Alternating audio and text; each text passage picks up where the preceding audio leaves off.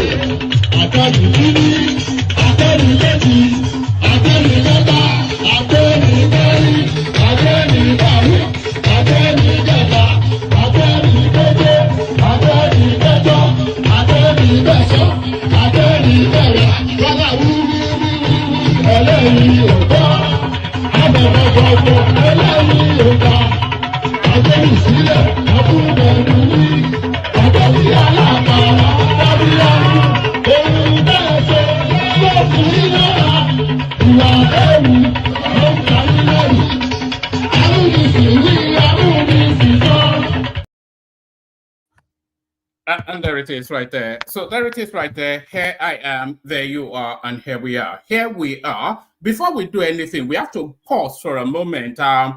There's a long-standing member of this platform who has not been around for a long time.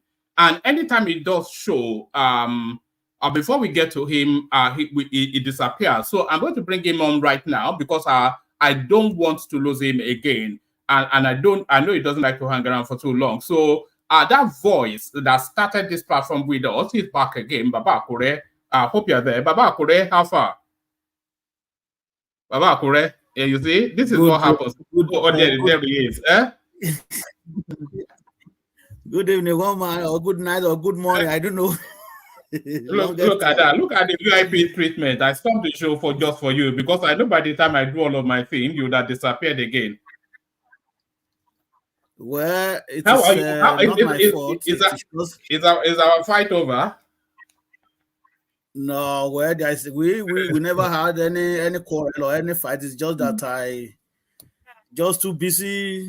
A lot of things on my desk, both home and at office. So, well, part of it is issue of Nigeria because if Nigeria is good, I will have enough time to relax myself. But the request you are getting from home, yeah, even from home,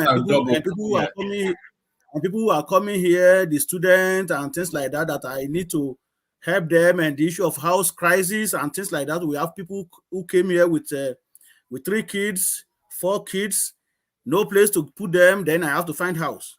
So all these things just take my time, even away from my family and things like that. So it is just too much for me. Yes, well, you need assistance. Do you have assistance? You should tell them that you have a team. You should have a team. Do you have a team?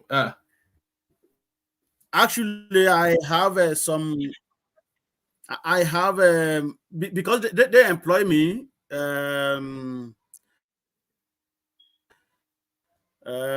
So I have complained to the organizer looking for funding from federal government. So if federal government provide more money, then they will be able to employ another person.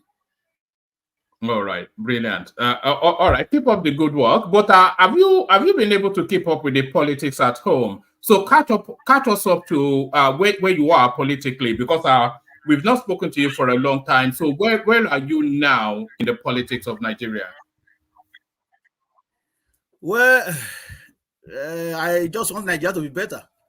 With this issue of certificate saga that is going on, it is very barbaric and it is very disappointing, and it is affecting a lot of people right now.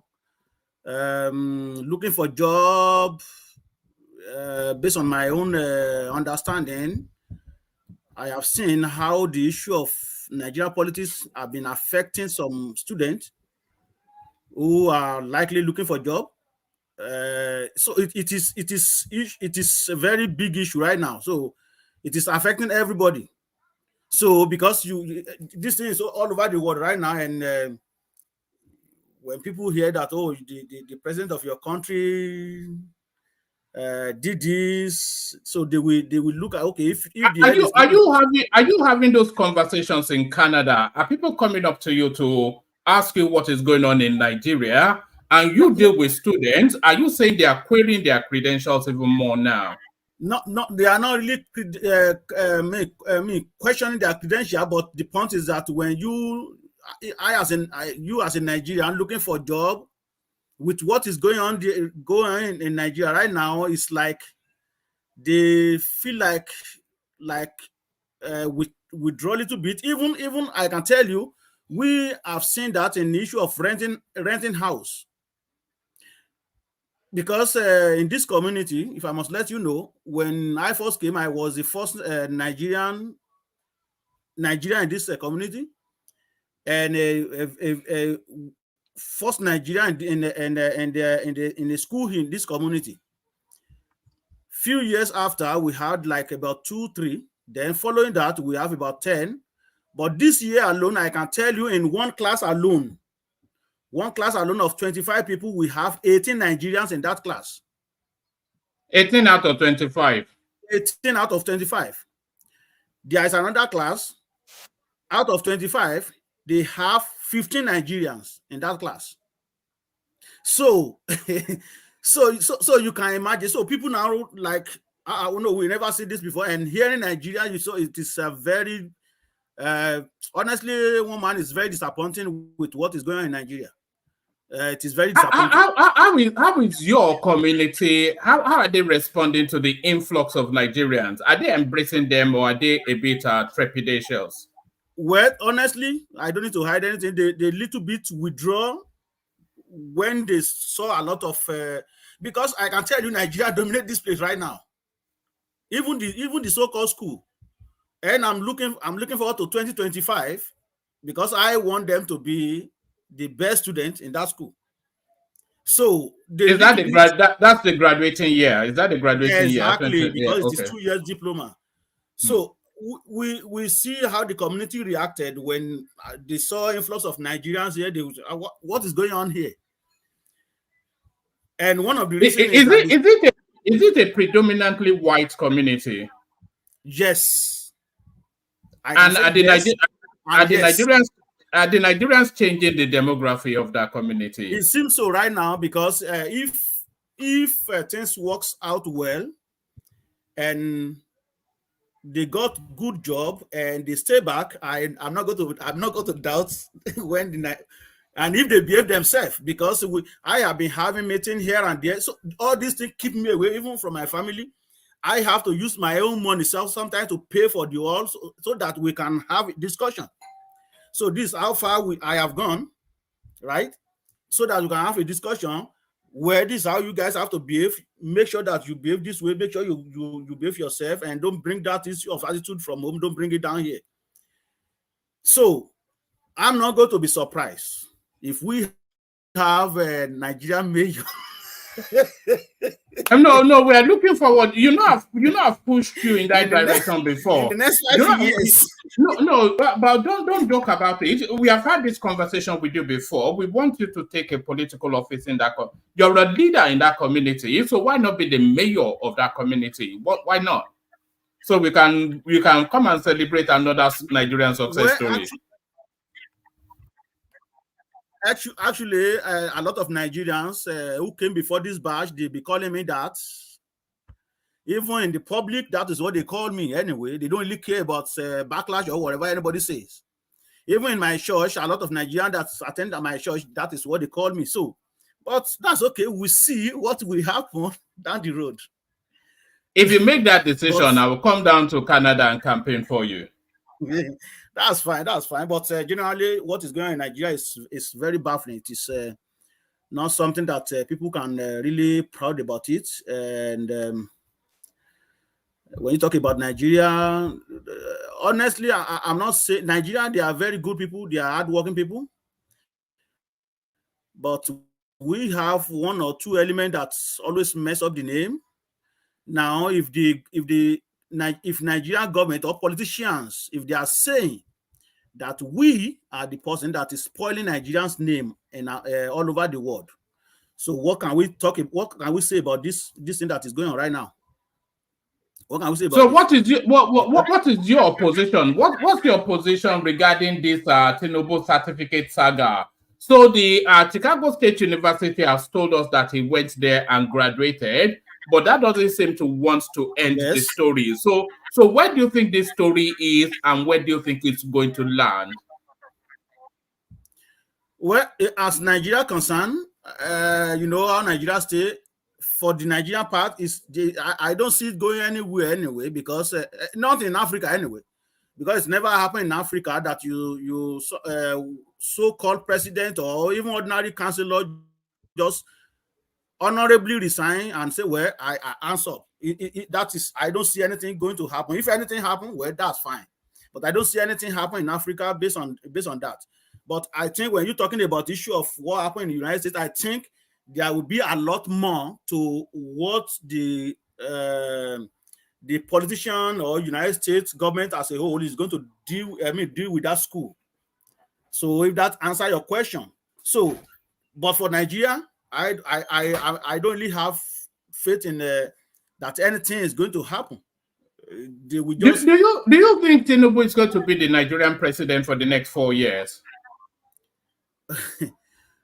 Well, like I said, I don't really see where miracle can happen, but I don't see anything. I don't see anything happen removing him from that position, unless if he decide to remove himself or to get out of the place, because they don't. Some of his supporters, they don't see anything wrong in what happened.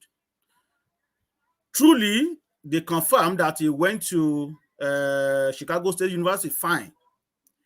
But the question now is that the certificate that was submitted during election, Chicago State University, they are debunking it that they don't know where that certificate came from. So, in one hand, he went to school in Chicago State University. On the other hand, the document that he was submitted was not originated from the school. So that is a big deal right there. So. Why is it a big deal? The school said he attended and graduated. Yes. So is what he said is qualified for. He is qualified for. No, one man. Whatever that certificate tells, whatever that certificate tells us, the school also confirms it.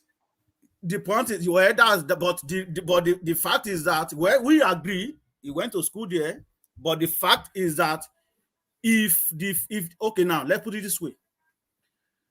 If the foundation, what does the certificate tells us? The certificate tells us that he graduated from the school, and the school also told us that he graduated from there. Well, but the fact is that the certificate is submitted is not originated from the school.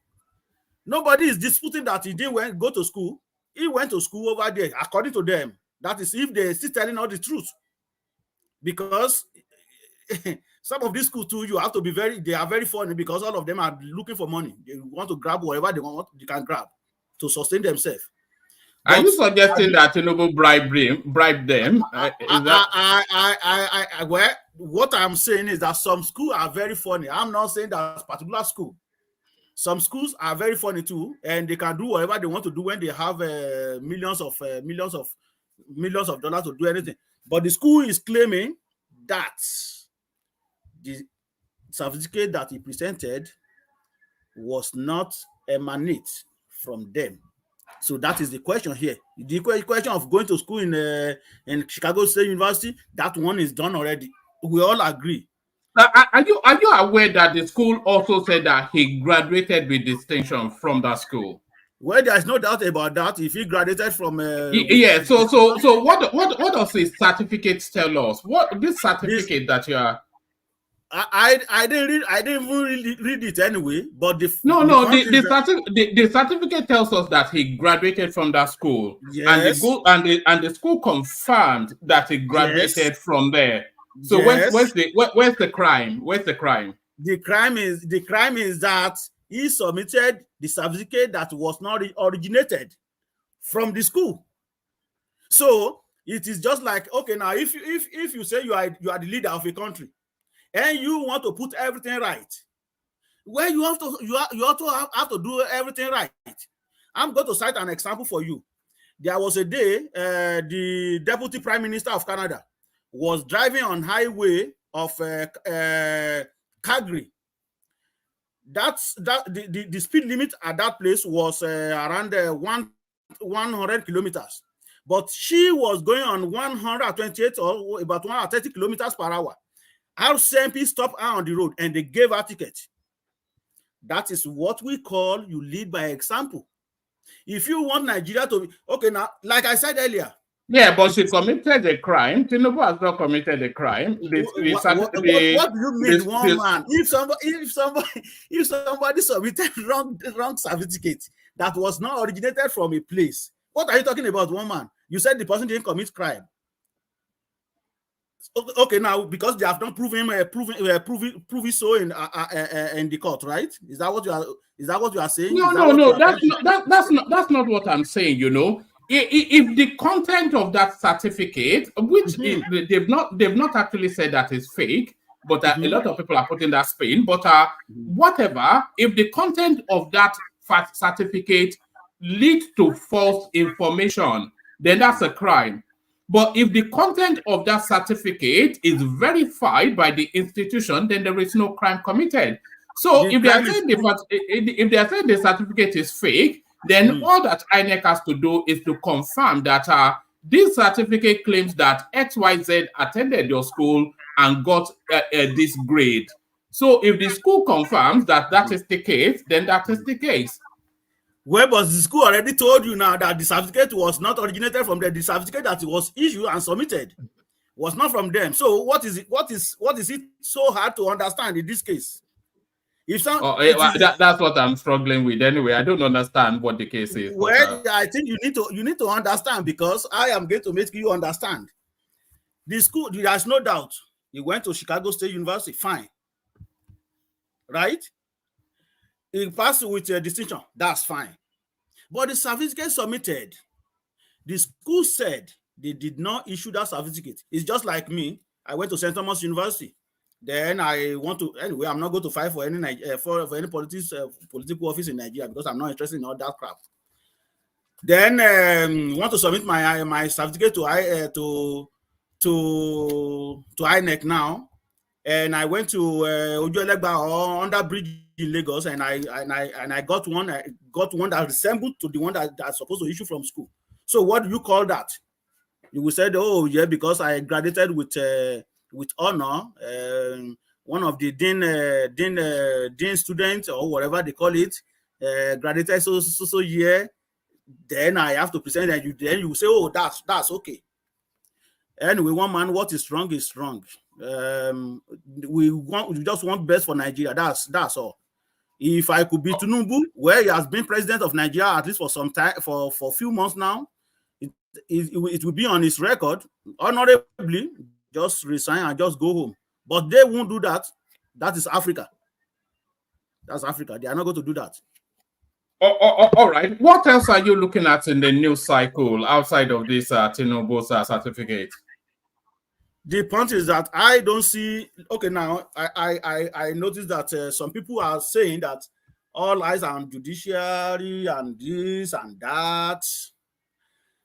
Well, based on my understanding, a little bit about the issue of court proceedings, Supreme Court is to interpret law, not to accept new evidence. Based on my own understanding, anyway, I could be wrong, but it is for them to interpret law. So when there is the issue of confusion with the issue of law, then they interpret like this issue of Abuja. You must win 25% or whatever in Abuja and things like that. These are their duty to interpret law. That is the major duty. It's not an issue of bringing fresh evidence. That's why I'm saying to you, I don't see anything coming out of this anyway. That's why I'm saying that, because I don't see them accepting any new evidence. Maybe if they have to do that, then they have to send it back again to the court that hear the case. Then they will make their decision from there. Follow now. Baba Akure Egba follow now. And your money now. This guy is the child. Egba follow. The only problem I have is that I want Nigeria to be better, because no matter what, I am going back to Nigeria. I am not born in Canada. I am not born in Antigua. I was born in Nigeria, and Nigeria man I will remain. I want best for Nigeria, and I want Nigeria to be good. So by the time I'm ready to go back there, at least if it is not up to the standard that we are seeing here, at least it will be close to that. So Nigeria man I remain, no matter what is going on there. I am not happy with what is going on. I want the place to be better. So it's no issue of for long. I may not support Tinubu, but when he started removing some elements of previous government, like central bank governor, like EFCC chairman, I thought he was doing good.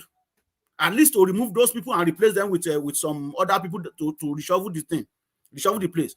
I saw that to be a very good step. But with what is going on right now, I don't think we are going on the right direction. Do you think what is going on now is a distraction? Do you think because it seems a lot of it seems much ado about nothing really, and it looks as though people are struggling very hard to make a big deal out of something that is somewhat puerile, something of no real impact or anything. The important matter is that the guy is educated. The school he went to said he went there. Yes, you say it's a high crime that somebody forged certificate, but the school, because we read the position on this platform, and there was nowhere that they said that certificate was forged. The narrative is that they were pushing the guy from the school, and he said he's not able to verify that certificate because they don't have a copy. And that is what all of this is wrapped around. But a lot of it seems somewhat nonsensical. And the totality of it doesn't quite have the weight that people are trying to leverage to. Is this the last kick of a dying horse? The dying horse, Peter Obi and Atiku Abubakar? Well, like I said earlier, one man, I don't see anything, whichever the way they interpret it. Either they put it there that, okay, the document was forged or whatever. This is Africa case.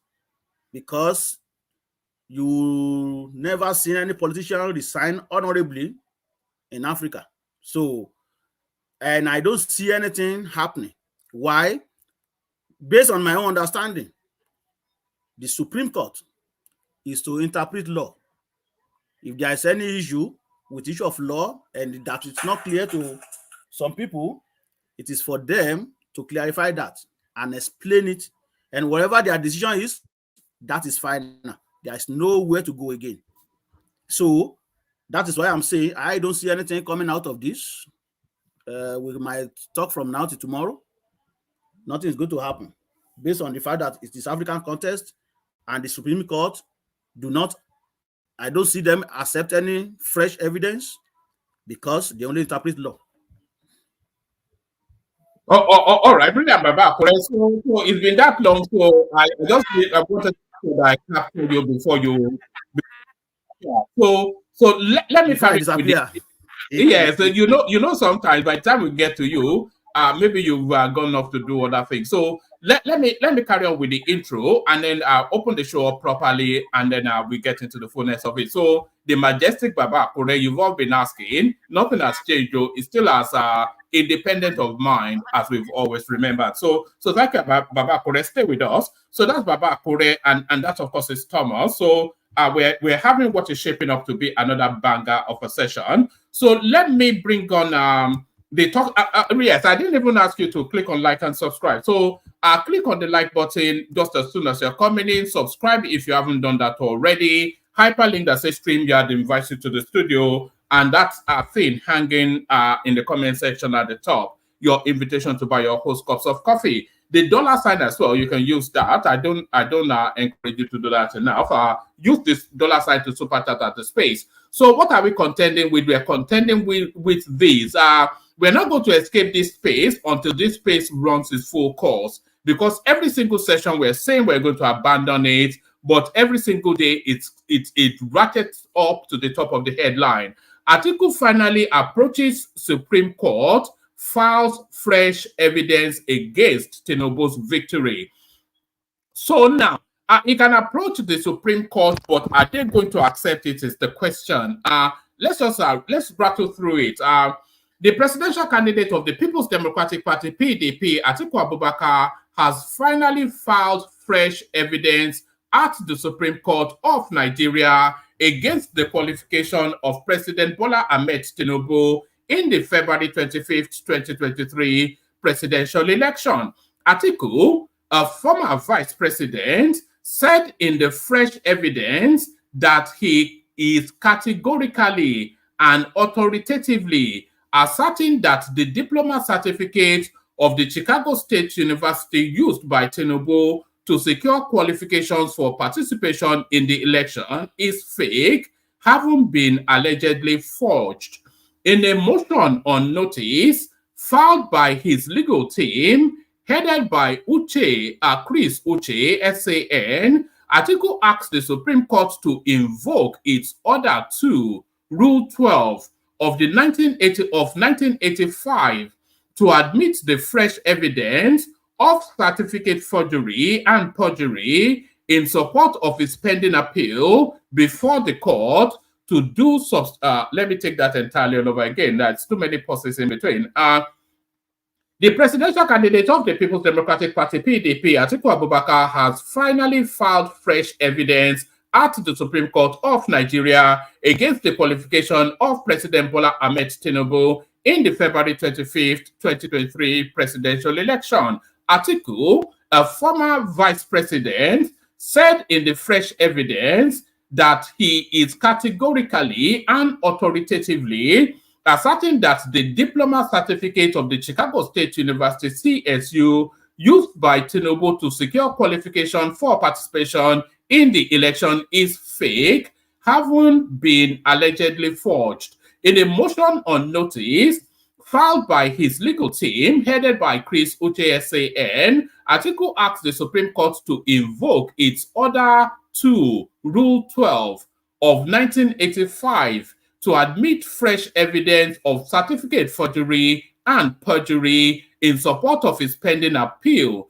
before the court to do substantial justice to his case. Atiku in the motion marked XYZ blah blah blah, prayed the apex court to grant him leave to produce the additional evidence and for the court to receive the fresh evidence from him. Respondents in the motion are the Independent National Electoral Commission, INEC, Bola Ahmed Tinubu, and the All Progressive Congress, APC, as first to third respondents, respectively. The motion is predicated on several grounds, but mainly on the release of academic records of Tinubu, evidence of the registrar of the Chicago State University before the United States of America court, and the deposition of the same witness in respect of the diploma certificate President Tinubu presented to INEC for the purpose of eligibility for the election. Other grounds in the motion are that the second respondent, Tinubu, was not qualified at the time of the election to contest the election as required by Section 137, subsection 1J of the Constitution of the Federal Republic of Nigeria 1999 as amended. Based on facts available to the appellant/applicant, Atiku, at the time of filing their petition, the first appellant, Atiku Abubakar, through his United States of America lawyers, Alexander Decomo and Agela M. Liu of the law firm something or the other, given the address, unsuccessfully applied to Chicago State University for the release of copies of the academic record of the second respondent. So this bit here is to tell you then what justifies the Supreme Court having to take that new evidence. Because what they are saying then is that in the course of the appeal itself, they were in the process of trying to secure what they purport to be this new evidence, but they were not able to secure it at the appellate phase. So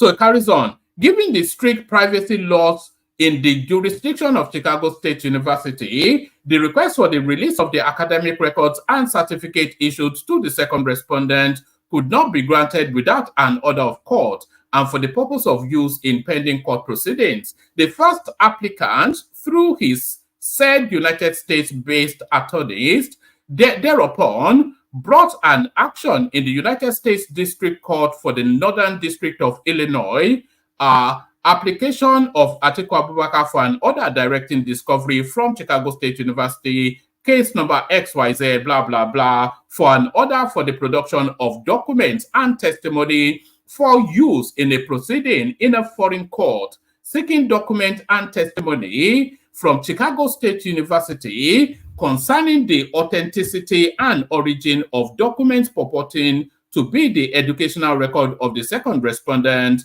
Bola Ahmed Tinubu. The second respondent, Tinubu, applied and was joined in the matter as an intervenor, vehemently opposed the application. On September the 19th, 2023, the court issued an order granting the application, and thereafter the second respondent applied for an emergency stay of court order, claiming that he would suffer irreparable damage and injury if his educational records were released, which order of stay was granted. On September the 30th, 2023, the court overruled the second respondent's objections and ordered the Chicago State University to produce the documents on October the 2nd, 2023, and to produce a witness for deposition on the 3rd of October, 2023. On the 2nd of October 2023, Chicago State University produced the document pursuant to the court order. On the 3rd of October 2023, also pursuant to the court order, Chicago State University provided a witness to give deposition testimony, in which deposition Chicago State University disclaimed ownership and authorship of the document that the second respondent presented to INEC, purporting to be Chicago State University certificate, and also disclaimed issuing any replacement certificate to him. The deposition was not in existence or available at the time of filing the petition. So now this sentence here, this is the ground that they are using to appeal to the Supreme Court to avail that that new evidence, to admit or avail that new evidence, because the deposition was not available during the appellate stage. They were still in the process of trying to get through the American legal system to access it. So is that sufficient enough grounds to, because a lot of lawyers will tell you that that the Supreme Court is not an evidence court. It's essentially a review court to review essentially judgments made by the appellate court. The deposition was not in existence or available at the time of filing the petition. The deposition sought to be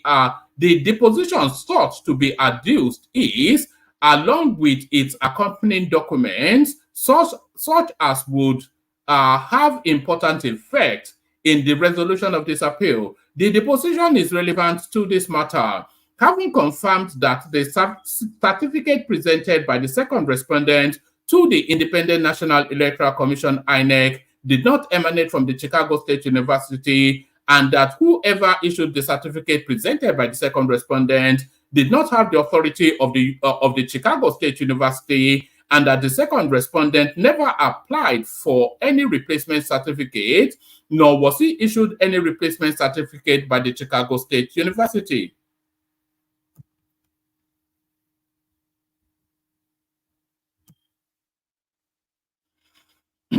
The deposition, which is on oath and deposed to in the presence of the second respondent's attorney, is credible and believable and ought to be believed.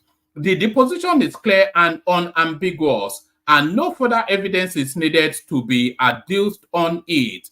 The evidence is such that could not have been obtained without reasonable diligence for use at the trial, as the deposition required the commencement of the suit in the United States of America before receiving same. It is not possible to obtain the said evidence before the trial court below. So essentially they could not have gotten it at the appeal court stage. The deposition was made on the 3rd of October 2023, after the conclusion of the trial at the court below, and was not available to be tendered at the trial. So they're really pushing to get it admitted by the Supreme Court. presentation of a forged certificate to the Independent National Electoral Commission by a candidate in an election to the office of the President of the Federal Republic of Nigeria is a weighty constitutional matter requiring consideration by the courts as the custodian of the Constitution. The original certificate's deposition has been forwarded to the Honorable Court by a letter addressed to the Registrar of the Supreme Court. It is in the interest of justice for the Honorable Court to exercise its discretion in favor of the appellants/applicants. The motion was supported by several paragraph affidavits deposed to on behalf of Atiku and PDP by one Uyigiwa Osage, a legal practitioner from XYZ ABC. It's not XYZ ABC, I'm just not bothered to read the address. Pardon me.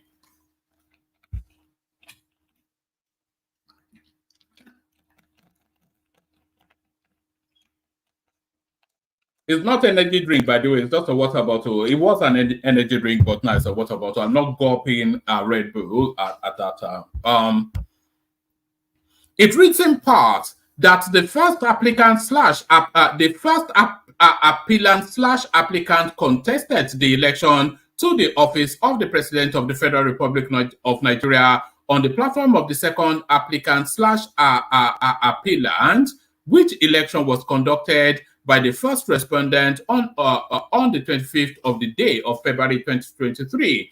That the first respondent returned the second respondent as the winner of the said election, and hence the appellant, being dissatisfied with the return, filed a petition on the 21st day of March 2023 before the Court of Appeal sitting at the Presidential Election Petition Court.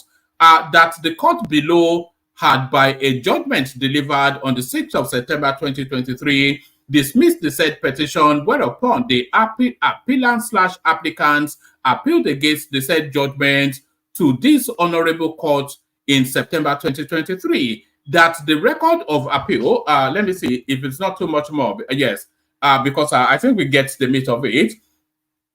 That the record of appeal has been transmitted to this honorable court, and the appeal duly entered, and the said record of appeal is now before this honorable court, running into 9,000 pages in 11 volumes, upon which the appellant/applicants are relying in this application. That I know that one of the grounds of the appellant/applicant's petition before the court below is that the second respondent, Tinubu, was not qualified at the time of the election to contest the election and did not meet the constitutional threshold to contest. So I think this may well be the damning paragraph right there. Not the damning paragraph against Tinubu, but the damning paragraph against the application. So listen to this again. It says, that I know that one of the grounds of the appellant/applicant petition before the court below is that the second respondent, Tinubu, was not qualified at the time of the election to contest the election and did not meet the constitutional threshold. So he was qualified. That's this. If we're still talking about the academic space, then he was qualified, and the institution where he got the qualification from told us so. And he met the constitutional threshold even so. So that's just it. Meanwhile, no date has yet been fixed for hearing of the motion. So that's Atiku playing his last card. So let's go on to this one, which is essentially Tinubu launching against the Buhari administration. Federal government suspends N-Power, probes disbursement of funds. So let's just rattle through this. The federal government has suspended the N-Power program indefinitely. This was disclosed by the Minister of Humanitarian Affairs and Poverty Alleviation, Betty Edu, while speaking during an interview on TVC on Saturday. According to her, the suspension was a result of irregularities observed within the scheme. Edu noted that an investigation will be launched into how funds were expended since the beginning of the program. So, you see, because this is Sadia Farouk's space right there, that humanitarian something of the or the other. And Sadia Farouk is the heartland of the Fulani engine of the Buhari administration. He was married to the former, she in the course of that administration, married the former chief of naval staff, who also the heartland of the Fulanis. And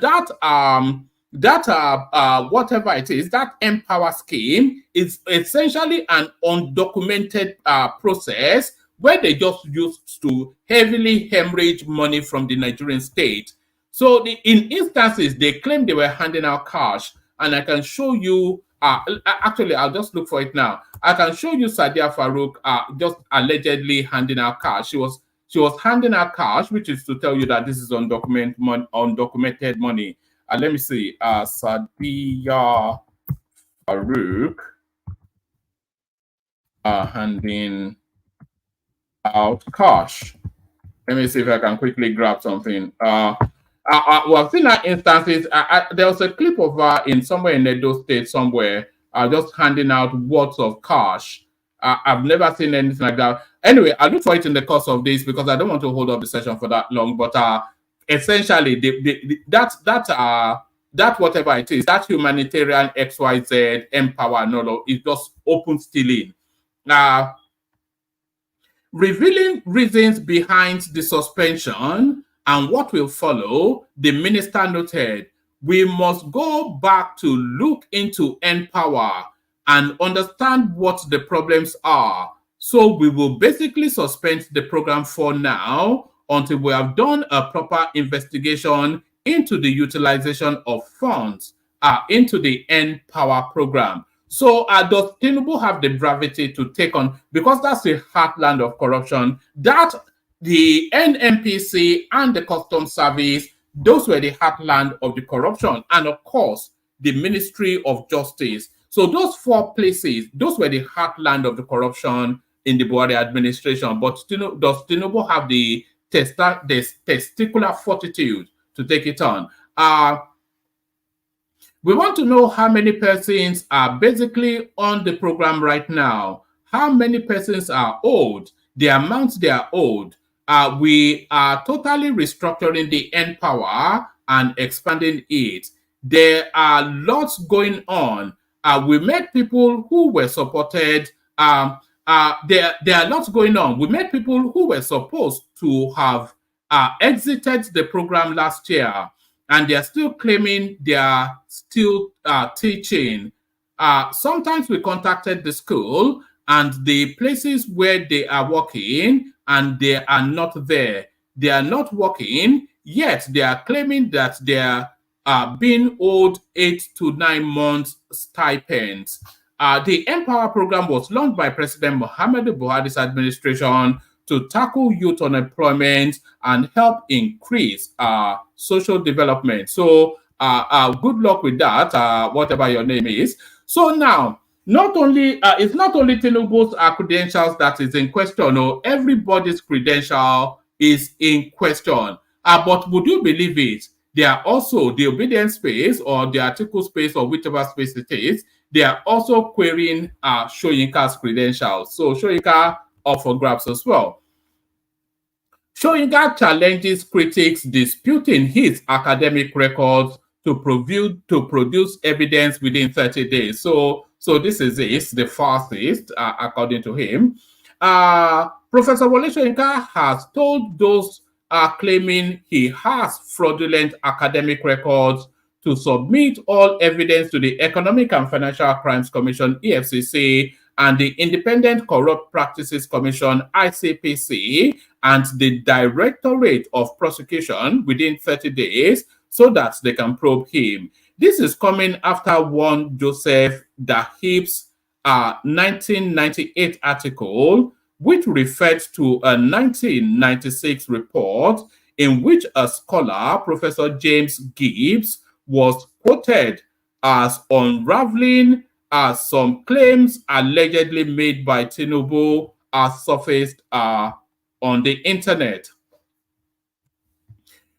Gibbs was quoted as saying he relied on a variety of sources, including contemporary leads publication, archival materials, Soyinka's works, and interviews I had with him in arriving at the fact that he had on Soyinka's academic record. So I'm just trying to see what's going on here.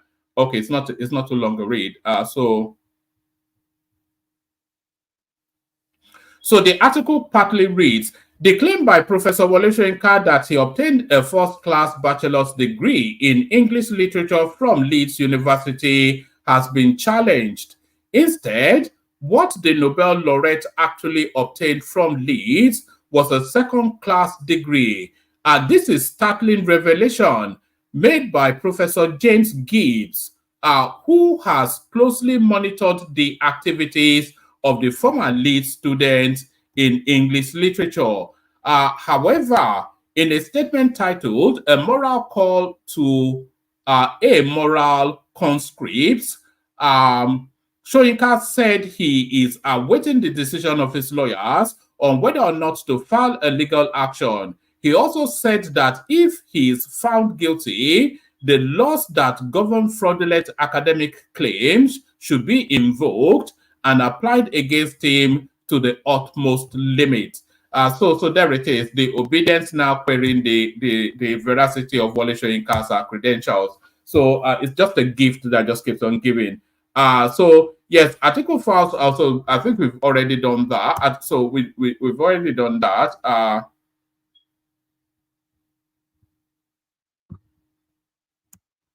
Okay. Let me see. Which other one is there any more? All right. So we leave it there. It's very much a case of bring your own. Very much a bring your own sort of a session. So let me play you. Let me play you a couple of clips. Then I'll play you the Kegite song, and then we'll kick it off. So let me play you. Let me play you this clip first. Is this Yeah. Let me play you this clip first. This is Yemsen Wike lambasting Nigerians as ungrateful people. Yes. You see, what people do not understand is that when something is bad, I will have lived with it. And then you have a new government that says, look, we want to make a change. But taking decisions to make a change, it requires sacrifice.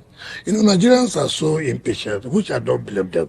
Having passed through this period, things are so bad. So they're looking at it that there must be a change immediately. But it doesn't occur that way. It's not a miracle thing. It's not a magical thing. You take certain decisions that bring about those changes that will make us survive very well as a nation. But see, what they want is say it now, do it now, which is not that possible. So these are the changes that say hard decisions will be taken. Let us be patient. At the end of the day, these decisions we have taken that make people to make sacrifice, is it worthwhile? And which I believe, yes, it will be worthwhile. Just like what we are doing in FCT, so many things were bad. And we are trying to say, look, you are complaining that things were bad. So we must put things in proper perspective to achieve the result. But the doing is to note that you also have to make some sacrifice. That's what we just said. So nothing more than that. Thank you. The Renewed Hope agenda has been very inclusive of women so far. Yes. Would your team also include more women? Of course. First of all, look at the secretariat. You have a woman in charge of health. And like I said, because we believe in inclusivity, there has not been director of women in FCT.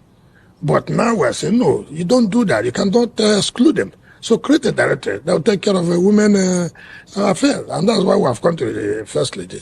They want to partner with you in terms of what you're doing for women. So as I go back now, I'm going to make a memo to Mr. President to approve the director, the creation of director of women, so that we can have a director that takes care of the women and children.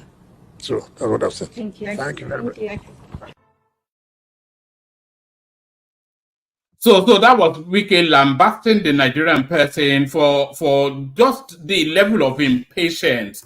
3 months going on 4 months thereabouts in situation, and the Nigerian people expect Tinubu to have solved all of Nigeria's problems. So Kulu temper, essentially what Yemsi Wike was saying there. So Kulu temper. So Kulu temper. So now this Tinubu saga is opening up a window for people to come to bear as themselves. Let me just not preempt it. So there are people, there's a lot of people closeted within the Nigerian space. I'm deliberately making the language vague and ambiguous. There are a lot of people closeted within the Nigerian space. But this Tinubu saga now is opened up a portal for people to have expression just under that umbrella to show us exactly who they are. So what am I talking about? I'm talking about this. Mad, make all of us join the mad together. Sure, you get me. Since Nigeria feel they produce president where go enter university as male, come out as female. Now I just think so to I be done they hide my secret before. Me too now female. My name is Mrs. Magnus Oraka. Now be woman I be trans woman. You see, this country don't become joke. As it become joke, we take a joke finish. The truth is that Nigeria don't spoil. We could join spoil. Oh, all right. There's really it goes on for about 2 more minutes, but if you look at this guy again, this is it's done it so perfectly that you probably suspect that this is not the first time that he has done it. So he has used this window of Tinubu's they wrote F on some form and then they described him. So he's used that window in order to come out as publicly as a cross-dresser. And this guy has done it so perfectly. I will bet my bottom dollar that this is not the first time this guy has put on women's clothes. Look at mad. Make all of us join the mad together. Sure, you get me. Since Nigeria feel they produce president where go enter university as male, come out as female. Now it is even taking on the mannerism. So there it is. The window opens for our closet cross-dressers to come out as themselves. But not at all a cross-dresser. Oroyo joins us. So thank you, Oroyo, for being here. Baba Akure, of course, you met him. He's still here. Foley joins us. I think Foley is now in Abuja. He previously used to be in Ekiti, but he'll tell us in a moment. Mr. joins us. King Emeka joins us. Thank you, Emeka, for being here. UFC Superfan is here. The Majestic Thomas. And not at all the least, Ola is here as well. So I'm going to play the Kegite song. And then after the Kegite song, we'll take opening remarks, not so much interjection, if at all any interjection, and then we open up to the conversation. But then, of course, the sequence has to be kept and observed. So we go to the Kegites. Egbe Lemon. Water, only water, where they see my water. Oh yeah, she go for me, yeah. Water, only water, where they see my. Hapa oh night oh. Hapa oh night oh. Hapa you don't come oh. Hapa oh night oh. Hapa oh night oh.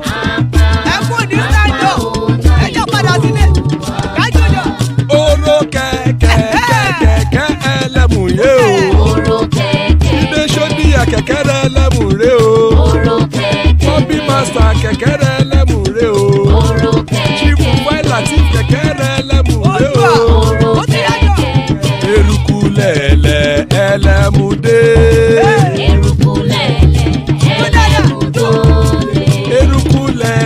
Ẹgbẹ́ ẹlẹ́mu dòdò jàre o. Eruku lẹ̀lẹ̀ Ghana ti dé ẹgbẹ́ bọ́dì o. Ọmọ ẹlẹ́yẹ ẹ̀yẹ o ó dilé o. Odúyẹ̀lá ẹ̀yẹ o ó dilé o. Petrosonama ẹ̀yẹ ti lé o. ẹlẹ́kọ̀ ọ̀run mú ìní o.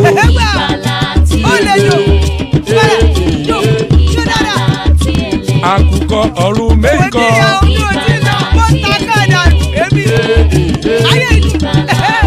ikú kò ní ríwà gbéṣe o.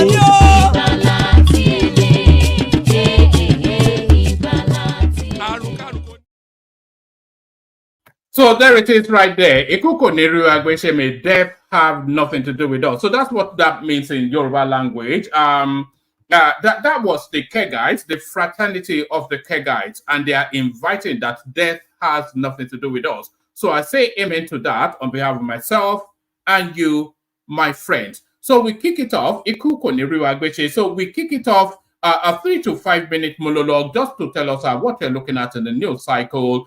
We've heard from Baba Akure. We kick it off with Folly B, who hopefully is there. Folly, Bawoni. Ogagba. Folly. All right. I think Folly may be taking a moment. Let's go to Oroyo, see if it's ready for us. Oroyo, you're up next. Hi, woman. How are you? Salam alaikum. Our body. Walaikum salam. Look at that. I didn't know you would understand that. Or you are butter people. Good to have you again. So what have you been looking at in the news cycle? What caught your attention today? I didn't really check through the internet for anything actually, but yesterday when I was on, I wanted to speak to this Uber's situation. Go for it, but speak up a little bit more. Your voice is a bit faint. Okay. As for Mohbad case, I'm thinking they will convict the wrong person because the people who were with him 72 hours before his death, like the 3 guys that announced his death, those guys were not among the suspects. So to me, I don't think. Who are those? Do you mean Prime Boy? Prime Boy is amongst. Yeah. No, not Prime Boy. I think they announced his death in a car. They even mentioned that the wife was inside that particular car when they announced the guy's death. So those people were supposed to be questioned, but those guys are not among the suspects. And even it's still a strain to hear you, by the way. You need to speak up just a little bit more, just so we can get the fullness of what you're saying. I said when they announced the Mohbad's death, they announced the death in a car. And inside that car, there were 3 boys that their face showed up. So those particular 3 boys, they are not among the suspects. And in such kind of case, those people who are within 72 hours, those are the prime suspects. So if those guys are not questions, that means they are not ready, they are not doing any good job there. So me, I don't expect justice from there. At the end of the day, they will just convince the wrong person. And definitely, from my own point of view, I'm suspecting that the nurse who gave him injection, that will be the person who will go in for it. Then, as for Atiku's case in the Supreme Court, this one is just a question. I just needed a clarification. When did he start his Mongo Park journey to Illinois? Is it after they've delivered, the tribunal have delivered their judgment, or during the time of the case? That was when he started the proceeding. So if it is after when the tribunal have delivered judgment, then I don't think they will accept that evidence they are saying that they got. That's their new evidence. All right, brilliant. All right, brilliant. Stay with us. let's go on from you and hear from Emeka, who's also here. Emeka, are you ready to go? King Emeka. All right. Whoever is ready to go, indicate and we come to you. Who's ready to go? No one is ready to go. Can anyone hear me? Yeah, one man, okay. I can hear you. All right. Yeah, I can hear you. All right. Emeka, are you ready now? Are you are muted? Emeka. All right, let's go with Prince Daddy. Prince Daddy, I want to show you a headline before you go into your 5 minutes monologue. This surprised me somewhat. But should this surprise me? 73.9% of Nigerians happy with their lives, and this is based on a report. Does that surprise you, Prince Daddy? Yeah, I guess it does. Given what we've been hearing so far about the economy, how everything is going sideways, and people can't eat, can't move. So, when was the survey conducted, anyways? I'll have a read through as you're talking. It says carry on, but I'll get that for you. But carry on. What's caught your attention in the news cycle, or are you still with this article now filing that he wants to introduce new matters to Supreme Court? Well, I guess I thought we all know by now that new evidence cannot be admitted to the Supreme Court in order to pass judgment on this case. So, what do you want to do with that? Sorry, that's Babakure. Carry on. Sorry, carry on. That was Babakure. He unmuted himself. Yeah, I was saying that I think we all know by now that we can't have a new evidence, produced for this case going to the Supreme Court, and the Supreme Court is going to use all the information that they have, all the documents from the tribunal court to make their decision. So, what the question is, are Atiku's lawyers leading him to do this, or that he himself wanted to continue on this path of destruction? Really, that's the question. So I'm not sure why he would do that, or the purpose of that new filing would do, because we know it can't be admitted, right? Am I mistaken? Anyways, no, it can't be admitted, but should it be admitted just for the purposes of having this settled once and for all? And if that's going to cost Tinubu, then that's his burden. Should this be admitted, whatever it is that Atiku feels he has? Well, I guess under strenuous circumstances, if I'm not mistaken. But I know, can a new filing be admitted, or a new evidence can be produced? I think those are two distinctions there, if I'm not mistaken. Or Benny or Enigmatic can sort that out. Filing a new case. Anyways, let's leave that to the lawyers. I don't know. But what I can say so far, well, I guess, yeah, go ahead. Can you okay?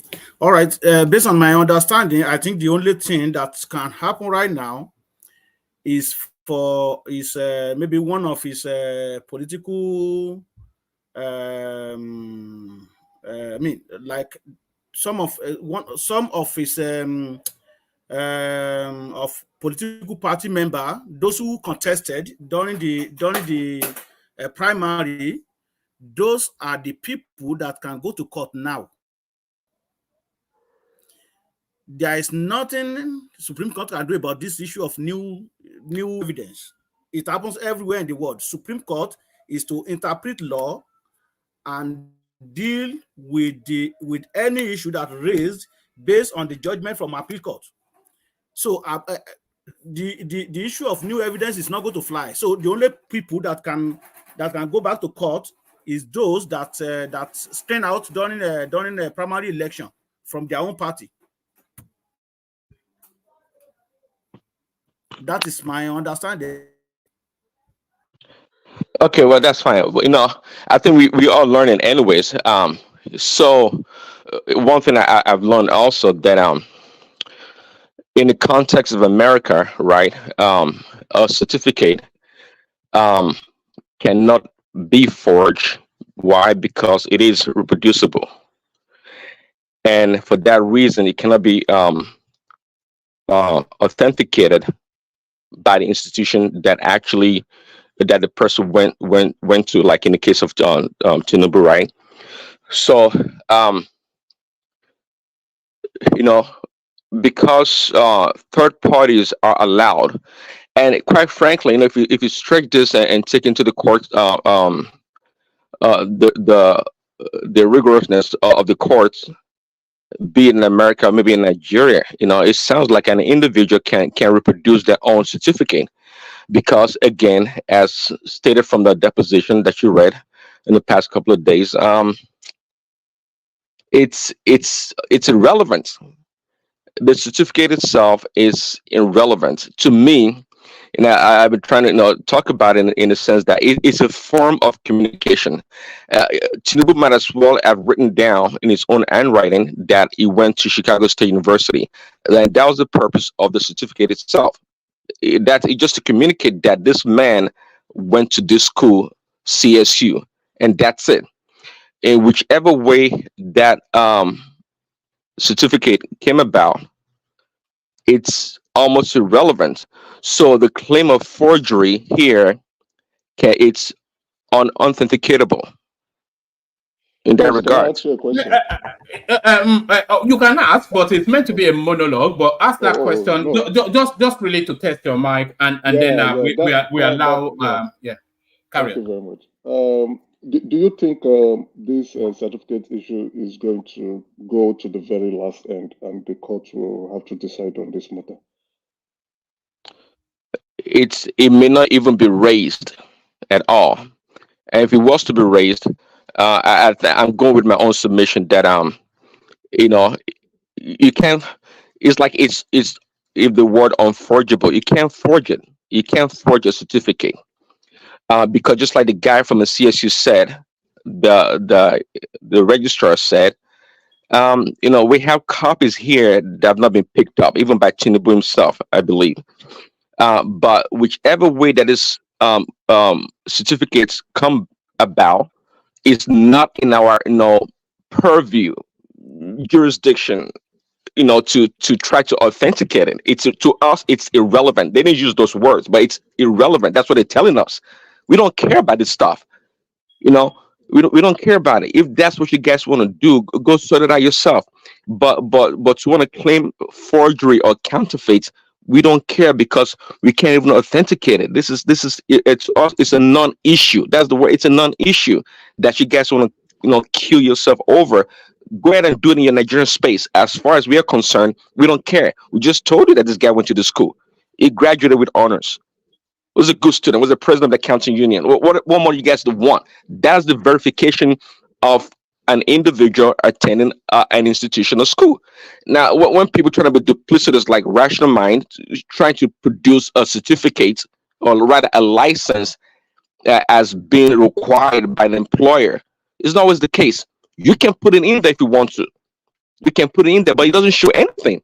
But if you have like a tradesman's or woman's licensing, yeah, that number that is printed on your license usually is a repository in a database somewhere. If it's not statewide, citywide, or the particular trade that you get a license from, and it can be easily verified. Usually nowadays online, you go to the website and punch in the number and pull it up.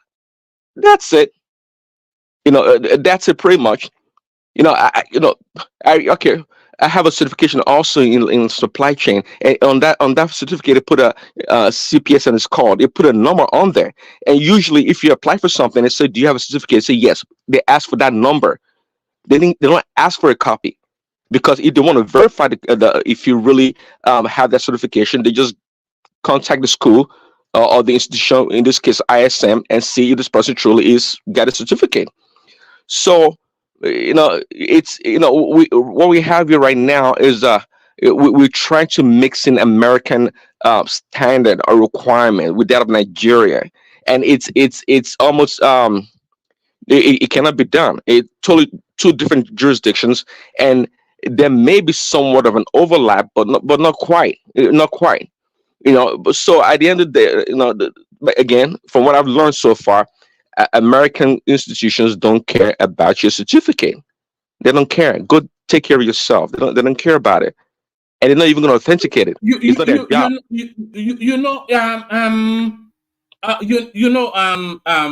Prince, the argument is not so much if Tinubu attended and graduated from the university or not. It's that particular piece of paper that is submitted to INEC. The question is, even if he was given a certificate and he lost it, it doesn't really matter if he has that certificate or not. But that particular piece of paper that is submitted to INEC, was that forged or not? That's what I've been answering. Yeah, that's what I've been answering in the sense that, look, it's unauthenticatable. It doesn't matter if it's forged or not. That's the point here. They don't care if it's forged. Again, it's a piece of paper that is meant to communicate. Again, Tinubu could have just handwritten. Of course, INEC requires that you submit that certificate, a certificate, right? But it might as well have handwritten that, hey, I went to Chicago State University and produced and put the year and whatever, and that should have sufficed. That was the purpose of the certificate to communicate. There's somewhat of an ambiguity to the word forged.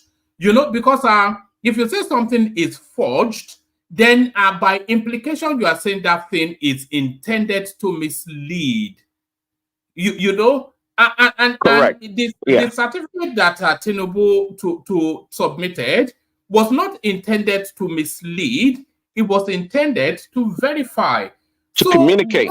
Yes, to communicate. So what that document is communicating, is it verifiable? Yes, it is. And has it been verified? Yes, it has. In law, there's two elements that you have to there's two elements that you have to prove in law. There's something that is called actus reus, which is a criminal action, and the other one is called mens reus, which is a criminal intention. So those two has to be proven before a crime can be adjudicated to have been committed. So criminal intent and criminal action. So the criminal intent, is it to miscommunicate that he attended that university when he did not? No. Is it to miscommunicate that he graduated from that university when he did not? No, he did graduate from that university. Is it to miscommunicate or forge or misrepresent his grades? No. So there was no criminal intent, but was there a criminal action?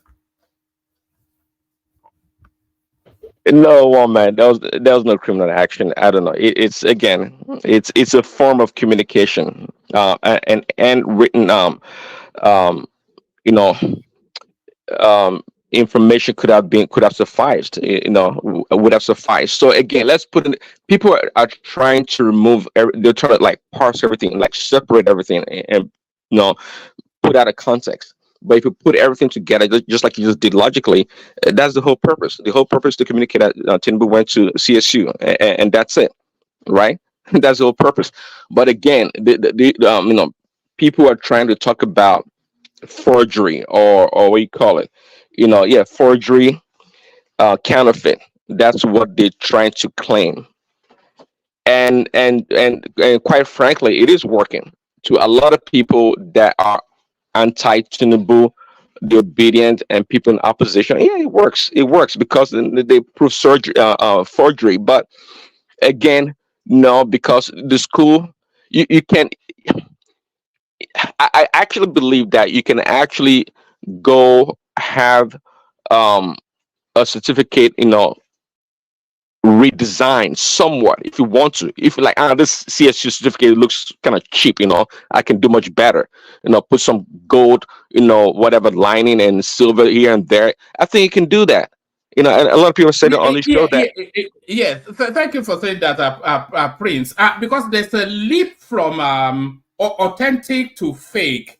So it's not a binary space, is it? There's the reproduction, there's the enhancement that you have said. Uh-huh. There is everything. He has presented the document to say something, and that thing that is said, that is saying which that document is true.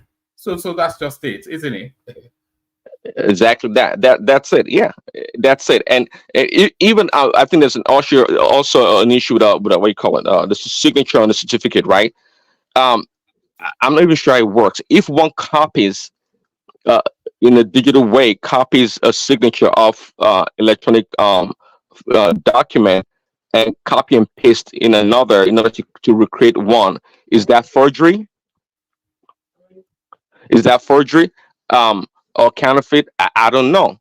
I mean, that's something that needs to be parsed out. I mean, if I know for sure, if I take a pen and a paper and I try to trace somebody else's signature, that will be considered forgery if it's accurate or not. As long as the person that said, "Hey," that owns that actual signature said no, it wasn't theirs. That's another thing to contest. But again, to wrap it up, CSU, they've said it. The registrar said, look, they're not in the business. That's it. We are not in the business of authenticating certificates because it means nothing to us. To you guys, it means the whole world. We understand. Go deal with it. But we can verify that Tinubu went to this school, he graduated with honors, president of the accounting club this year, and boom, done. Look at that. Tinubu will rule over them for 8 years, whether they like it or not. But thank you for that. So that's Prince Daddy providing a counter narrative to what was delivered by Baba Akure earlier on. So unique and peculiar, but for reasons of his perspective, here comes Emeka, the mighty one. King Emeka, you're up next. Opening monologue, 35 minutes. Thank you, Woman. Thank you for the patience. Good evening, everyone. Good evening, panelists, and to the comment section. Like, share, and subscribe. Woman, I actually have said that what I will be wanting to avoid this certificate issue, but it appears that it's not going to go away. It's like the 25% FCT situation that never went away.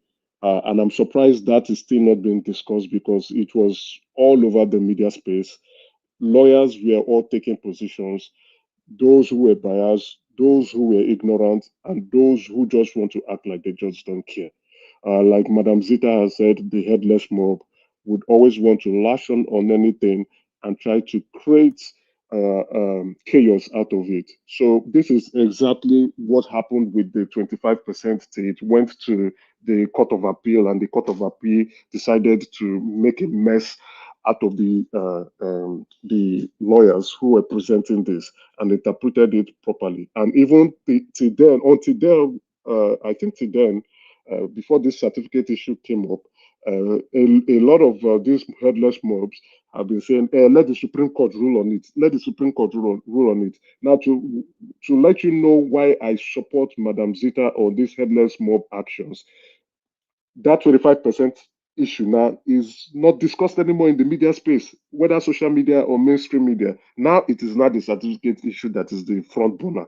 So we all know what the outcome is going to look like. And honestly, I want the Supreme Court to accept this as evidence from Atiku Abubakar. I want them to, so that it doesn't look like, oh, and the Supreme Court decided not to accept the evidence and threw it away. Oh, they've started again with their technicalities. They started again with their corruption. All eyes on the judiciary. We cannot trust the court. The court system is rigged. The court system is corrupt. The judges have been bought. There are lots of agbado, lots of corn into their pockets, and they are all compromised. I want them to take it on, even if they know that the filing period is over. I want them to still admit it, and even if they don't want to rule on it, but they should give a clear interpretation of what this means. The reason why is we're in the information age, and a lot of misinformation and propaganda is being spread across our media system now. So we want the people with the right authority to speak on this matter and lay it to rest. Even if they say, yes, Tinubu or the president must have done something, let's hear from the people with the authorities. Because what I've been listening to, what I've been hearing is going out of order. We've listened to the eloquent Ogbeni speak on this matter. We've listened to other lawyers speak on this matter on different platforms or different media spaces. We know the position of the law on this matter, but yet people are still pushing an agenda. So let the people with the right authority speak on it and let this matter be buried once and for all. Now, let me move on to something I want to discuss about. That is this humanitarian, this empower issue. You see, I think a lot of us Nigerians, many of us are not patriotic. Now, each time we get an opportunity to serve our country or to hold power or to be a symbol of authority in a specific assignment or project or commission being given to us, we try to mess it up. The reason that Empower was brought up was to serve the underserved, was to serve youth who are considered to be poor, who do not have the right skill set, or to elevate them out of poverty and to improve their skill set so they can provide for themselves and for their family. Now we are hearing garbage. We are hearing corruption. We are hearing that funds has been siphoned or funds have been misdirected or funds have been used for other motives. It is tiring. The last I checked, we are 78, we are close to 75% debt servicing to our revenue ratio, which means for every 100 naira we receive, we are using 75%. We're using 75 naira to service debt. So, for how long do we continue to eat our breakfast, lunch, and dinner before we now say we are done? Why are we wicked to our country, Nigeria? And why are we wicked to ourselves? We should do an introspection. I'm not just calling out the leaders, I'm also calling ourselves because a lot of us are terrible people and very wicked. We should do an introspection on ourselves and tell ourselves the truth that we are not patriotic. We are wicked to our country and we are wicked to ourselves. It is sad to hear that a program that is designed to lift people out of poverty, it's now being used to enrich people who are already rich. It is wickedness in the highest order. And these people need to be in jail and rot and die there, including their family members too, because they benefited from all this. It is so sad the way we are going about with this in our country. And I don't know what we intend to gain. I think someone was saying we always love to blame our leaders and refuse to look at ourselves. But give us the opportunity to become leaders. I think we will even double the effort and the wickedness of these leaders. Emeka, what are you making of Tinubu? Not Tinubu, but Soyinka's credentials now being questioned? Oh God, my goodness, this is getting out of hand. I have to be very. I watched it and I was like, what is this? It's like this is fascism in action. Fascism in staring at our face. And what is sad about this is that if we continue in this plight, if we continue in this action, it will turn around and bite us one day. If we keep going after people who are against or who have a different opinion from us, one day when we have a different opinion from others, they will come out and bite us. It's like dog eats dog or cat eats cat, or we are just mauling at ourselves. We need to be careful. We have to respect the opinions of other people. We may not like it, but we must respect their opinions and we must be able to move on. I think there are people now who go about insulting the president, but once you insult them a little bit, they begin to frown. They begin to shout. But you have been insulting the president. It's like you can't take what you serve. So let's look at that's why I'm going through this angle. Let's do a thorough introspection of ourselves and be factual with ourselves. If we do not like the opinions of others, respect their opinion. If you have a rebuttal, provide your rebuttal. But when you are going after their livelihood or when you are going after them because you just don't like what they say, that's fascism. And one day you would be the victim too. Thank you very much. Oh, all right, brilliant. Excellently put by Emeka. So thank you, Emeka. So let's go on from Emeka and let's hear from Mr. who joins us. Mr. Europe next, Mr. Omil. Mr. Felicia. Hello. All right. I don't think Mr. is quite ready for us yet. Let's see if Folly is ready for us. Folly B. All right, Folly B is not ready for us. Let's see if Oroyo is ready for us. Have we spoken to Oroyo? I think we have. Let's hear from UFC. UFC. Hello. What's going? All right. I was just about to start kicking people Yes, off. I'm here. Yeah, Good evening, good to have you.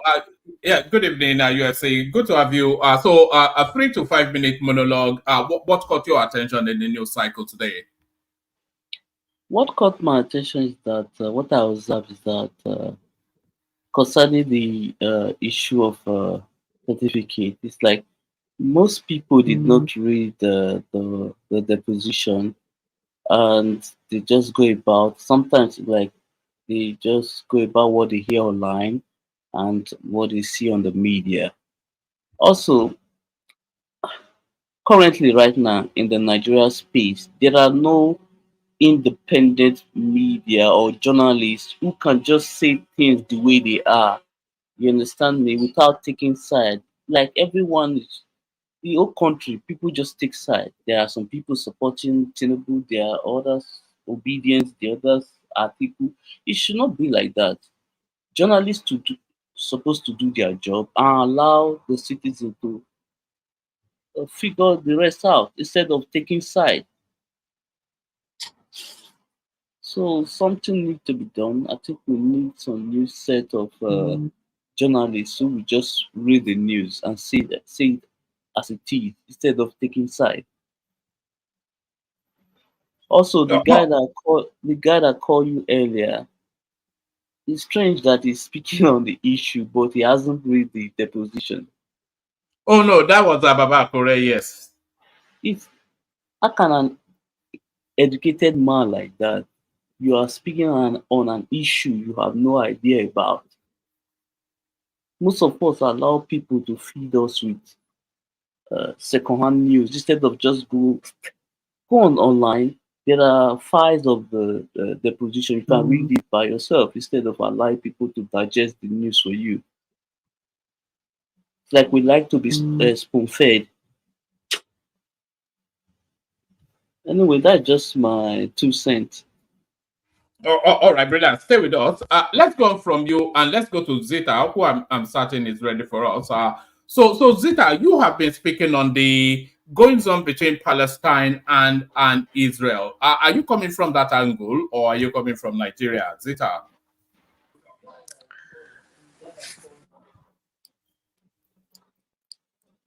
Zita? Yeah.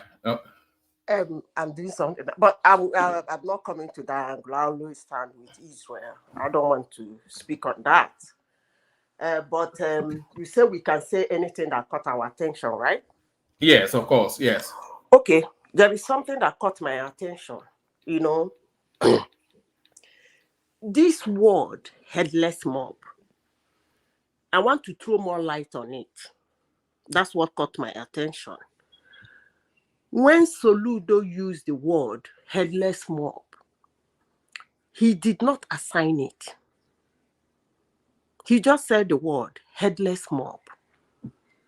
He didn't assign it to can you give definition to that so that people are clear on yeah. I'm coming to that. Yes. He just said headless mob. He didn't assign it to a nation. He didn't assign it to a state.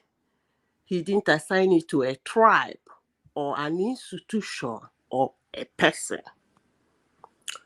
When I borrowed that word from my brother, Professor Soludo for Solution, I did not assign it to a nation, to an individual, to an institution, to a tribe, or to a state. But peradventure, anybody wants to assign that word, that phrase, to him or herself, I will assure the person that it's been a long time Nigeria has been looking for them. Well-meaning Nigerians. They've been looking for them. Now, let me explain what I understand by the word headless mob. They don't have a head. Because when somebody has a head, they can see, they can hear, they can smell, they can think, and they can speak. And somebody will be in control of them, like the boss. Now, when you don't think, you don't reason, you don't see, you don't smell, you don't hear, it means it's whatever you feel, you move about, doing a lot of things at the same time like a blind man. I remember some people will say, when they did this, why didn't they call them headless? When you come out and say, I am fighting this cause, there is nothing wrong in it. You fight the cause, win the cause, lose the cause, that's fine.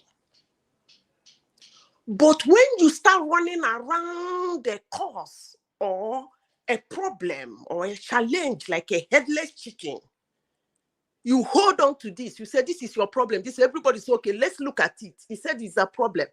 They want to touch it. You say, no, that's no longer the problem. This is the problem. They say, okay, where is it? Let's look at it. You say, no, that's no longer the problem. This is the problem. You are headless. And when you are that kind of headless somebody, you cause commotion. And your job is just to cause commotion. Nothing more.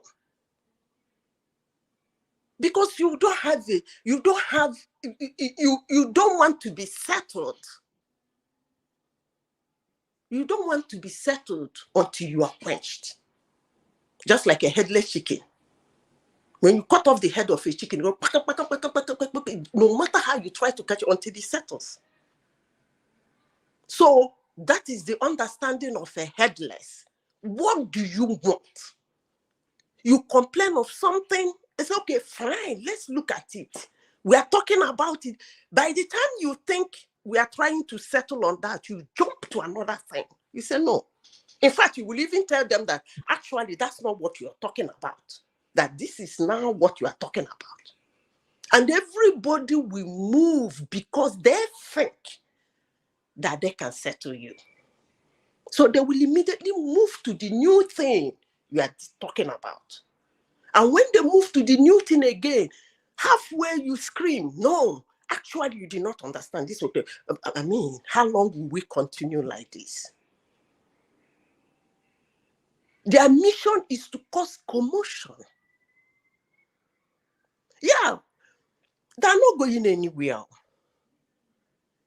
They can never be pacified.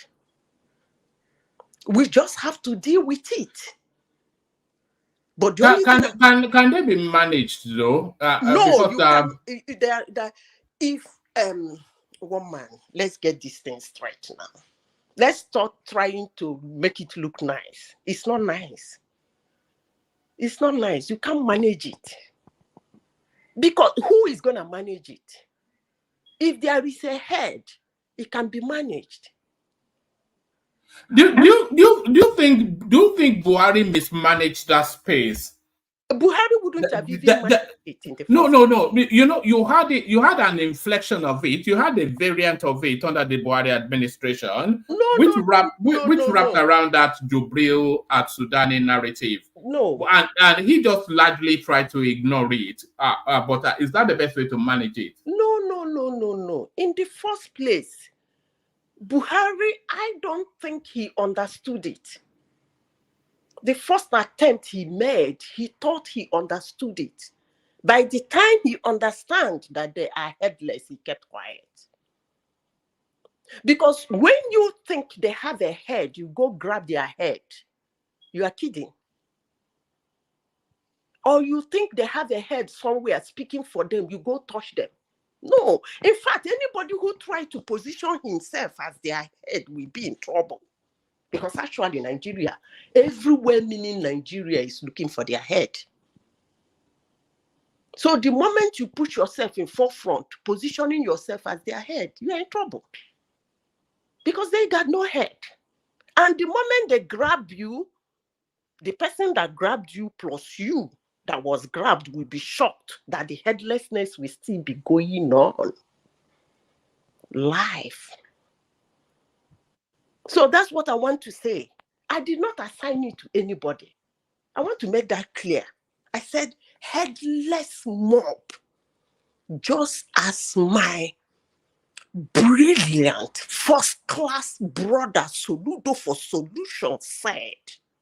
It took me time because I'm not as smart as he is to digest what he said. So I did not assign it to anybody. But if you want to assign it to yourself, that's okay. And if you think you can assign it to yourself and face me, that's still very okay.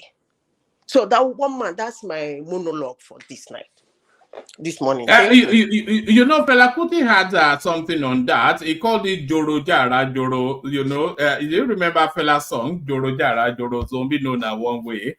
Yes. So that's it. When somebody will look at himself and call himself a zombie,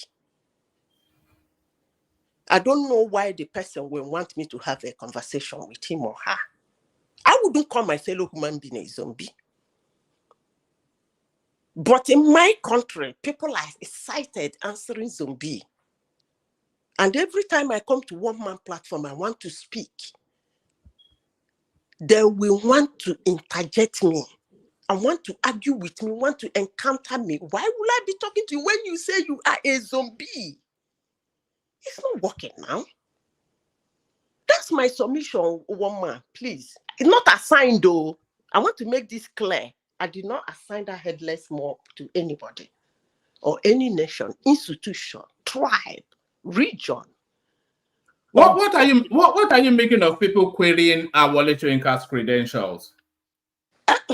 One man, I told you that this headless mob will never go away. Are we not talking about Tinubu's credential? Is he not going to Supreme Court? Very soon, what everybody will be saying, allow Supreme Court to judge. It's with the Supreme. So they have to start another thing.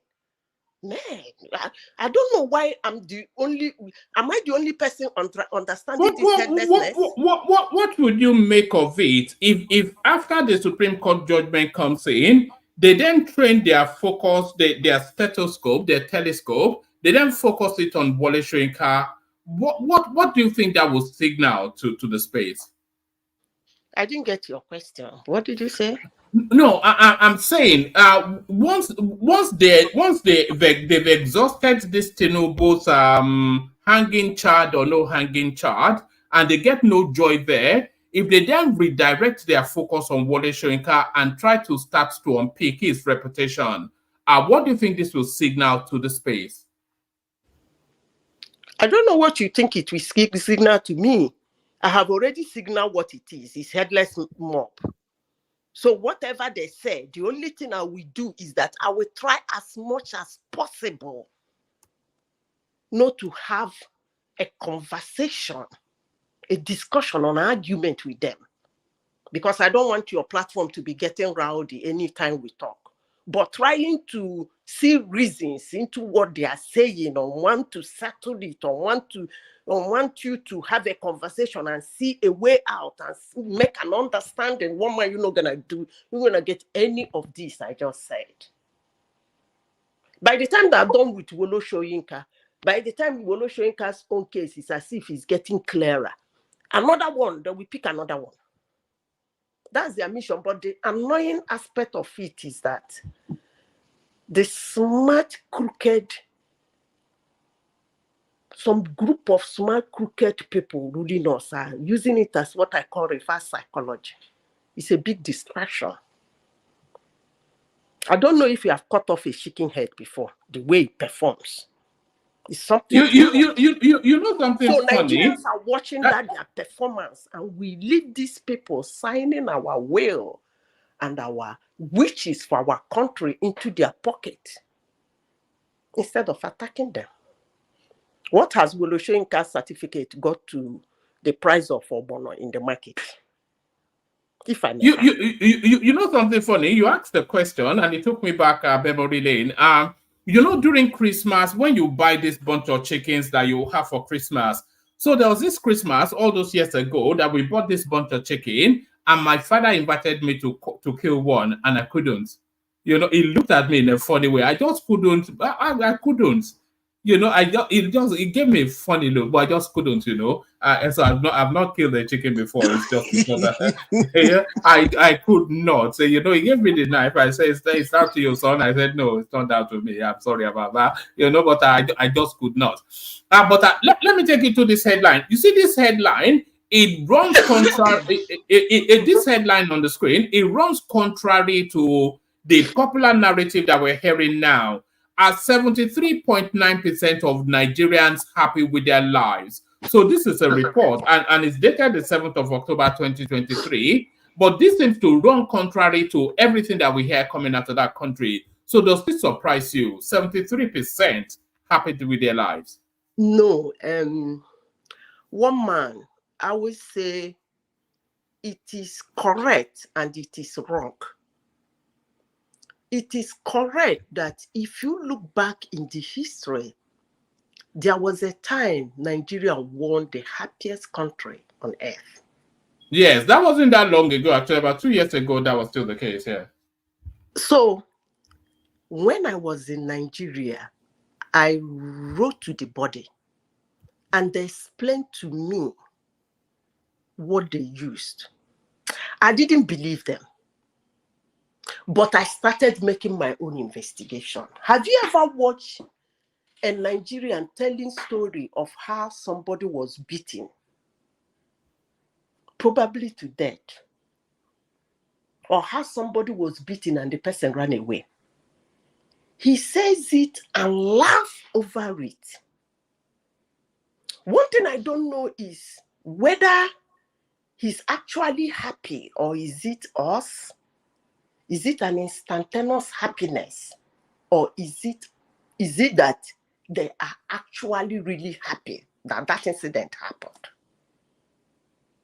So I begin to use all those things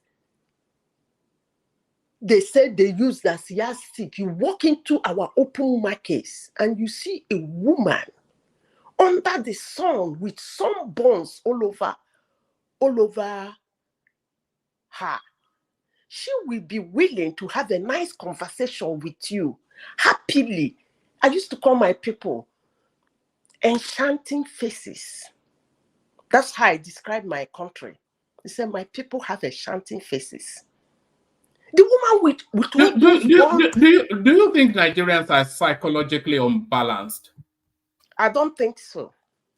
And you dare not use that kind of word about my people. You know what but that's what you are describing now. You are describing people that are not mentally stable. You are describing a mentally unstable bunch. No, they're not mentally unstable. Somebody that describes somebody being killed in front of him and describes it with glee, that's mental instability. No, I don't think so. I think it's fast adaptation to their situation. Because if you see the way Nigerians adapt outside of Nigeria, even in the most goddamn cold place or goddamn hot place, you begin to put everything together and you will understand that is ability to adapt to situations as fast as possible. You will see the woman under the sun with those buns on her, begging you, shutting you up, laughing with you, cracking joke. She has adapted. Some countries in the world, I don't think they will take it, but it's adaptation. And that's why I say nobody should abuse that. We should pick all those people abusing that their adaptation and deal with them.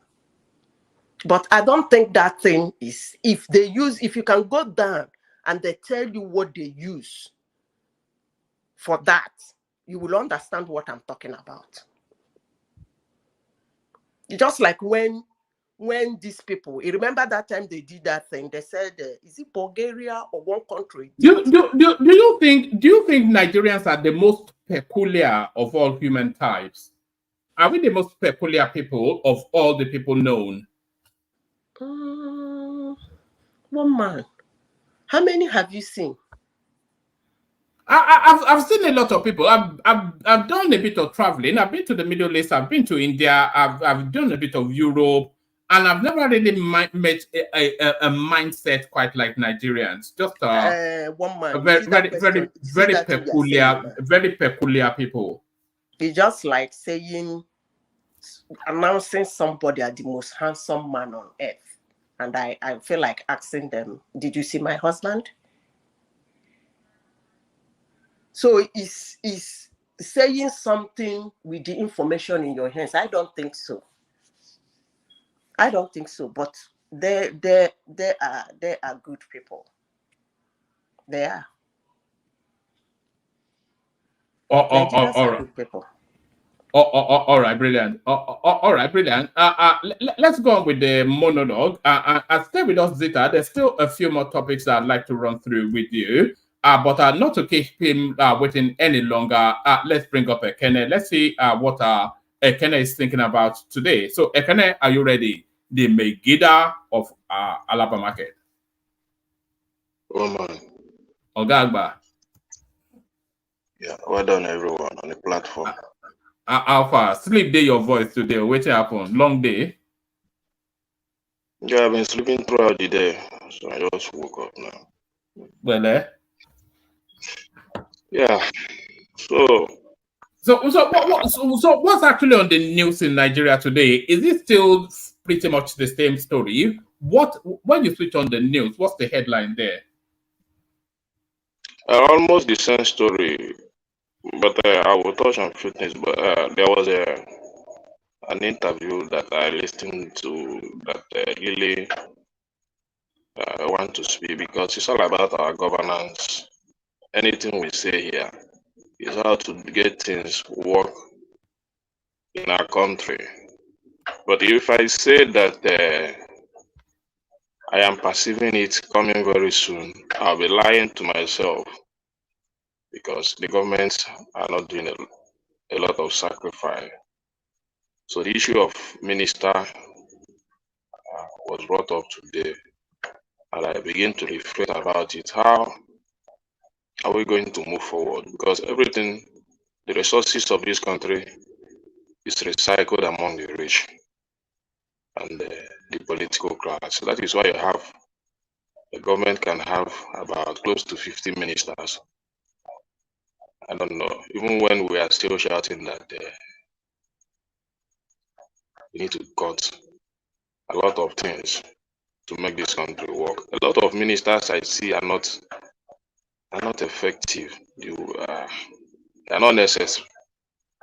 There are most prominent ones that are necessary, the ones that are delivered. But just come to think about it, ever since those inauguration of those ministers, it's just few, maybe the Minister of Interior, the other one, work and housing. Few of them. Maybe Finance Minister is still trying to get his balance. He has not gotten it, but he's making some move. He wants to make some mark. So, but other ministers, I don't know. I don't really know why they are there. Don't really know why they are there. Which portfolios do you think is not fit for purpose? Actually, let me run you through the portfolios, and then you tell me. But you have to be snappy with it also. Don't go long and extended. I'll run you through portfolios, and then you'll tell me if they are necessary or not, or if the country can do with or without them. So the Minister of Communications, Innovation and Digital Economy, is that a ministry that you would approve of? Yeah, communication. I don't approve it. You don't? Yeah, I think the government can communicate to the people by themselves. You know, hold on. That is to do with the internet, the television stations, the radio stations, all the regulations, all of that. You don't think there should be a ministry for that? I don't think there is nothing much there. Just we have our media houses. You just give them their directive. They get you know why all these things communication is happening. Hold on. Don't go long and extended. Who will give them the directive? Who will give them the directive? We have a government now. We have a government, just like what we are talking about this issue of certificate and all that. The president have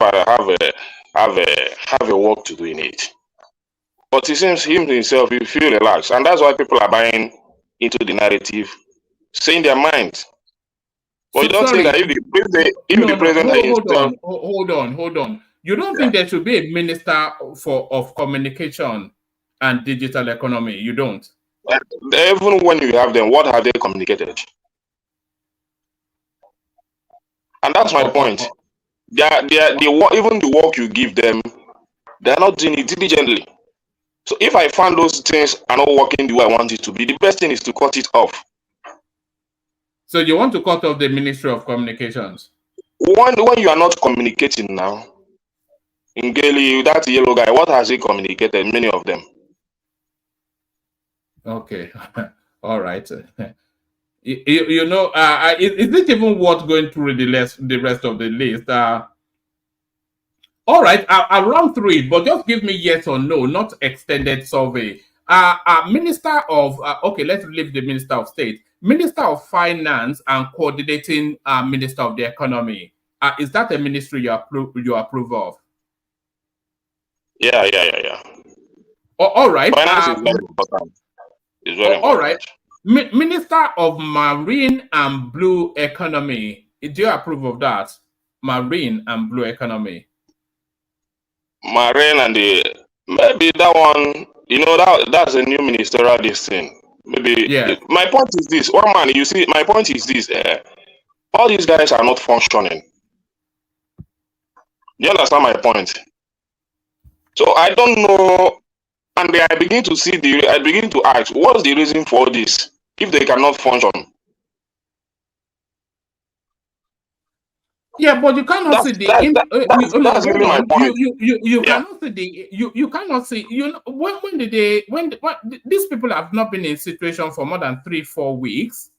You cannot see. But somebody has shown some mark now. The Interior Minister has shown some mark now to show that he's serious. He wants to do something. Do they have to wait for the whole year for us to begin to see their performance? Some people in that their list that was inaugurated the same day with them had shown some mark.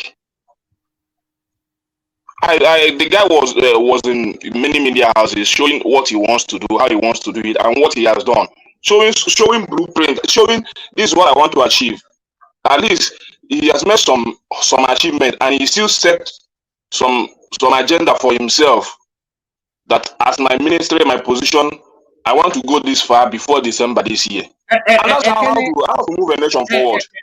Under the Tinubu administration, they are introducing something called KPI. So KPI means key performance indicators.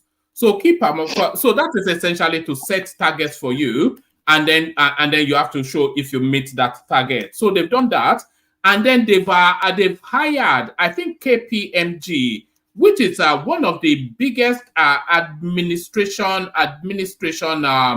powerhouses globally, to supervise the KPIs. So those KPIs is essentially to say that so you employ me, for instance, Ekene, and you say I want you to take on this project, and then we sit down together. So you are telling me that within 3 months the project should have reached XYZ stage. And then you, because you're a busy man, an international businessman, you then employ a supervisor to then supervise that those are targets that we have both agreed on are met within the time scale. So that's the system that they are using. So you may or may not see them in the headlines, but they have targets which must be met. Well, for me, I know what you are saying. I know that there was a target set for them, but let's wait and see. But for me, I think few of them and is too much. Is too much because at this point in time, the situation of our country trying to cost the cost of governance and all that. I think few of them can be merged, and they carry them along. So that's my point. One man. It's not necessarily the duty assigned to them. A few of them, most of them, their capacity are being questioned. It's just few vibrant ones.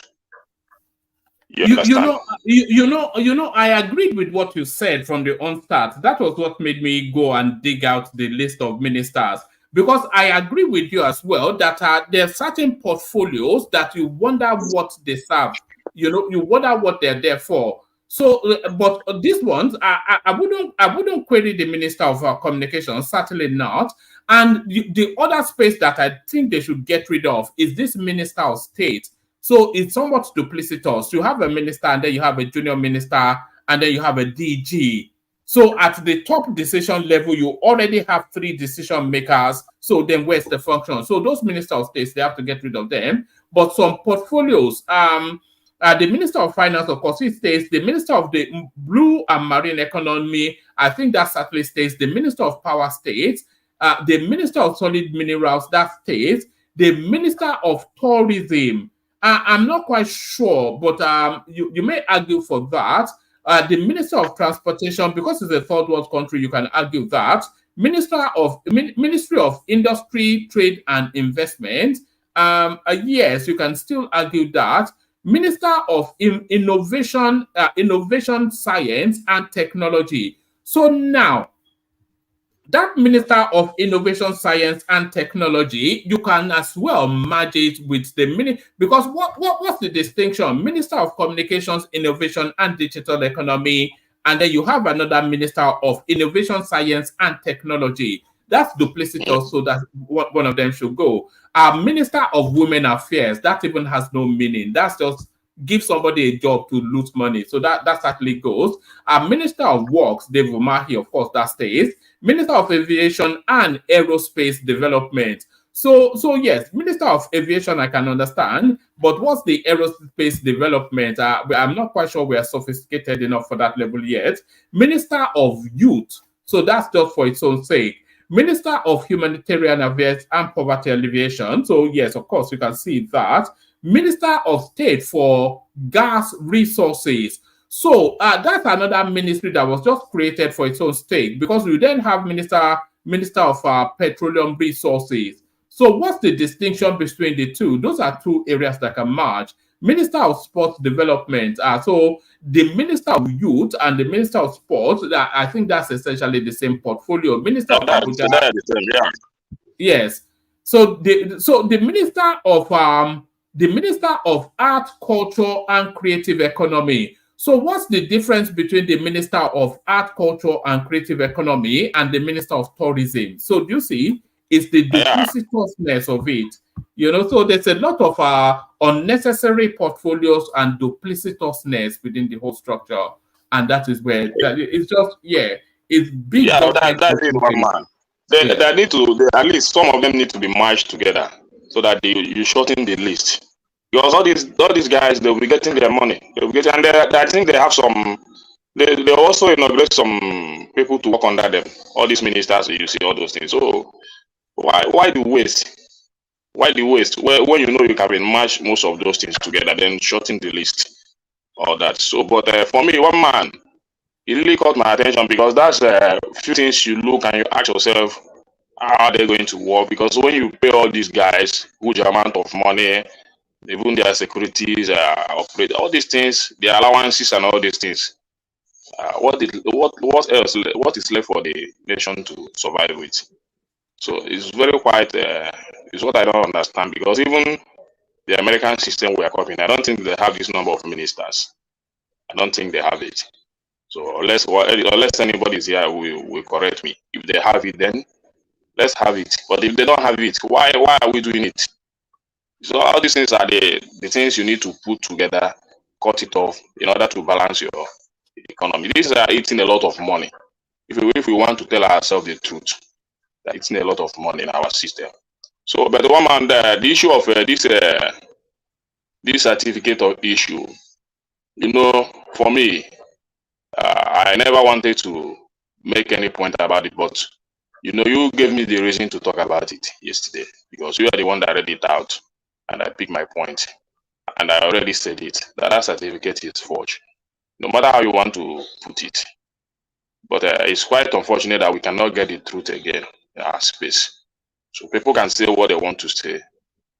So, and that's the reason why people like me, I never regarded certificate, and I don't regard it, and I still stand on it because even the people, educated ones among us that have the certificate, cannot really stand to speak what is right. For me, I found education in Nigeria as a way of building up yourself in order to deceive people, lie to people. Education doesn't make us wise. Education makes us hypocritical. We use education to find defense for corruption, for irregularities. And that is the simple thing that I found out in the Nigerian space. Many educated ones today don't speak the truth. You can find some, but many of them don't say the truth. They just carry certificate because they know how to blow grammar, because they know what the words they will use. The next thing is to use it to confuse the space. Instead of them to come out clear and say, this is not right, because what you read yesterday, to my common knowledge, was just simple. But a lot of grammar, a lot of defense have been brought to it because of being educated that we are.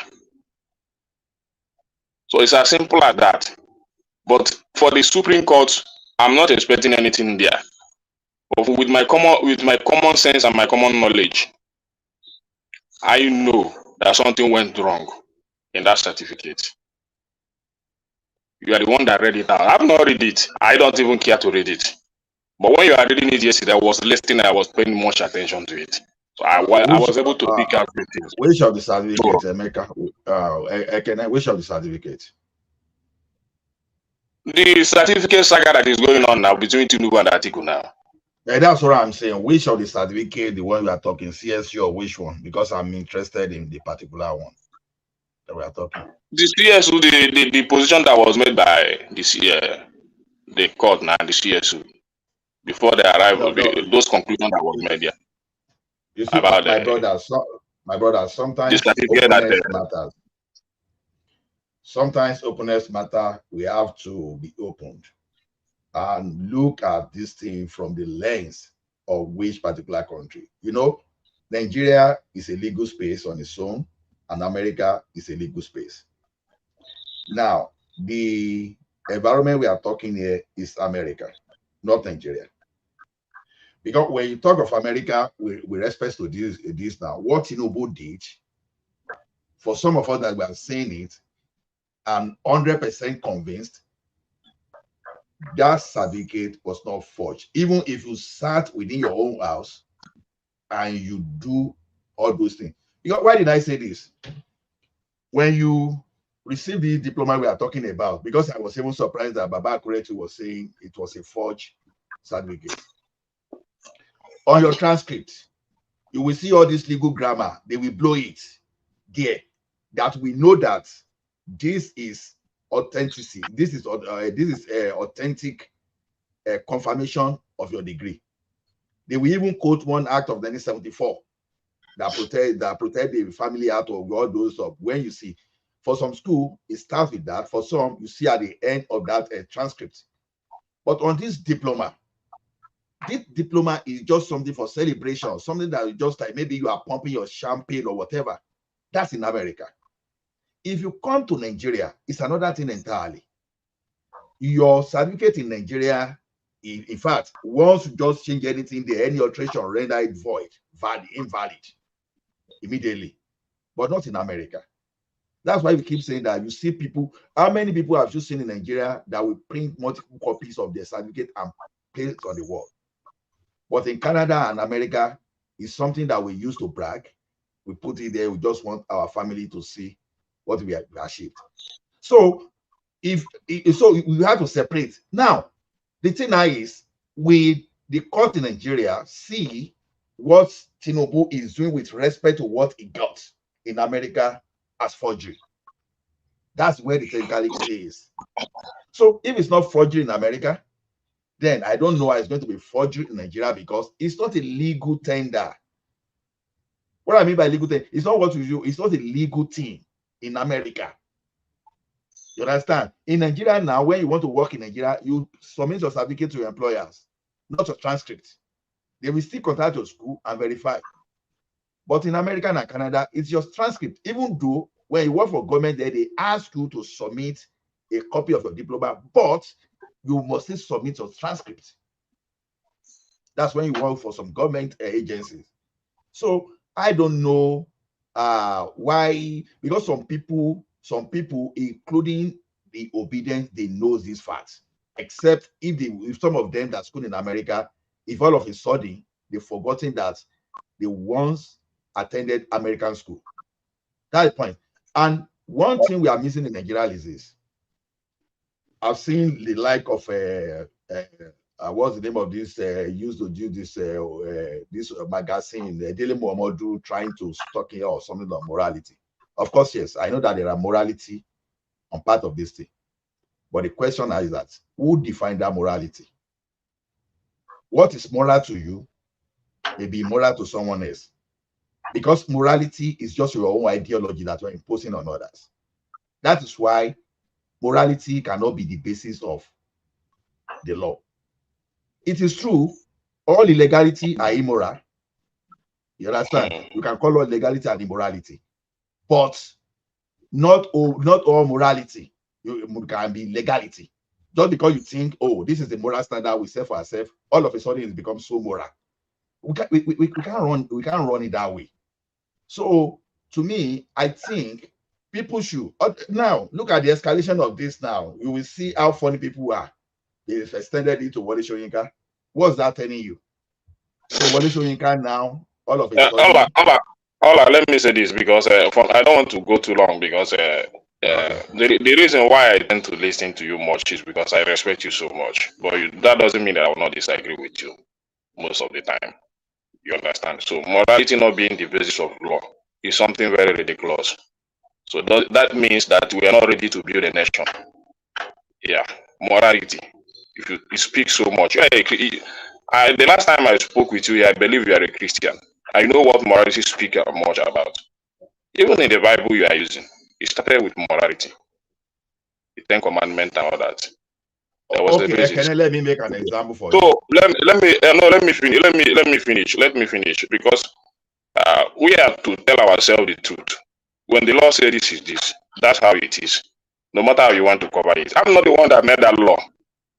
The issue of forgery, because we set that standard for ourselves, that before you become the president, this is what you're going to do, this is what you're going to achieve in terms of education, qualification, and all that. So, but when you are, those are because we want to look good in the eye of people, so that people that come to the seat of power will come with clear conscience that I've been able to present something that the nation desire before I become the president, or even the legislature, not even the president. So it's because of morality they did that. You cannot tell me it's not because of it. Those laws are meant to be obeyed. But it's quite unfortunate that in our nation, most of the time, we don't see those things as anything anymore. Because of maybe we support this party or that. I'm a party member. I'm a party man. But that doesn't mean that if I see anything good in this government, I will not say it out. If I see any functioning minister, I must say this one is functioning. It doesn't blind me. Being a party member cannot blind me. I don't have to defend anything just to make my party look good. You understand? You might say some obedient, you might say few, but for me, I'm speaking for myself. The way I feel. I just told you one man read something yesterday, and I found something that is not right with it, and that is forgery. But it's just that we regard. Ekene, Yeah. let me speak. All right. Have that interjection, Ola, but it's meant to This be is a the first time I'm monologue. speaking now, and I've been here for more than 1 hour for several hours. Well, hold on, Ola. It's meant to be a monologue. Have that interjection. Let Ekene respond, and then Ekene round off, and then we come to Ola for your monologue. Yeah. Okay. Let's Ekene round up where when it comes to me, I will respond to his statements. All right, Ekene, back to you. Ola, let's be sincere to Nigerians, because it's not for people like me. It's for Nigerians. A lot of uneducated ones out there. Like I'm not going to say that I'm too educated, because I come here most of the time to mix my brain up to know if I can get something here. That's the most reason. That's why I listen so much. If I come here, I'll just relax, listen, get something before I speak. So, and that is why I listen very well, allow one man to read, and that is why I was telling him, read, let me hear, read, let me hear. So when he has read, I've been able to come up with my position. Do you understand? So let us not confuse Nigerians so much with the certificate and all that. Let's tell them the truth. We know the system is corrupt. Nobody can deny it. The system is corrupt. The only thing I expect the president to do is to begin to make amend in our system. Which if he neglect it, I'll be very disappointed at him. If we want to get it right, we must first of all begin to mend that system, both in the judiciary, in the legislative arm, and in the executive arm of the government. You cannot tell me that everything is right there. Everything is not quite right. The reason why you are elected, whether you have good certificate or not, is to put some morals in the Nigerian system, so that the people out there will look at us and say, yes, this country is a country that love to keep their law. It doesn't necessarily mean that you must be educated, but doing the right thing. But once you have the first law that you have made for the nation, you have to attend this position before you become a president of a nation. How many people have kept that law? It's a question to ask. And the current president has an issue with that. That's the point. There is nothing to cover up there. Ola, thank you, one man. All right, brilliant. Thank you, Ekene. So Ekene, stay with us. And at some point, after we finish the opening monologue round, I want to see if people are interested in what is going on between Israel and Palestine. Because that's something that's come out of the left field, and it may impact on you and I. But we continue with the opening monologue. We go to Ola Bishop, then Ajanle Koko, and then we'll see if we can open up the space. Ola, you're up next. Okay, thank you, everyone. I greet you now. See, my first response will be to Ekene. When I said everything, at least except maybe in some outlier cases, you understand, everything that you can see under the law. I'm just talking of the law, penal code, dealing with people, using to reason. Anything you can see that can make the court convict person and sentence someone to jail or penalize is immoral by standard. When you look at those things, it's immoral. But there are some things that the society will see as immoral that is not illegal. That is what I'm saying. Whether we like it or not, that is the situation as I speak today. I will give an example. When I was trying to make the congregation you belong to as an example the other time, there was a time that people believe that, watching TV is a sin. All those stuff. Now, from the moral of your group, that's your ideology, that's your doctrine. Already, anybody that is watching TV somewhere, you are seeing that person as a sinner.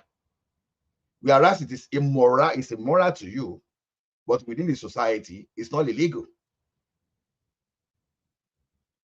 Now, that's the basis I want to, because I know that today now, anybody that we see, maybe Supreme Court, decide otherwise, that will not satisfy those people that want Tinubu to be disqualified based on CSU.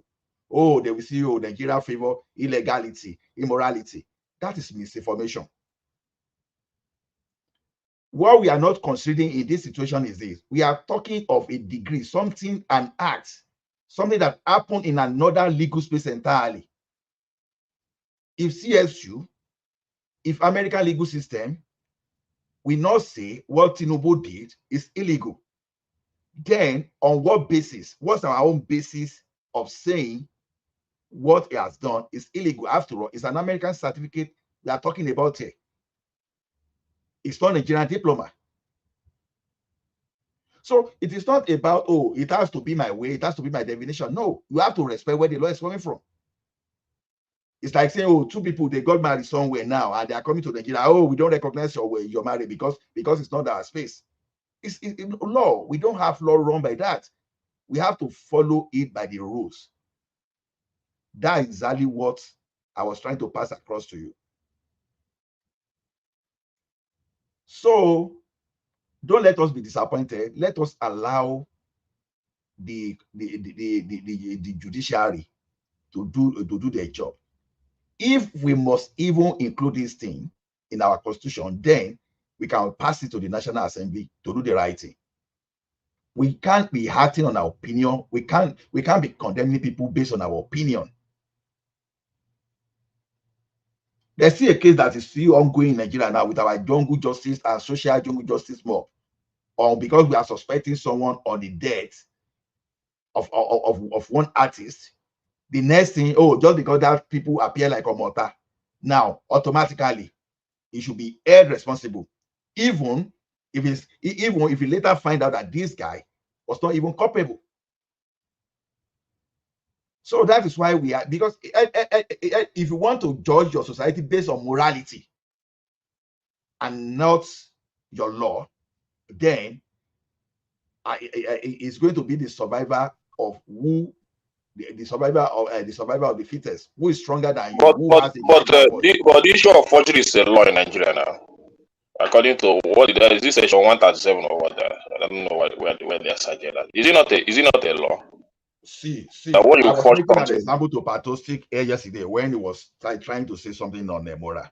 I asked you, in the American and the Canadian system, everybody, if you want to go by that, the word forgery, everybody forged their resume because you are they call it tailoring. You are tailoring your resume to what you think you can do. Even if you've not done that thing before, but you believe that you've acquired it just to get that job. If you didn't, if you refuse to do that, that's what they call the application system. There's a software you use to weed out qualified and unqualified candidate. It's going to weed you out, and you will stay there forever without getting a job. Now, that's not by standards. By some people's standard, that is immorality. But if you will take someone to court, you can never win that because it's never in the penal code or maybe the bylaw that, oh, what that guy was doing, what they are doing is illegal. So let's forget about this sentiment. And how ridiculous that sentiment is what pushed some people to even extend it to Wole Soyinka that, oh, you now have to explain yourself now. Is that not becoming too ridiculous?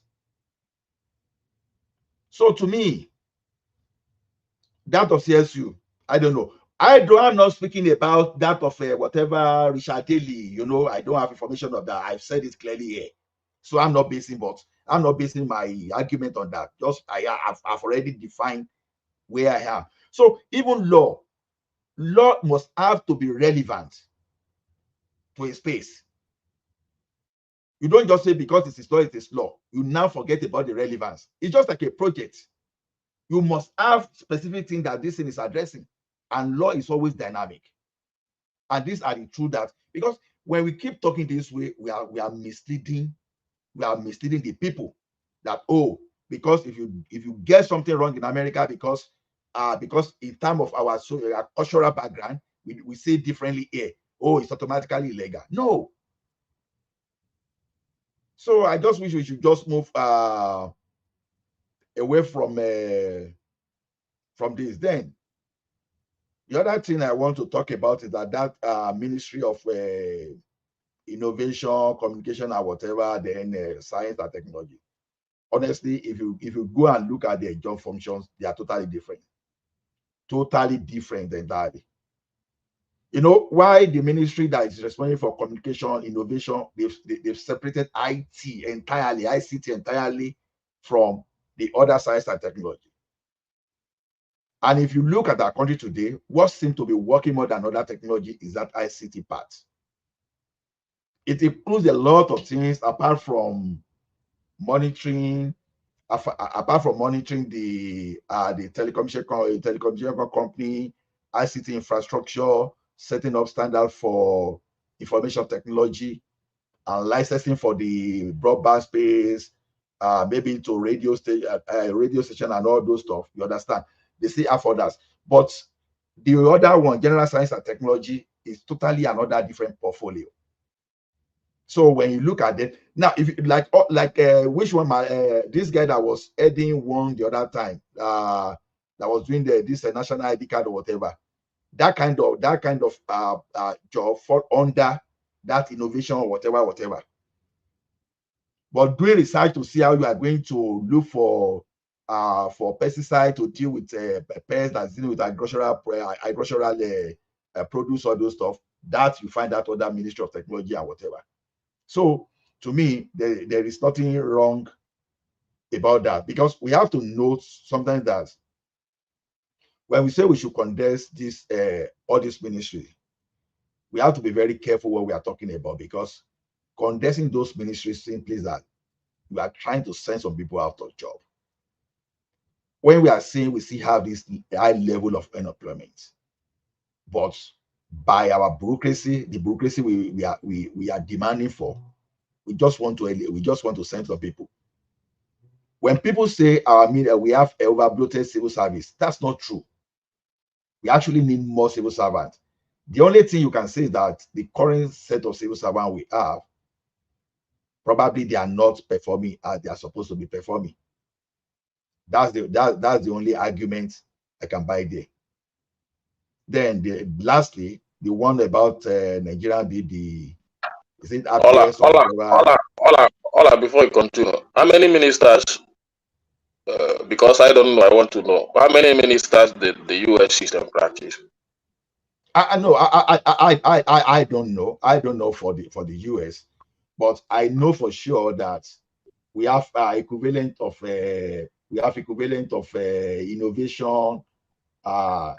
innovation and communication, whatever I mean, Abata here. So that's what I can say. You know, so because I had 15. I had 15 ministers. That's what I had. So I needed to confirm from you before you said that we don't have overbloated ministers. You know, American system is where you have perfect devolution of power. For example, when you practice through federalism. So, like in the state, in the province where I am in Canada too, is similar to the United States. So we have ministers in the province too. You know, all those provinces, as we have. So we call you know, I typed that question into Google, and this is what it came up with. How many ministers in the United States? It says the cabinet does not have any collective executive power or function of its own, and no vote needs to be taken. There are 25 members, including the vice president, 15 department heads, and 10 cabinet level members. So broadly, round about certainly less than Nigeria. This is what is indicating. How many ministers in the UK? Let's see. It says the Prime Minister decides the membership and attendance of the cabinet. The total number of cabinet ministers who are entitled to a salary is capped at 21. So 21 ministers in the United Kingdom, which is the top 7 largest economy in the world, and Nigeria with 52 ministers, a third world country. Okay, one man. We have to look at the difference, the discrepancy in the system we run. Now, in America, we don't have duplication of ministry at the state and the federal level. This is what I mean. Now, in Nigeria, sorry, what do you mean you don't have duplication of ministers? Of ministries. Okay, look at it this way. In Canada now, the federal has no business with education. They have no business with agriculture. You understand? Probably it runs the same way in America. So in Nigeria, where we have both Federal Ministry of Education and we have Federal Ministry of Agriculture, definitely. But ministries at the federal level replicate at the local level in every system. You don't talk of my system because I know my system more than yours. So maybe you want to talk of the United Kingdom. If you have a Ministry of Health in Canada, you still have a health department of some sort at the localized level, which will be headed by somebody.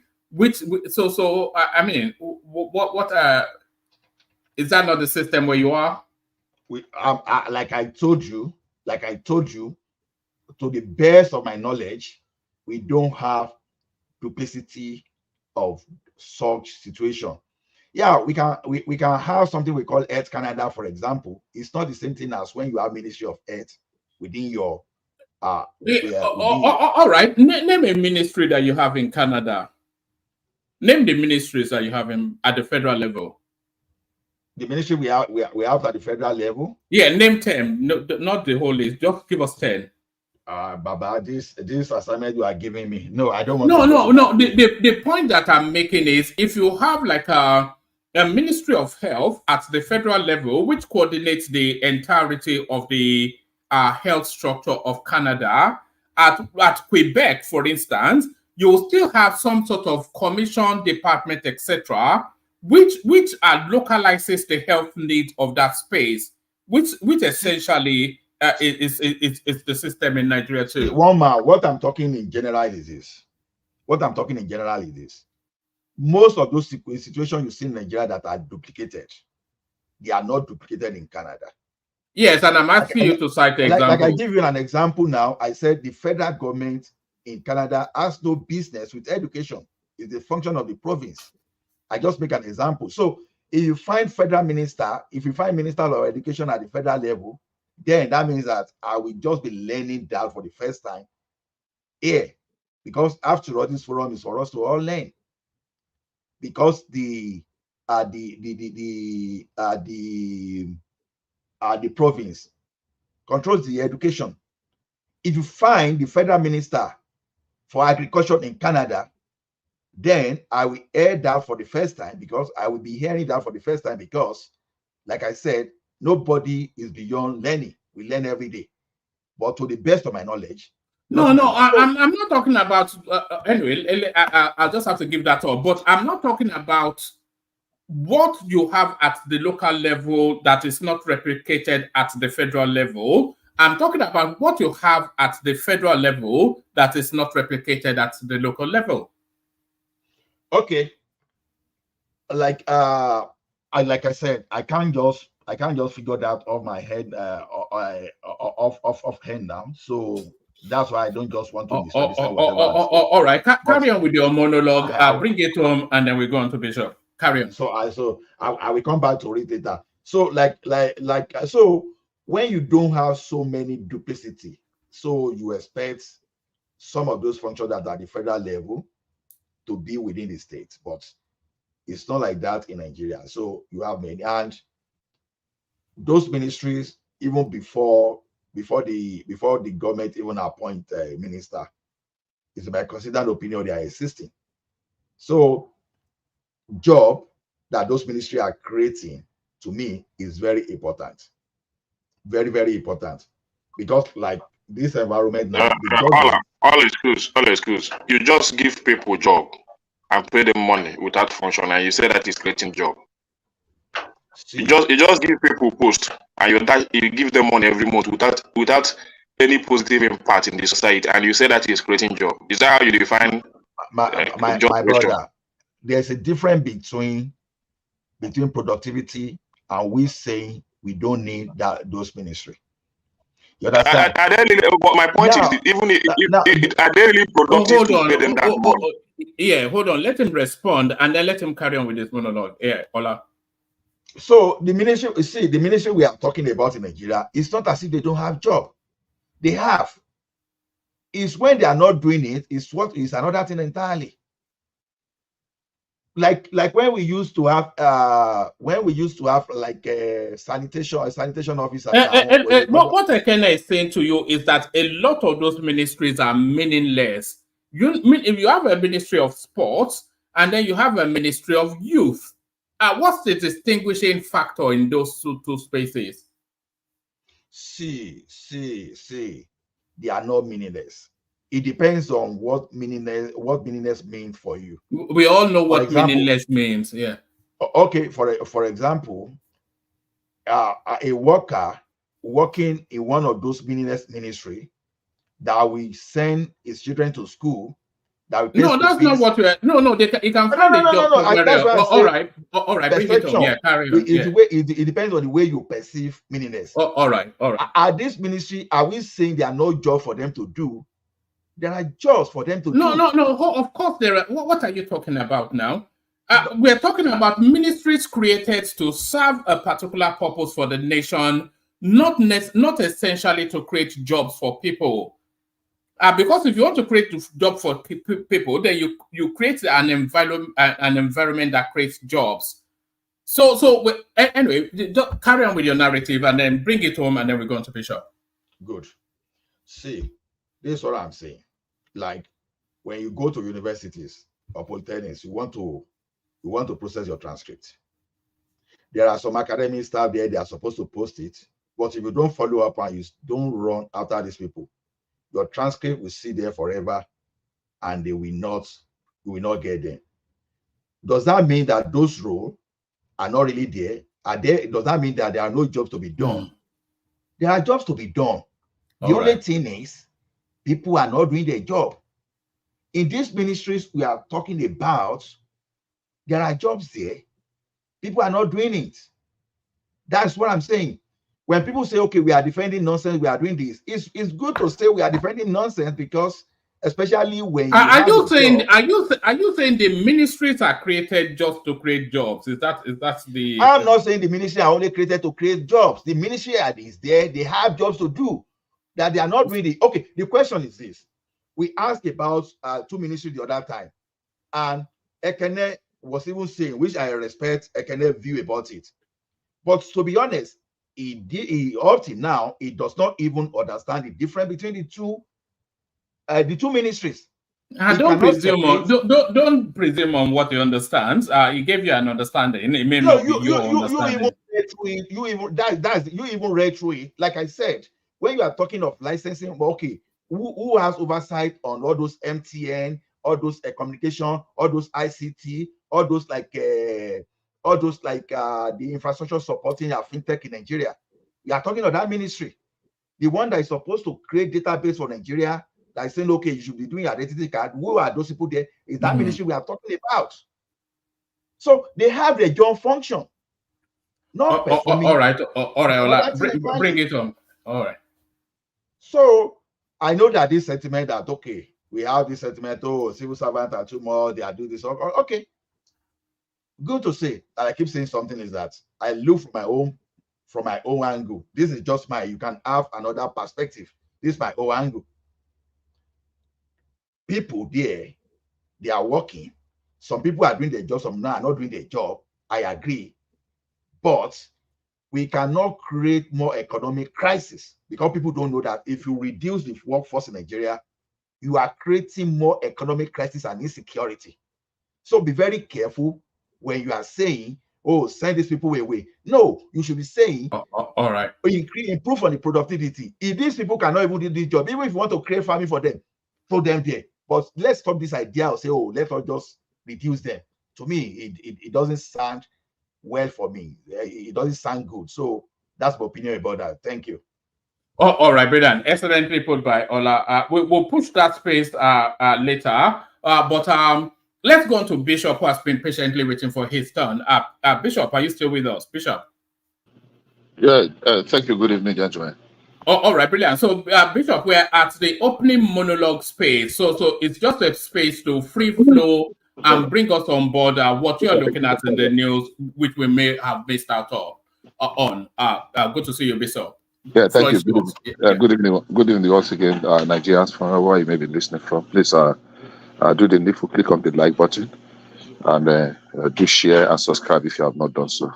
I basically came in when the Ekene was talking and was talking about the usefulness or otherwise of Ministry of Digital Economy and Communication, and he was mistaking the job of the Ministry of Communication with communicating with us and giving us information.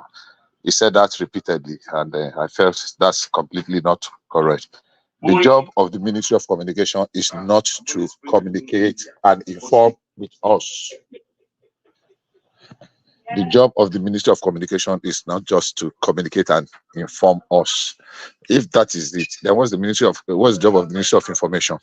The Ministry of Communication has much more. And if we want to start analyzing the functions and the departments and agencies, parastatals department and agencies under the Ministry of Education, we will see that is either not informed enough, and it's very important to inform you and let you know that, look, Ministry of Communication is far more than just communicating with us or informing us and saying that it is not useful. Now, having said that, we need to come to the realization of the fact that, look, we have some states in Nigeria that have 40 ministries, 40 commissioners in states. Am I an advocate of reducing the, what do you call it, civil servant or the overbloated workforce, as I believe it was?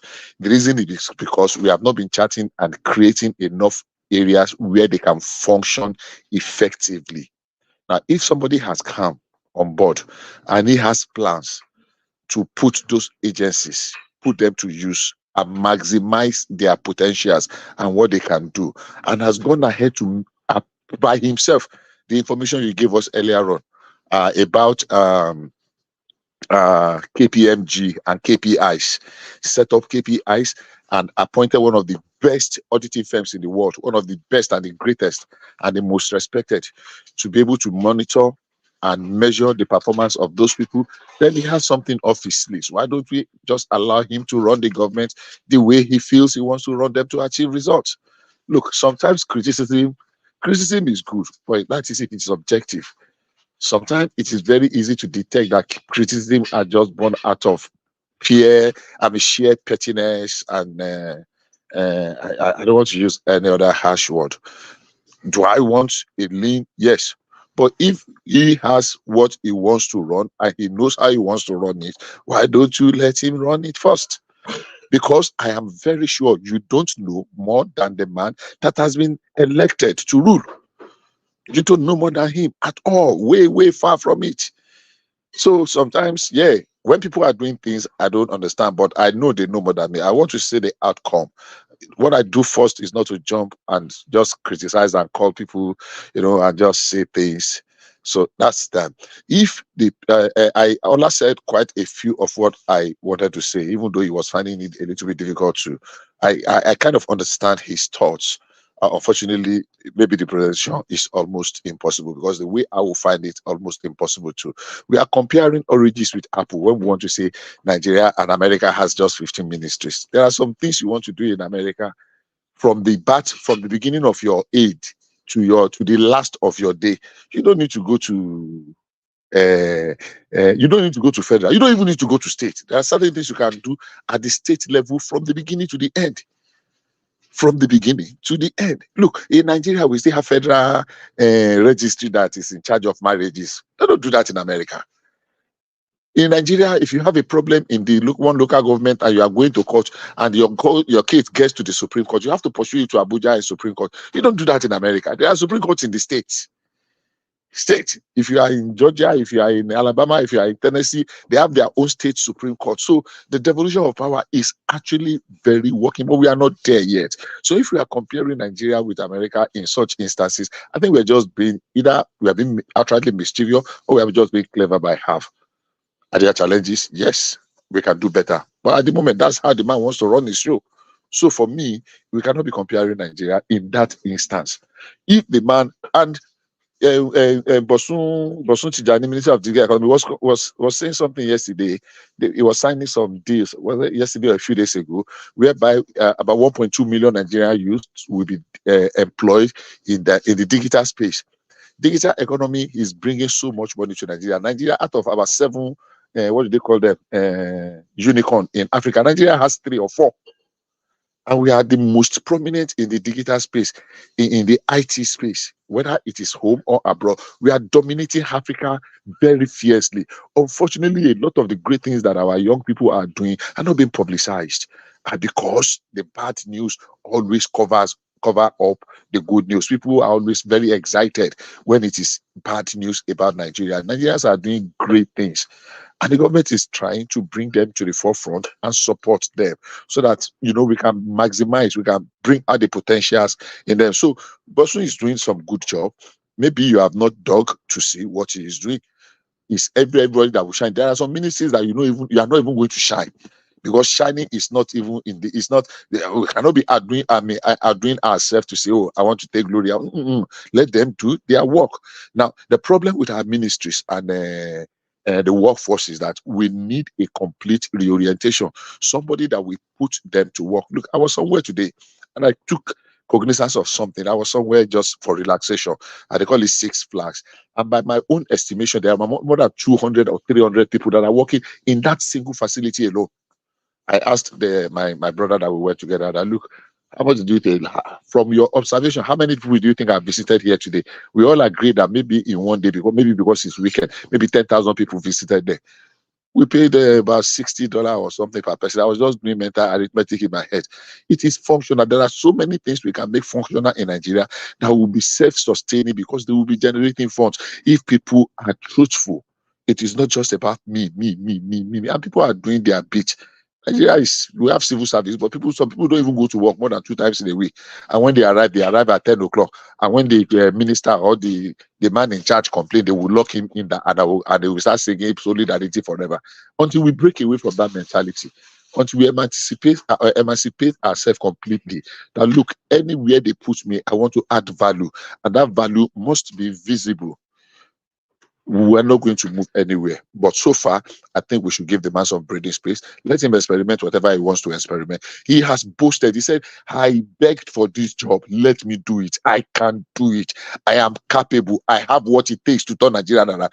And I do tell people, it is not going to be over. It's not going to be like the snap of a finger, like just switch on electricity. That Nigeria is going to turn around. No, work must be done. When we put in the work, we put some time for the thing to mature, and we begin to express results. People that are already castigating this a cabinet that is not even up to 2 months or thereabouts. People that are even castigating a cabinet that they have not had one circle of budget. They've not had. Tinubu have not had his own budget. So all these ministries, they were just running on the previous year's budget that are not even being funded. As a fact. So they've not had their own. None of them have brought their own innovation or project. They're just running to complete the one, except the one that can be achieved administratively, that does not need funding. But we are always quick to, it seems what what are they doing? They are not doing anything. They are not doing anything. Come on, give a break. We can do better than that. So having said that, I am particularly very interested and disturbed about the development in that's the second thing. And good enough, one man mentioned it. The development. Okay, before I say that, I agree totally with Ajale Koko yesterday. His submission about Mohbad and what's his guy's name? The musician. What's his name? Help me, please. Naira Marley. I'm not a fan of Naira Marley. In fact, I detest him like anything. I don't like him. When he started, I felt he was, he polluting the morals of a lot of our young people, especially this idea of we don't get respect. Or how did they used to say that? We are Malians. We know they respect. We know they wear pants. We know they wear bra. the level of decadence, the level of lewdness, the level of immorality he brought into. But that's the music space now. That's the artistic space. Well. Unfortunately, so I'm not fighting it. I'm just telling you how distasteful I find it. So I don't like him.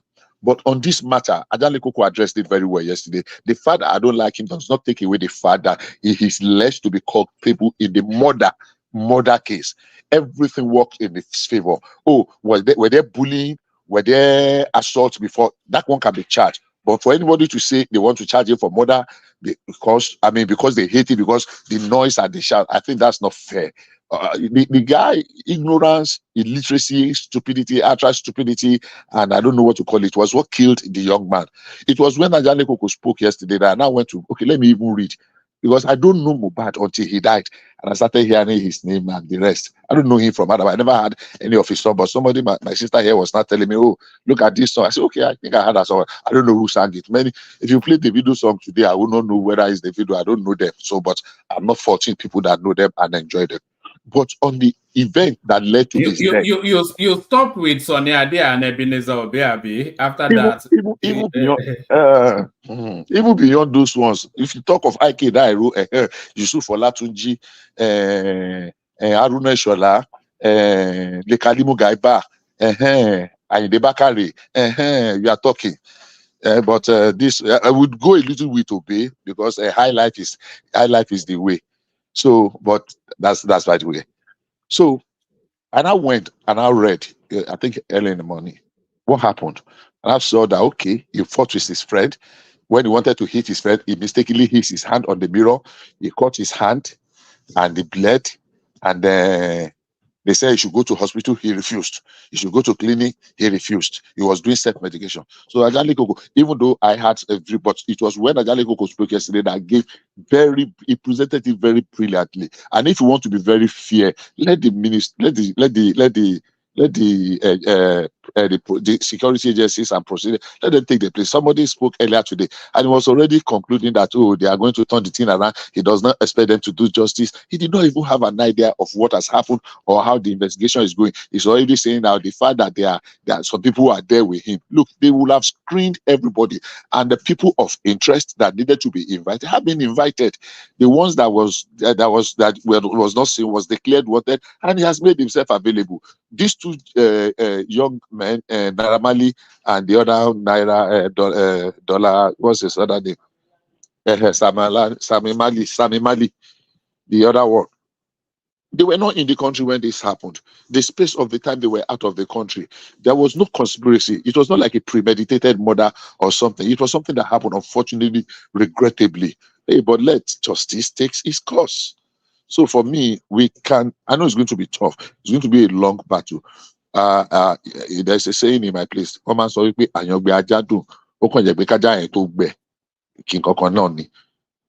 if Tinubu wants to run his administration that way, so that we can hold you responsible, that look, everything you said you wanted, we gave to you. We gave you, so you have no excuse for failure.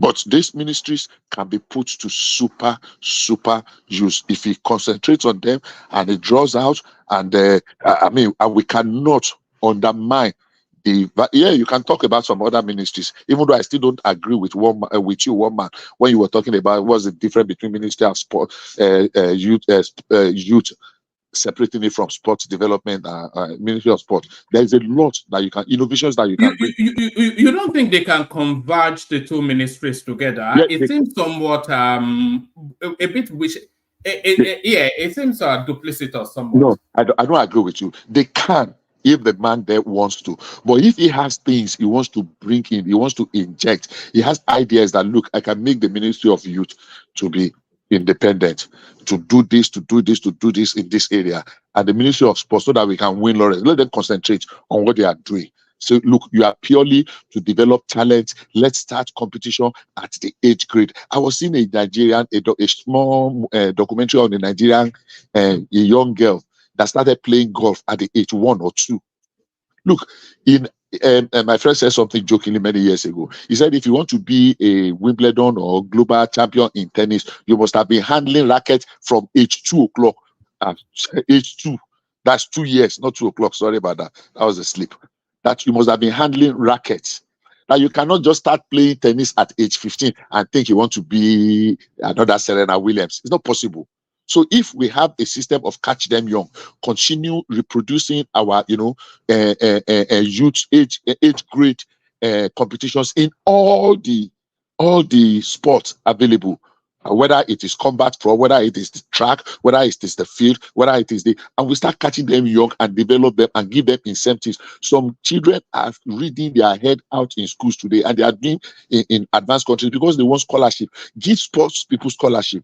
They will excel, and when they excel, we will all be better off. So they can, if he has that vision and wants to concentrate on that, and let the Ministry of Youth. So we don't know what he has. We have not seen his plan. I don't believe that Tinubu does not have plan. I believe he has so much plan, but he has not even started implementing them because we want all these things to clear out. So for me, I'm giving him that space to say, let's see how he comes. I'm expecting a whole lot from him. That's that. On this, I don't want to talk again. Like we said 2 days ago, was it 2 days or 3 days ago, that this gentleman said, I don't know whether it was Emeka, somebody said about this certificate saga. Quite honestly, I want to rest it. Maybe after now, I think I said so too. Yeah, maybe after now, I will after the Supreme Court, when we roll the sleeves up to get to work, to be able to do things. Maybe then we will now discuss. But it's a lot of distraction. And my submission also on that is that look, we are just destroying the institution of the presidency.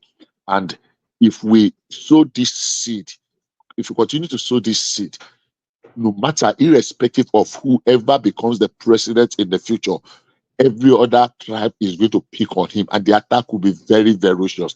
And then they say something. They say, who will they first do? Nobody they pay. Now the person will do last, and they pay. So if people think that you can throw stone, you can cast aspersion, you can castigate, you can, you can discredit, you can do. Yeah, the time is coming. The payback time. There's always a seed time, and there's always a harvest time. Thank you very much. Have a wonderful deliberation. All right. I'll just go and join you in the. No, still on the screen. We'll still do the circle round again. Okay. People were delighting in hearing you so clearly, and they were saying, "Oh, Bishop is not in his truck today." So are you at home? Are you at home today? I'm home. I'm home. I went on vacation. I went on vacation with my family, so we just got back. All right, that's good. And I'm facing me. That's brilliant.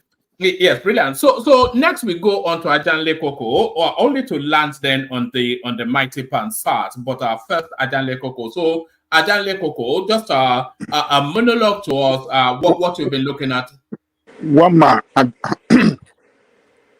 I didn't listen to your readers, so I won't be able to. I don't want to be talking blah blah blue blue. So you can go to someone else. Let me be here listening to. I can give you everybody. a topic now. All right. I think Ajanle Koko really wanted to yield to Pansat. That's probably what he wanted to do. So Pansat, you're up next. So I'm sure it will carry on in the civilized manner that it has been going on. So Pansat, the one and only. Yeah, that's guaranteed. Let me say hello to everybody on the panel and those who are listening to us on the comment section. Our country obviously is a focus. That's why we're here all the time. I hope everybody understands that. There's no other ulterior motive. We are all here because of the country. I thought you were here to be in the elegance of my presence. Is it about Nigeria, or is it about your pal, one man? A little bit of that is that. We Nigerians would like to, associate, have some fun. It's just that the state of the country. Pansat, can you do me a favor? Yes, sir. There's a chap who's or probably a lady who starting to be a new voice. Are you happy for me to hear from this person and then come to you? Absolutely. Let's do that. All right.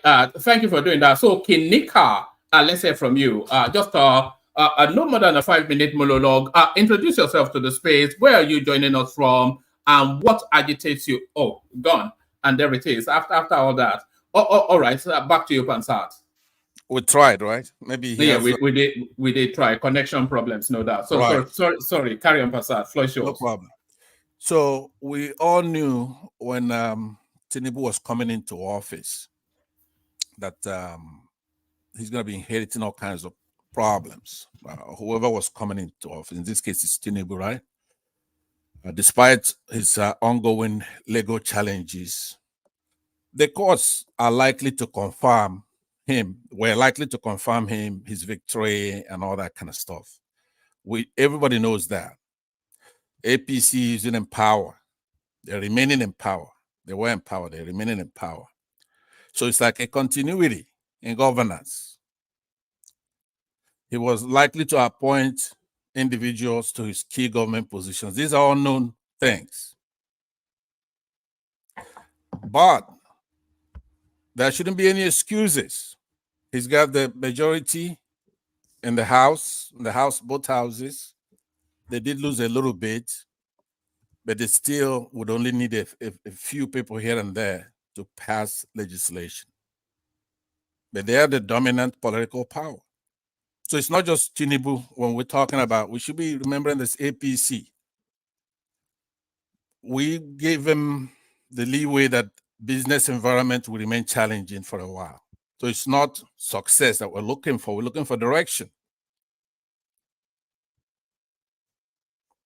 Okay, I hope everybody agrees with that. What did he do? We've had old faces in new roles. Old faces in new roles, same policies. Things are getting worse. My only concern, even though it doesn't seem that way because Nigerians are pointing fingers at each other, but we should know none of it is questioning anybody's patriotism. We all love our country. Those in diaspora, they want to come home. Some people want to do business back home. Some people care about their loved ones in Nigeria. We've had a rough decade. So at some point, we'll have to say, let's stop and have a new direction. There is nothing that is being discussed that is stopping Tinubu from doing certain things to ameliorate the situation at home.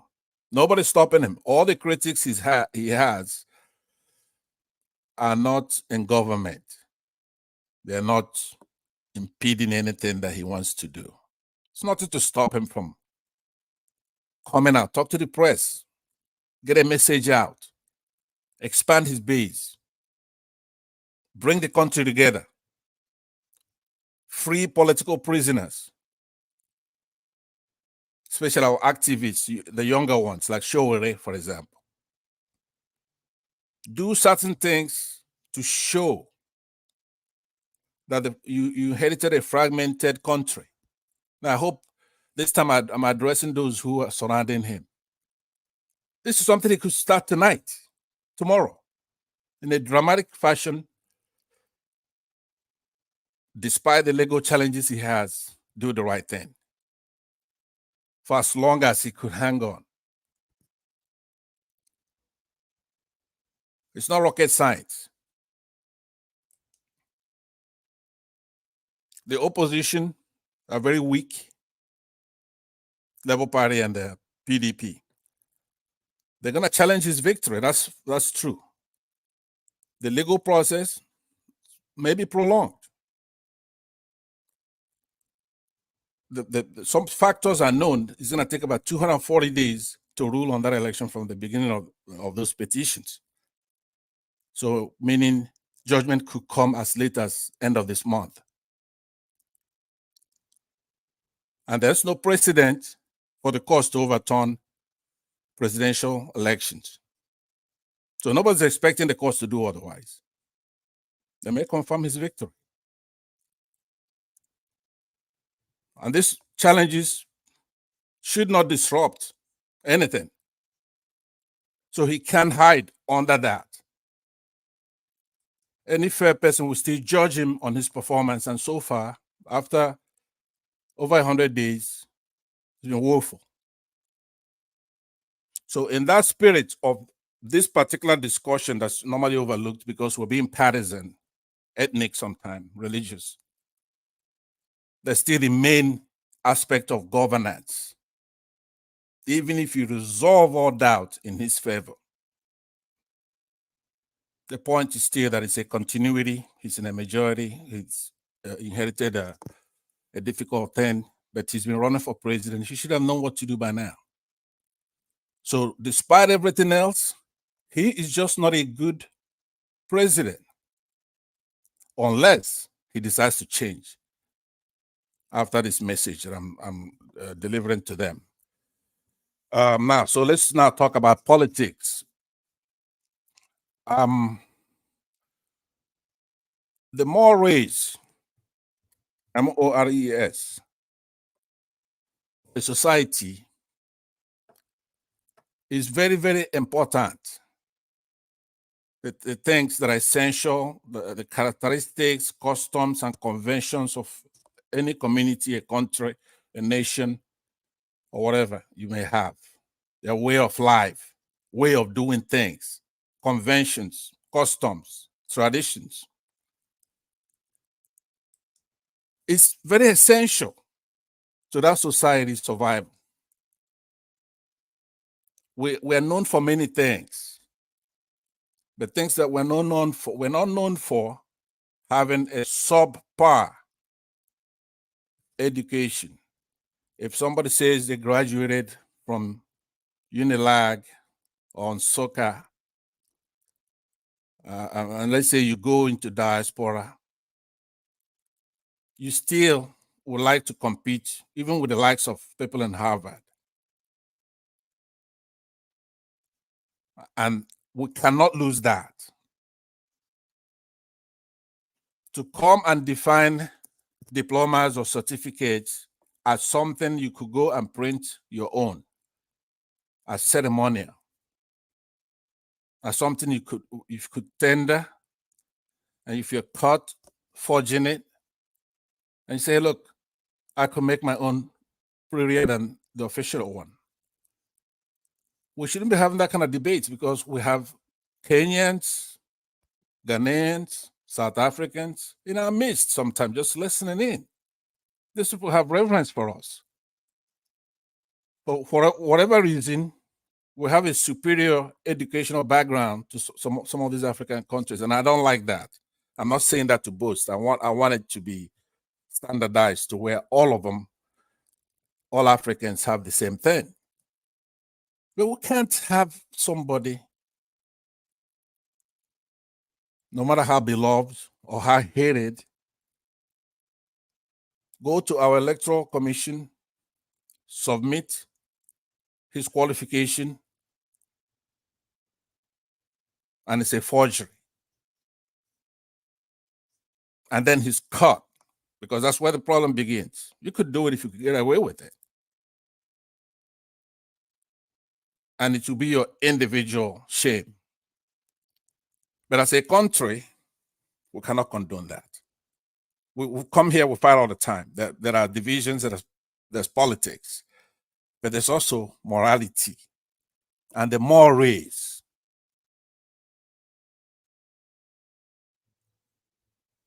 When he's caught, there ought to be consequences. There shouldn't be personal words.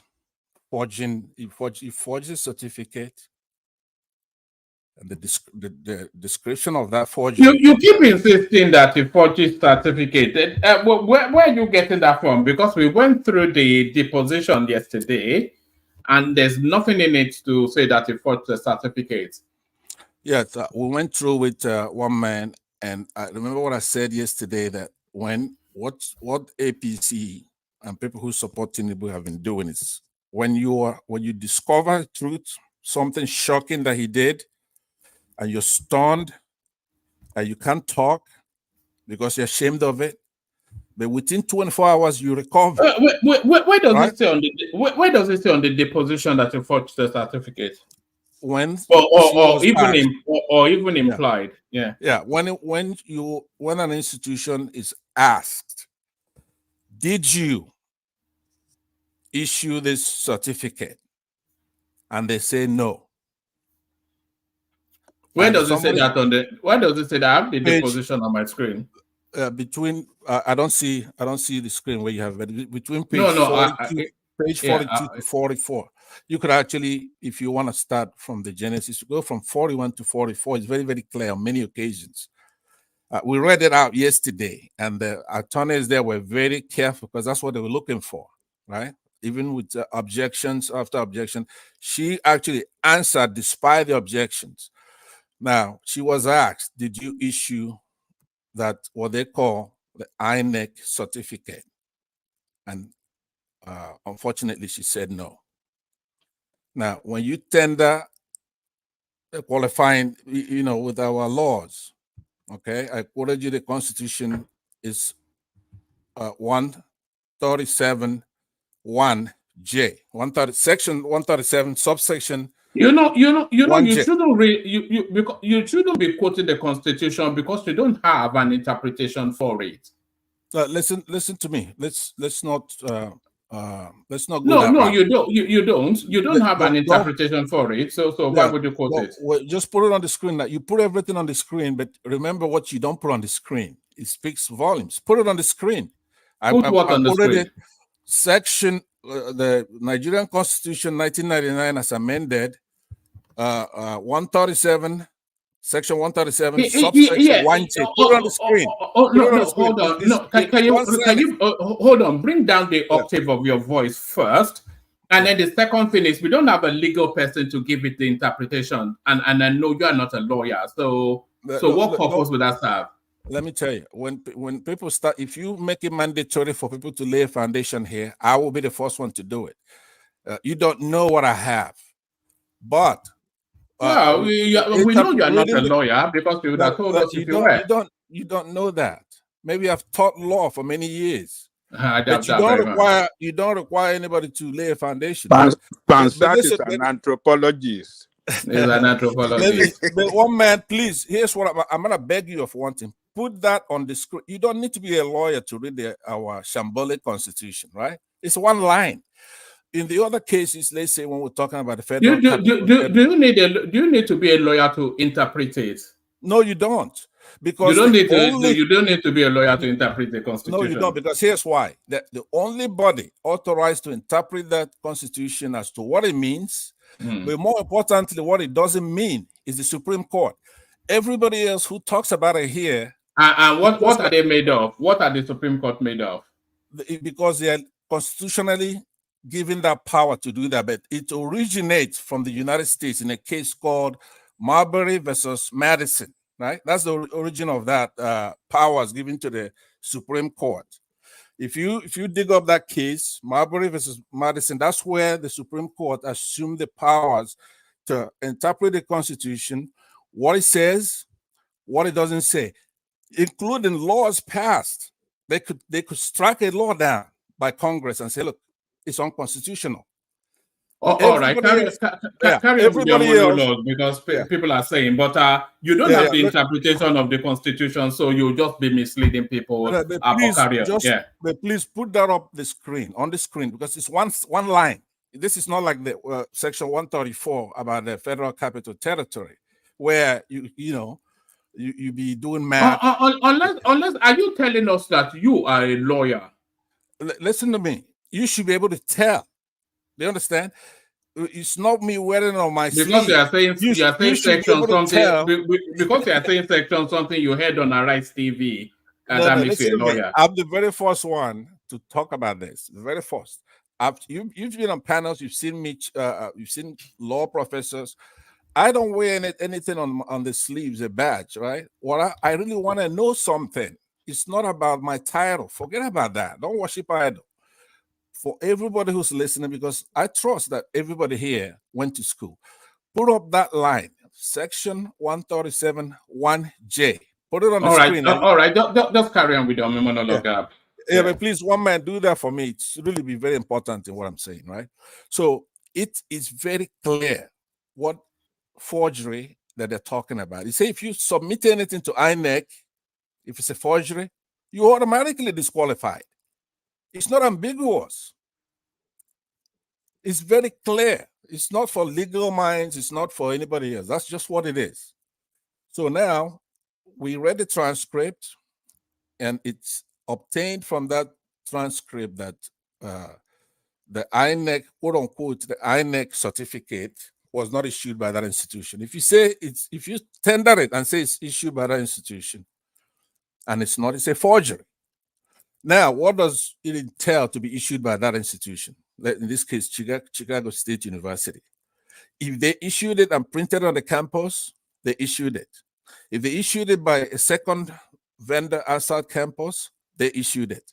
If they issued it by a third party, they issued it, right? And they went up to it. It doesn't matter how they printed it, the process. So you can't hide under that and say, if you go to somebody that prints certificate authorized by that Chicago State University to print it, then they issued it. But if they did not, it will not show that they did it. That's a forgery. That's period. But remember, this is where we are now. We are waiting for the other shoes to drop. Nobody has evidence so far, but there's identity theft involved.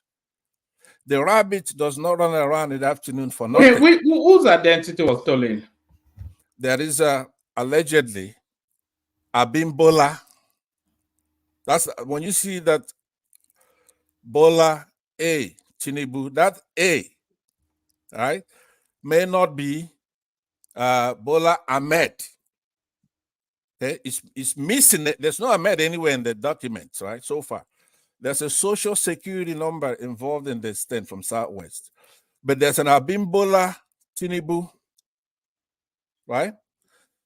If FBI, who has a 2,500 documents to be released, 500 starting from this month, 500 a piece a month. Now, to cross-check it, you know how bad they wanted my COMEX, right?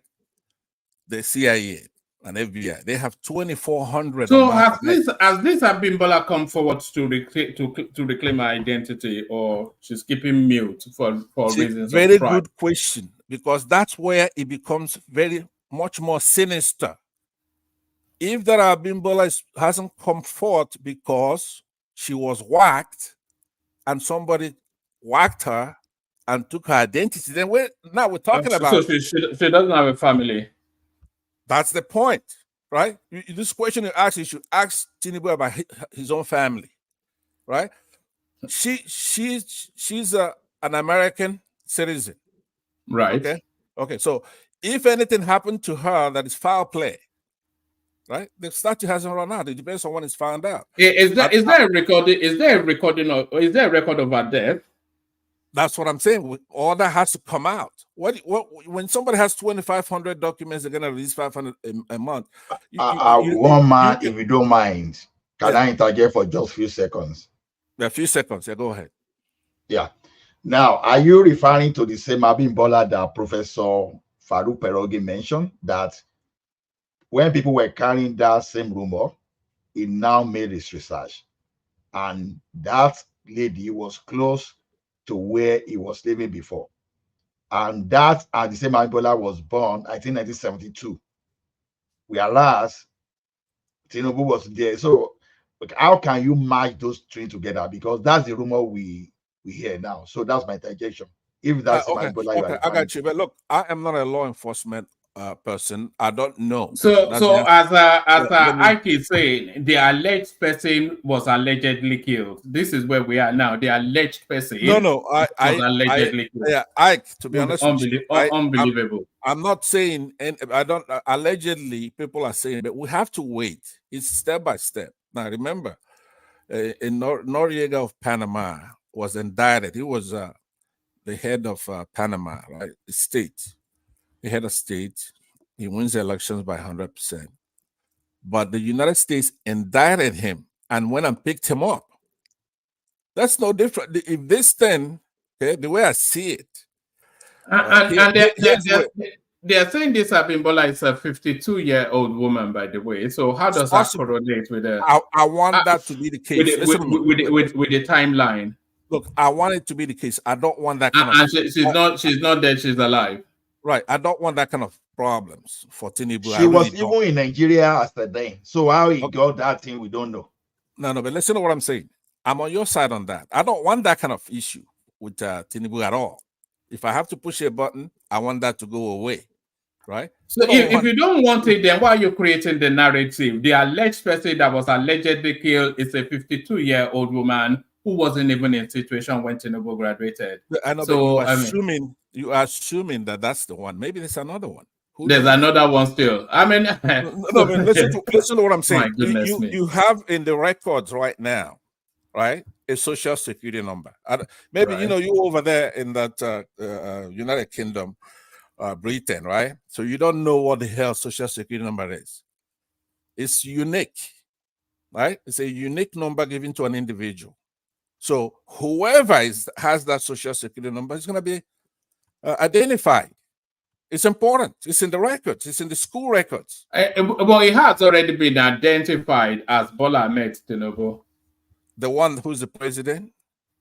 No other. I'm not sure that there are too many. That's what you and I. Yeah, but listen to me though. Here, I don't want that. No matter what happens here, I want that gone. I don't want a more sinister situation. And I'm actually now willing, okay, based on all this is how much I don't want this thing to escalate.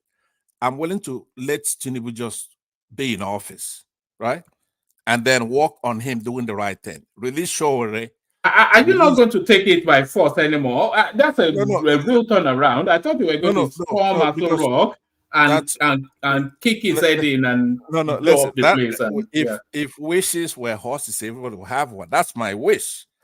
Now, when I speak as an analyst, I'm going to then tell you what's going to happen. Do you follow what I'm saying? What I'm wishing is that things starts to de-escalate, right? But that's just a wish.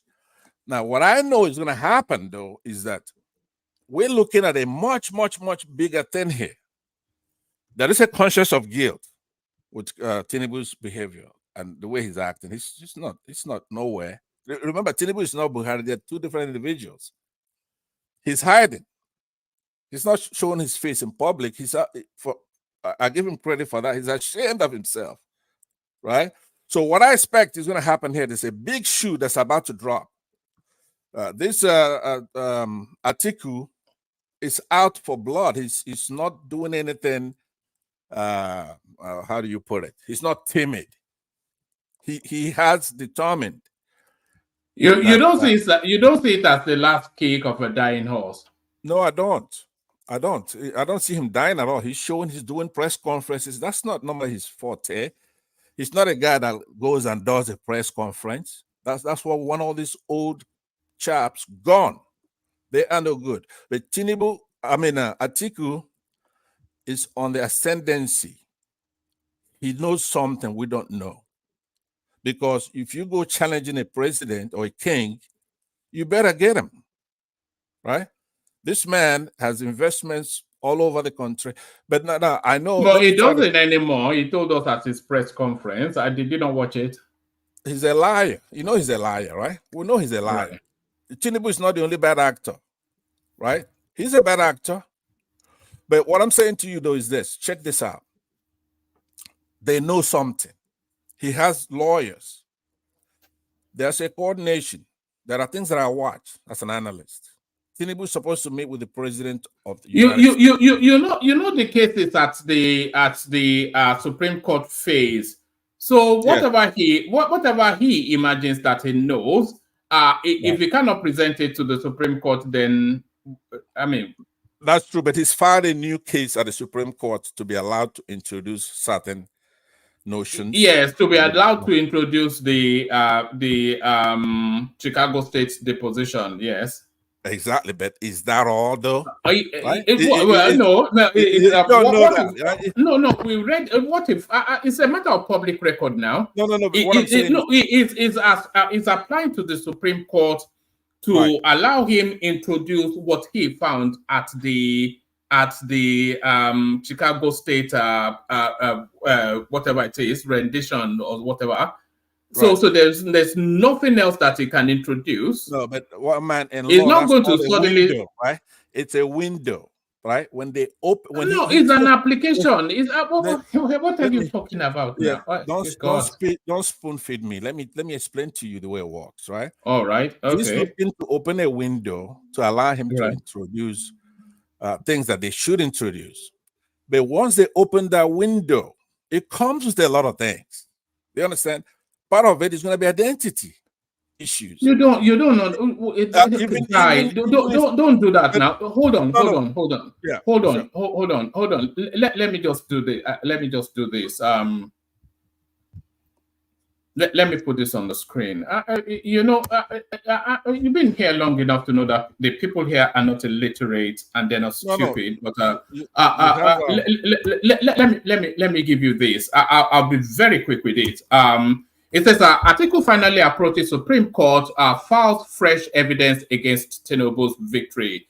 So this is what he is doing. It says the presidential candidate of the People's Democratic Party, PDP, Atiku Abubakar, has finally filed fresh evidence at the Supreme Court of Nigeria against the qualifications of President Bola Ahmed Tinubu in the February 25, 2023 presidential election. Atiku, a former vice president, said in the fresh evidence that he is categorically and authoritatively asserting that the diploma certificate of the Chicago State University CSU used by Tinubu to secure qualification for participation in the election is fake, having been allegedly forged.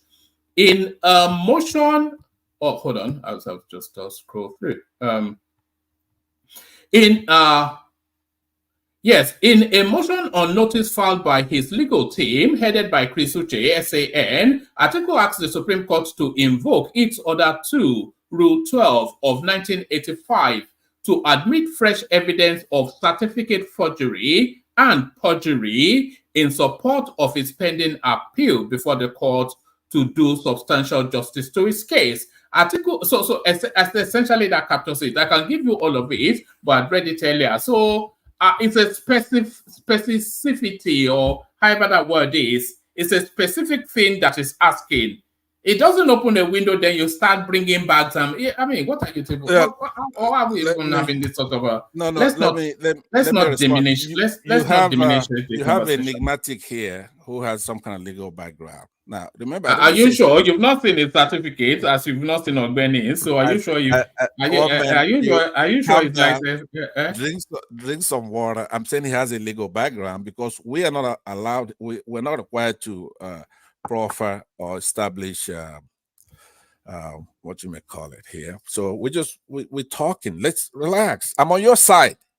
I said we're Nigerians and we're looking for the best option that we could get from these people.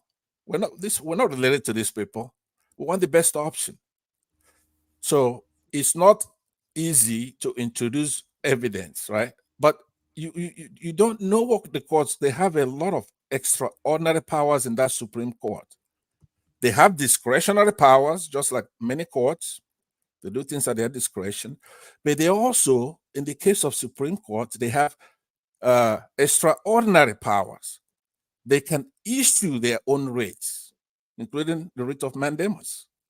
You can actually introduce evidence after a case is closed and determined, right? You can. You've seen a lot of people who've been convicted of murder or whatever, they're sentenced, and then you could come back if you have new evidence that would exonerate that defendant, or in this case, this convict. Yes. So you have to apply to introduce that evidence. Exactly, but that's what I'm saying. When you have that's not what you're saying. That is what I am saying. What I'm saying, I think you missed the point. You're saying. What you are saying is an open blanket, and what I'm saying is a specific. What I'm explaining to you is that you have to apply to introduce an element to the Supreme Court. which doesn't, you know that the Supreme Court is not a court of adjudication. Do you know that? Do you even understand I that? don't. Let me tell you, that's not true. Okay, listen, Oh, listen, please listen to me. Okay, that is the thing that's flying around. I just told you that the Supreme Court has both discretionary powers and extraordinary powers. Listen to me. All right. That court can even suspend everything and try to get information from the United States before they rule. They could do that. They could, on their own motion, retry the case. Okay, when it comes to stare decisis, like I talked to you before, you have horizontal stare decisis, then you have vertical stare decisis. The court can overrule itself. So anybody who has all these kind of extraordinary powers cannot be boxed in and say, okay, the court cannot do this, or they cannot. Somebody who can actually overturn laws, or if they could overrule themselves, right, in a vertical stare decisis. Obviously, it's a given that could do that in a horizontal one, because the apex court, you cannot go saying they cannot do X, Y, Z. They can do anything. Now, why we say that we pretty much know what they're going to do is because Nigeria is a corrupt country, right? So, but they cannot follow jurisprudence. Do you follow me? They cannot say, when I follow Western jurisprudence, for example, or Nigerian jurisprudence, because we have a corrupt set of Nigerians in all spheres. It doesn't help that they illegally removed the real Chief Justice of Nigeria, Chief Justice Onagin, put in a Sharia Chief Justice for a little bit, and then to put this Yoruba Chief Justice now. That doesn't bode well. I've never seen a Yoruba person in power that does the right thing for the country. It's never happened. So why would it start now? So that's what I'm saying to you. I believe there's a more formidable opponent they have. That's Atiku. If Atiku wants to go all the way and say, you know what, I'm not going to accept this, I'm going to do this for the country, mobilize his people, and then the other Edo people, Christians, everybody. Did he not have the mobility of those people in the course of the thrust towards the seat? Yes, he did, but he was rigged out by northwestern governors, Muslims. But now they have seen the light. It's not Tinubu. Tinubu is not the only culprit here. He couldn't have won this election without that. The right? People that hold on, the people that Atiku is going to mobilize to unseat Tinubu, were those people not available in the course of Tinubu going to that seat? See, this is where it's important for you to hear the rest of what I was saying. What I meant is this: Tinubu's only strength is on the Nigerian military, right? He thinks it's like a Buhari. It's not a Buhari. Buhari was a military thug. Hold on. If there's a mutiny in that army, no, leave that for a moment. Okay. Where is Atiku's strength to unseat Tinubu? Okay, thank you. Please allow me to answer this. It's not. But don't go the long way around though. Just because I want to have that conversation. So yeah. Yeah, I appreciate that. Here is what the problem we have in the country is: the Nigerian military and the Nigerian security forces, including the DSS, right? That's where it is. Every time there's a provocation, it gets to where the Nigerian people discover something, maybe they turned off that beavers. It comes to, what are you going to do about it? And, nobody's coming on the streets. So they go to the next one.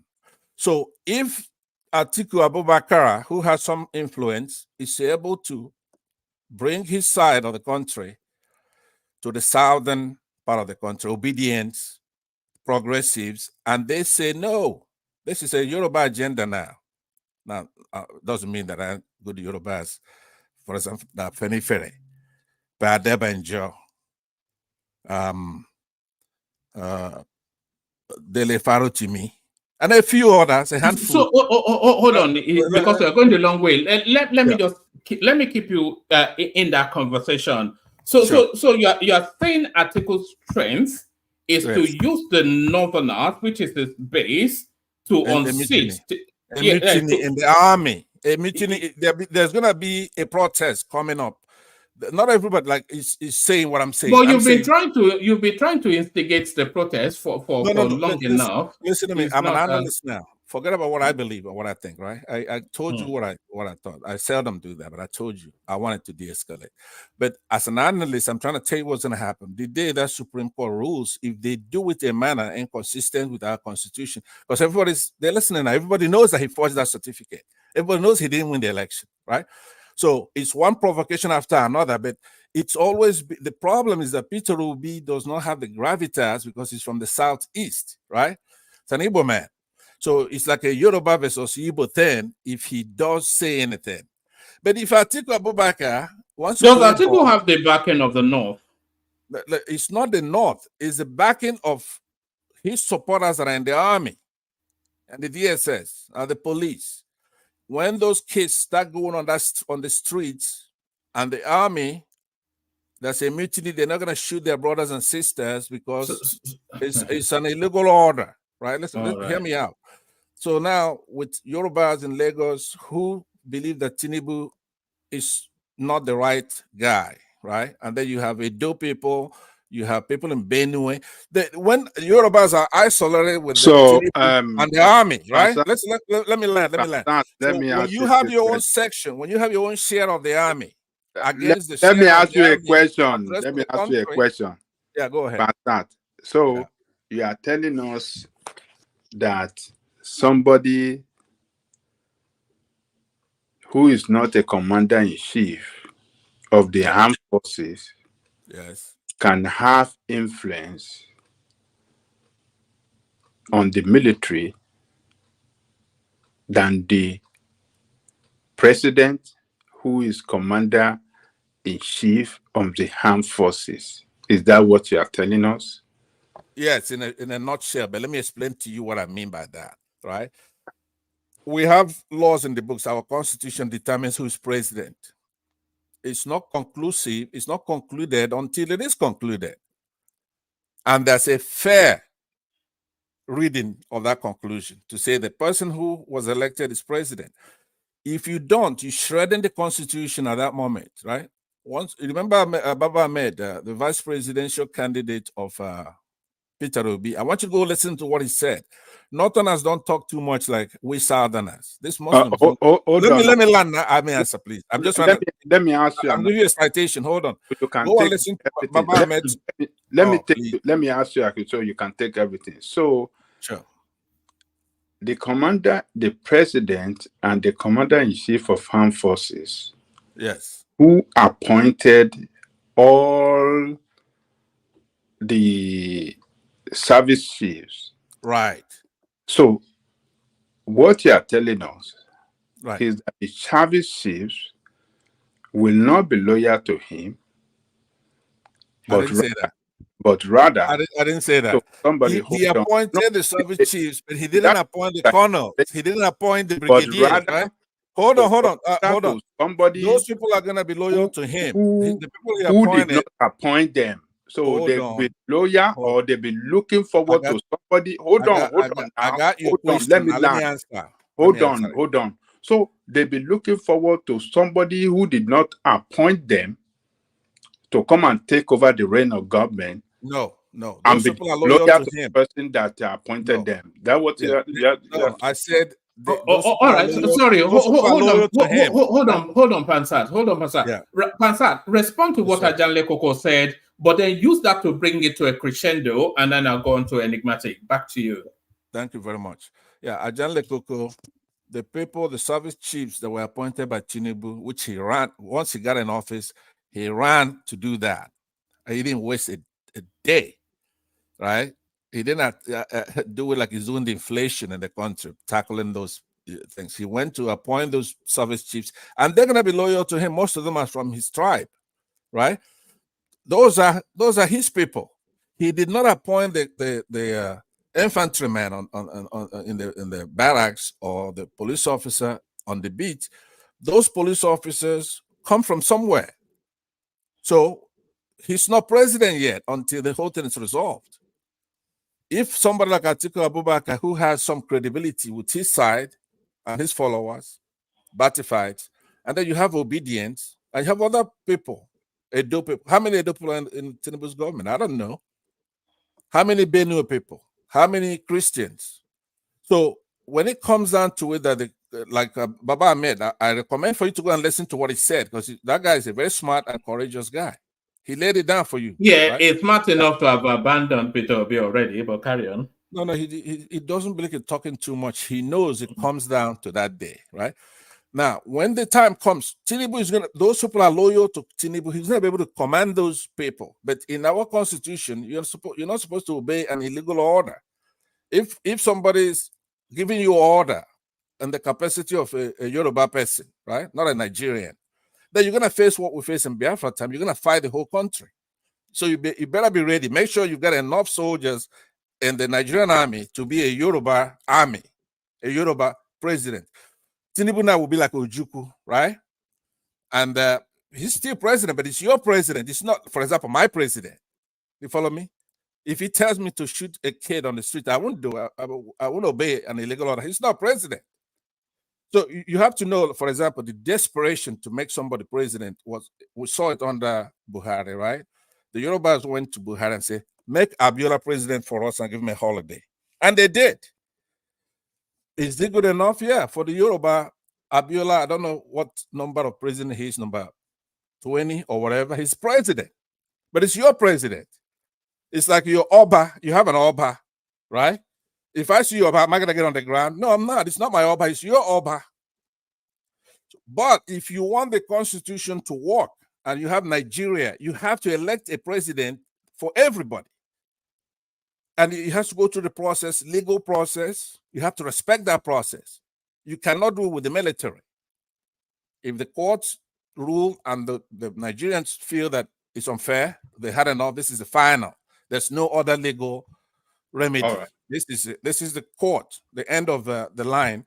Then Nigerians will have to decide what to do now. They may accept it and say, you know what, fine, let Tinubu go ahead. They may do that. That's a vote. If the youth allow that to happen and others, that's a vote. He then becomes president because the courts ruled so and the people accepted it.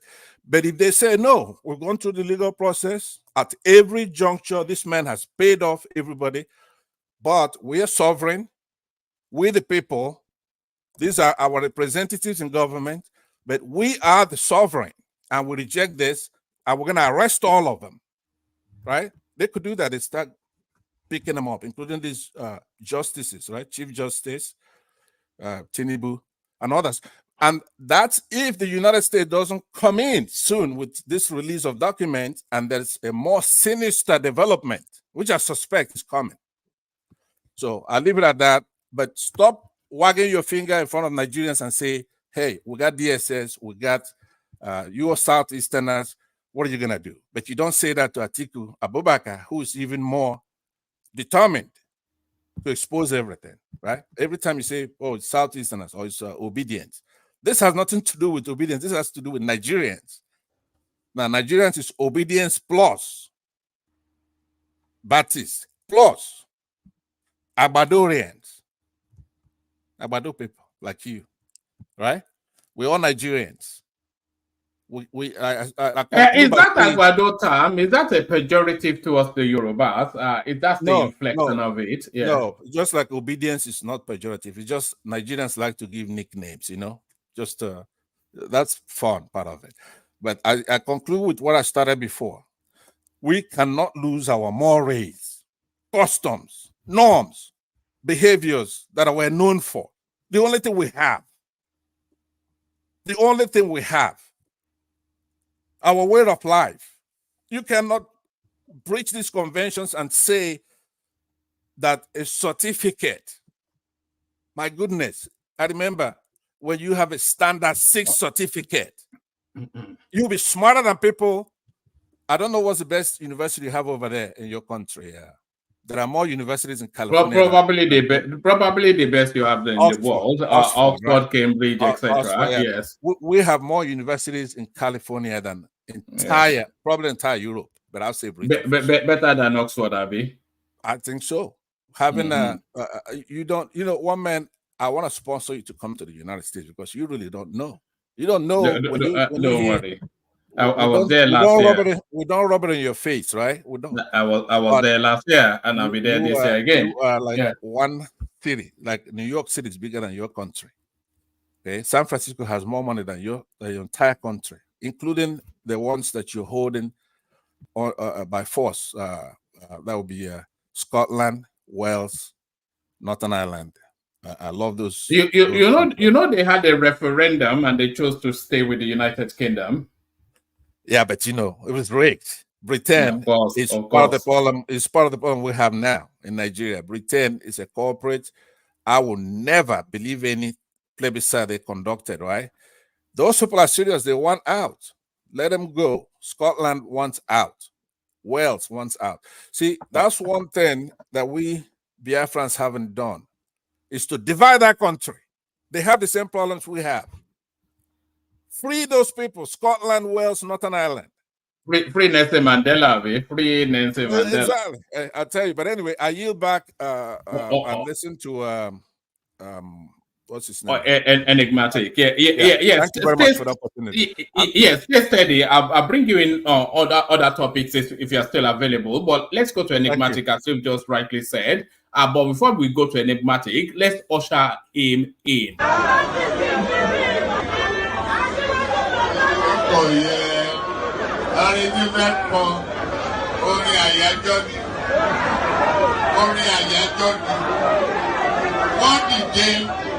Wọ́n pínlẹ̀ ogun oyin tí mo rí ká bá mi wá yẹn dà ká ní kó bá mi wá.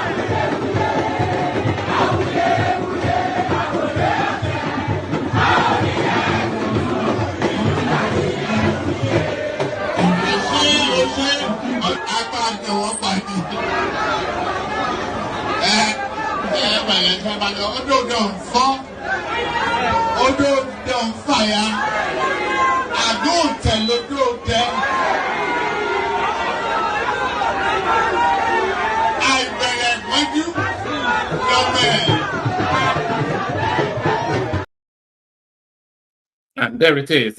Enigmatic Hyundai. Enigmatic, speak to us. You want man. Awuye,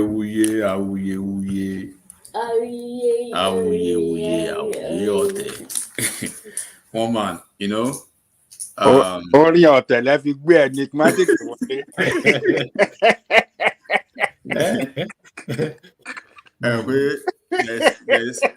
There's a proverb. I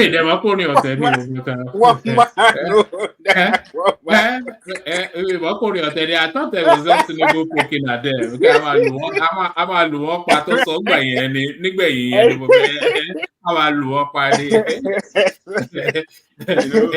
Enigmatic tó jẹ́ pé ẹ̀sọ́ rí ni fún ọ̀rẹ́dì wá tó forí ọ̀sẹ̀ pé. Ogun ẹ̀fọ́rí ìyàwó. So one thing they don't really know, right? In Yoruba, I believe, and I think I know that it's quite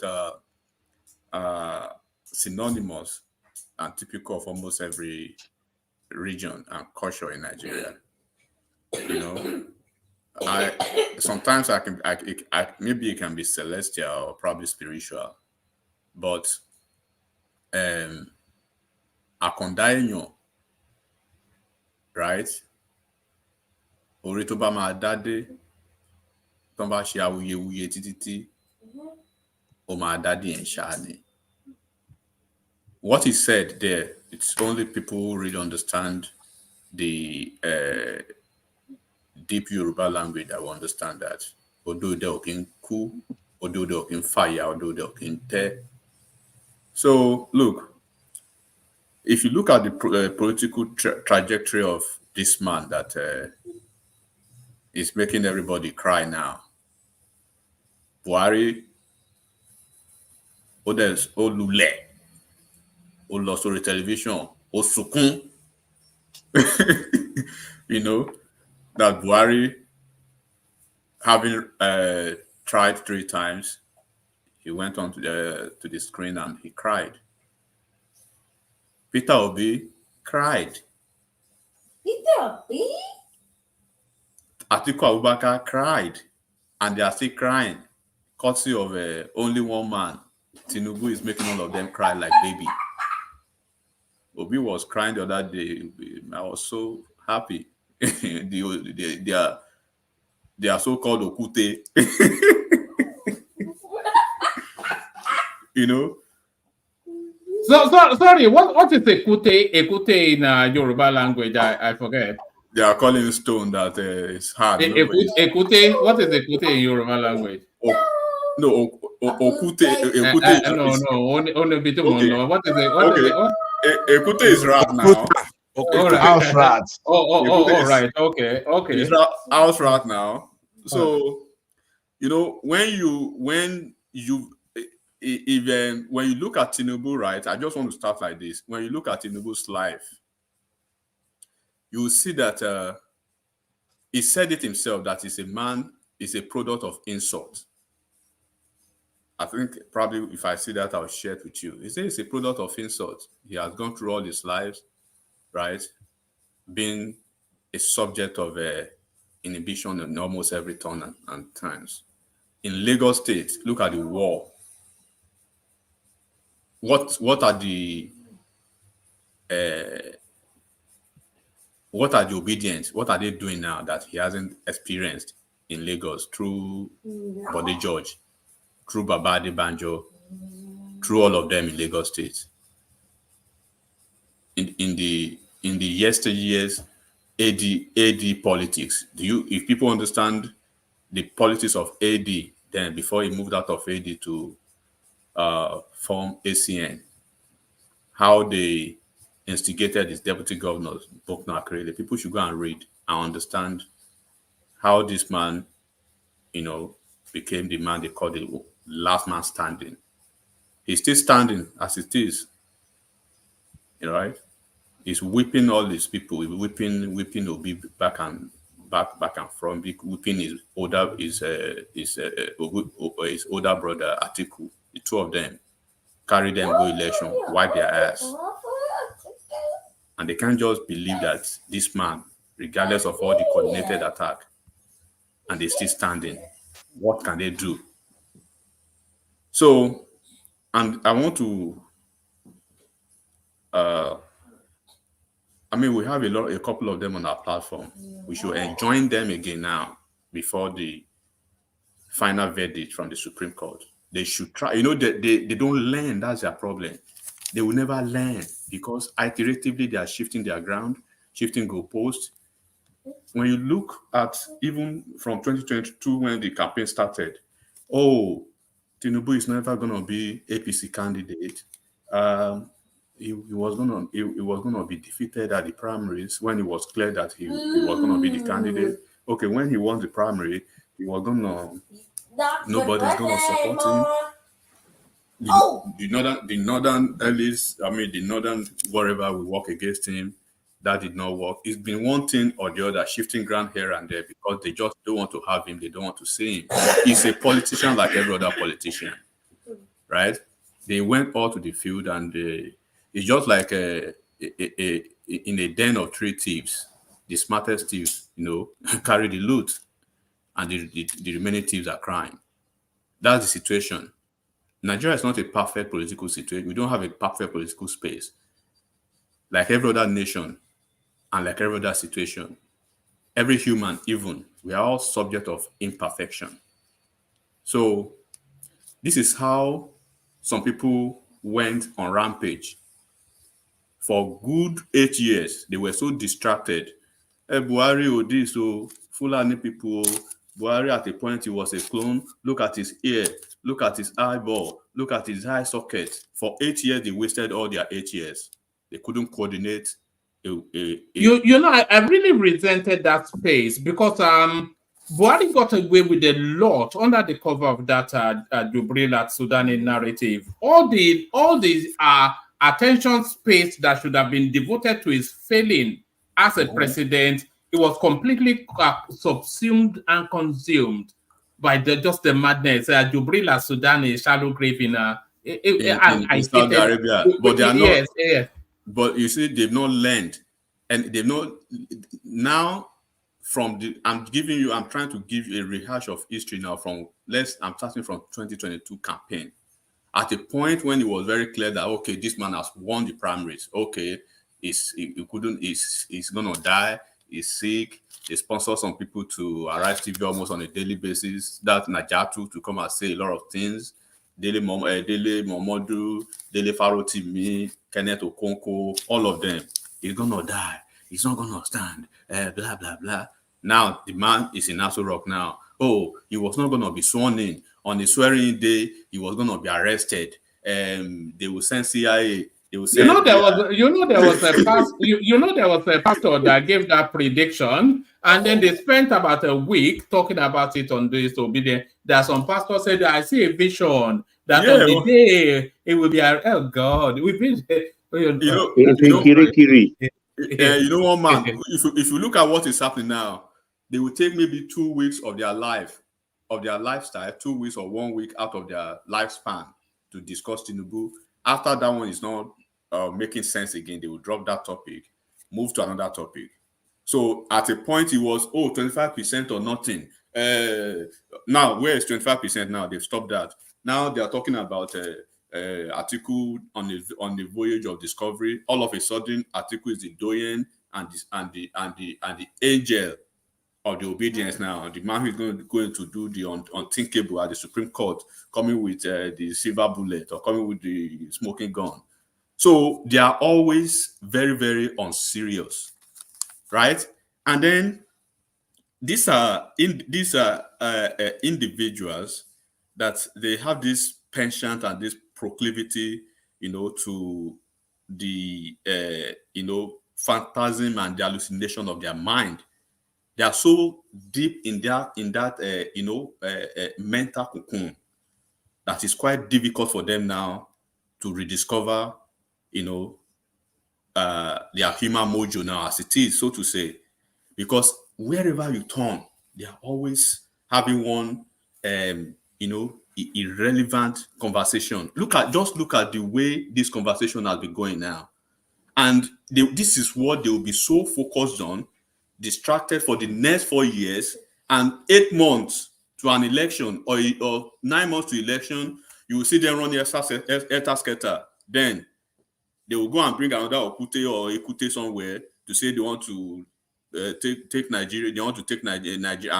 I'm tired of tiredness and whatever. When you've wasted 4 years on nebulous issues, inanities for 4 years, then the man will come back for second term.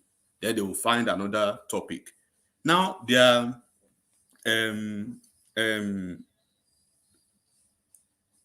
it's so difficult to have conversation with them. And what we can do at this point is just to, and enigmatic, take us to the space of Atiku wanting to introduce now these Chicago findings to the Supreme Court. Is that window openable? I'm trying to avoid that. Oh man, I'm really trying to avoid that because Atiku, in my estimation, I see Atiku as a veteran politician who is acting like an absolute, political Lilliputian, like an absolute juvenile ignoramus in the political space. Of course, I know you are desperate. You've lost. It's a serial presidential contender, and seems like this going to be his last chance, right? He's throwing everything at this. It is a travesty. It is a shame that PDP, a whole PDP, a political party that used to be the political party of strong men, the movers and shakers of the society, they They are clutching now one man to irrelevant straws to hold power. Is it not shameful for somebody of Atiku's caliber to may I interject and ask you a question? to be Enigmatic. calling you know, the set of mendacious and perfidious political you know, political nincompoos, so to say, to come and join in to fight a cause that you had the greatest opportunity of your life pre that election. Enigmatic, take a question from Pansat. I don't think he's going to launch at you. I think it's in a civil mode today. Pansat. No, Woma, I already laid my ground rule already. So I try to maintain a semblance of sanity when I have conversations. It's a legal question for the benefit of one man and his. I understand, Pansab. If it is the legal stuff, let me just say clearly before so that you even answer me. You even ask me. Atiku does not have a chance. So case closed. Okay, it's not a chance. It's not a chance that I'm asking you about. I understand. This case that is taken to is because he's trying to couch that under a new discovery. There's no new discovery anywhere. All right, so let me just ask you in general terms. Just forget about Atiku for right now, or what the courts may do, because none of us know what they're gonna do. Let's look at it legally. Hold on. The question I was gonna ask you, right?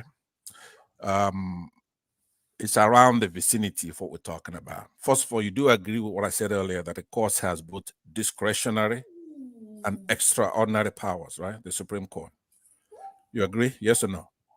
Just ask your question directly. Okay. I have to move on. I take that as a yes. So now, when there's a newly... Hold on. Yeah. This is why let me have my turn, please. Probably you have your turn, but we're trying to talk a little legally stuff here for the benefit of our countrymen, right? I'm not hostile. You don't have to answer, but let me then ask you the final question. You follow me? So it's just a question. Don't be afraid. Don't be scared. I'm not trying to get you. I'm not trying to get you. Okay, it's okay, Pastor. I'm moving on, please. So okay, all right then. I will wait one man until my turn. I respect Atiku. Okay. I respect Atiku as a veteran politician, right? And I will always respect him. He's an elder statesman, and either we like it or not, it's still one of those pillars of let me say, political foundation in Nigeria. But his activities since 2022 election, that was probably the surest, the most clear path that he had to be a president of Nigeria. He bungled it. Now what he was supposed to do before the election, he's trying to do now when he lost the election. What were you doing? What were you looking at? What kind of ego was that? Tell me the electoral value of Dele Momodu. Tell me the electoral value of Daniel Bwala.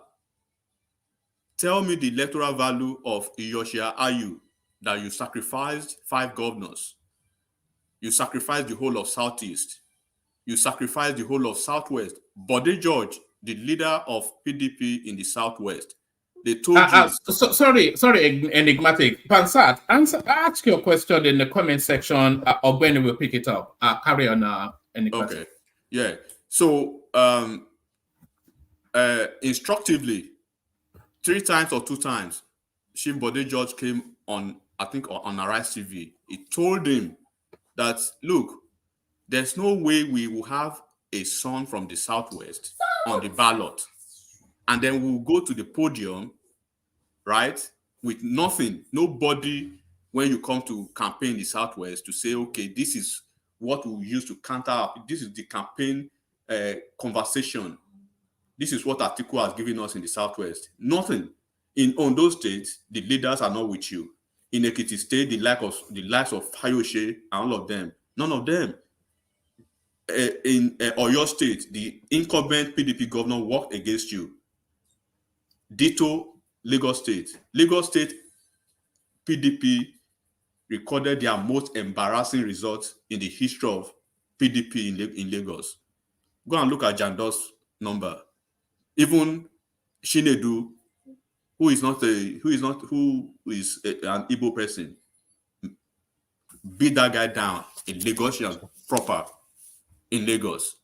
So when you look at Atiku now running up and down, running after skater, acting like a man who's just started politics 2 months ago, and then you are calling Kwakwanso, calling Obi, calling all of them to come and help you. What were you doing before the election?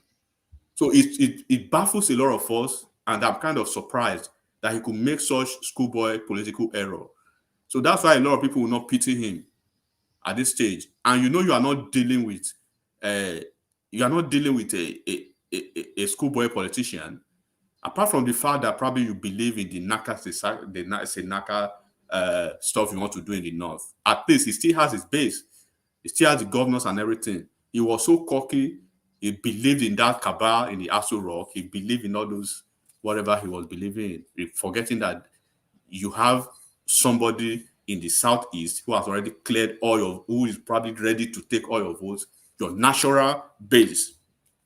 So now it's running to Supreme Court to do what?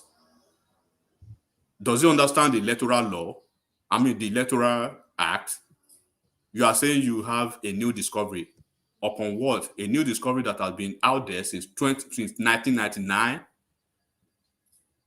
Because they are basing the base of their new discovery now is a forged certificate, and it is so clear on the deposition, except people who just want to be,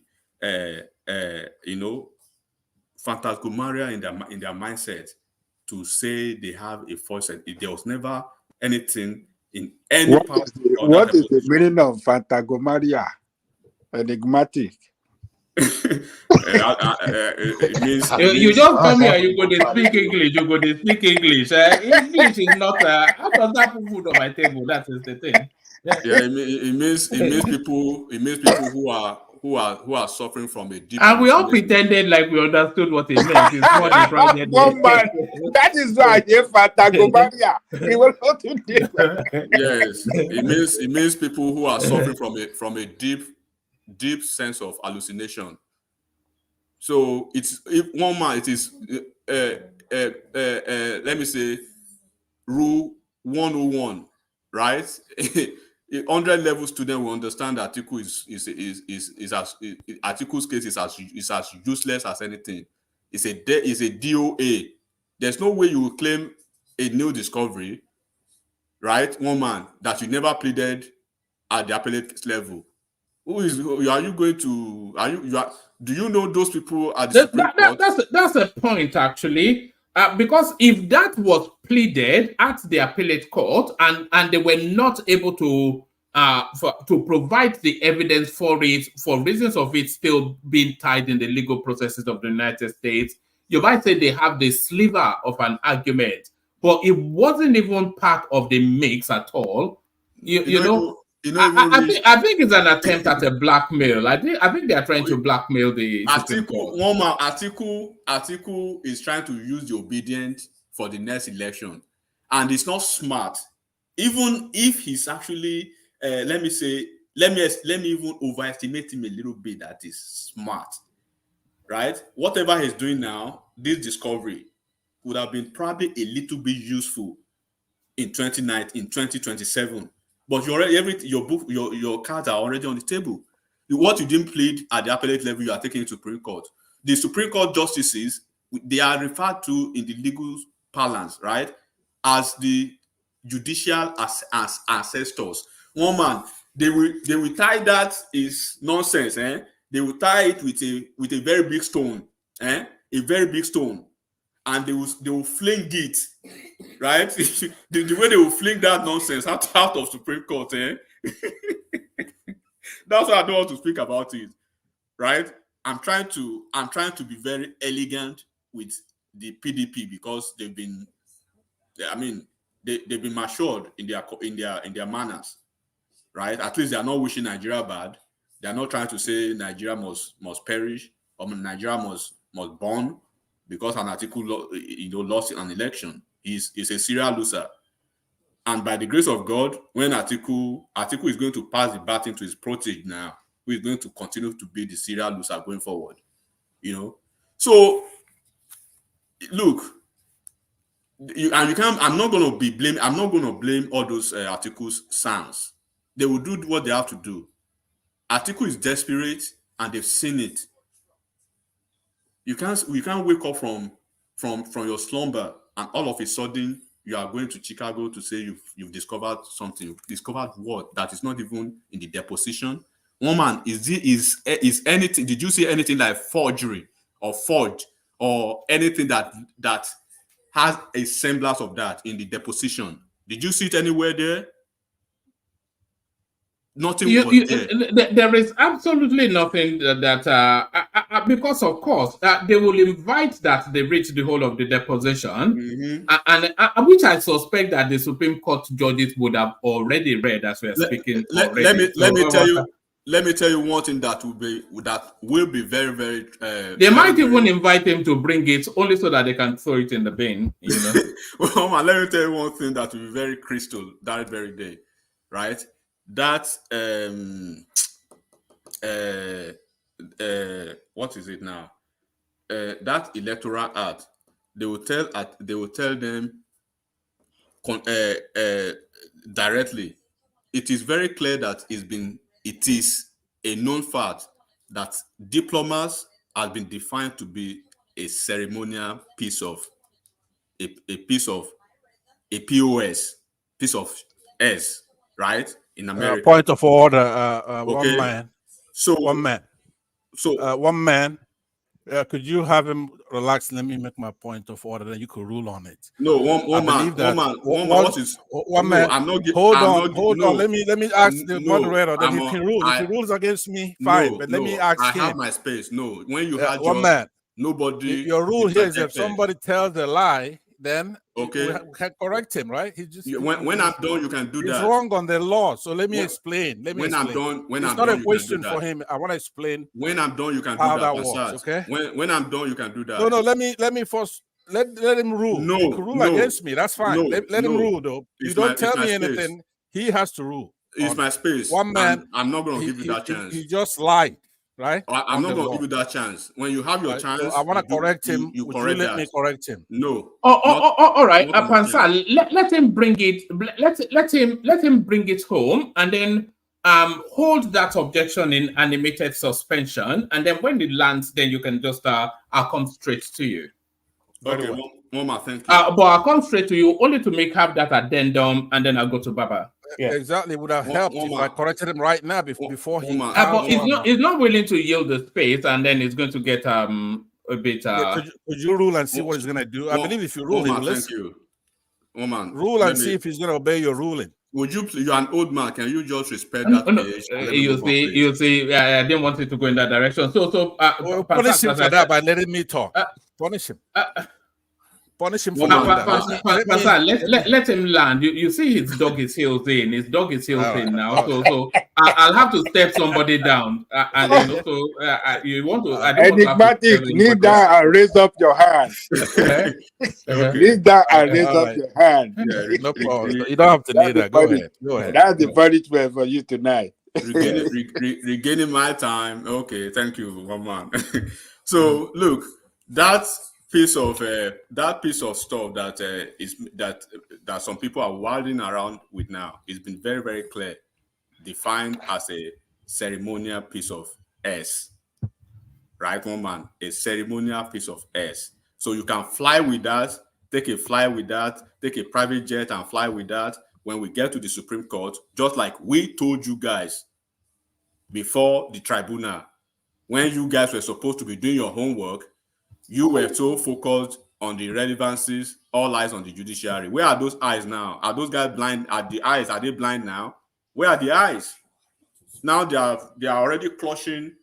They are already clutching on some other irrelevancies and irrelevant straws now going forward to the Supreme Court. When Atiku was supposed to sit down and look at some better loopholes, he was all over the place on the voyage, a route that has been tainted for him by a fugitive, David Hundeyin. He went on that voyage, David Hundeyin and Jackson Ude.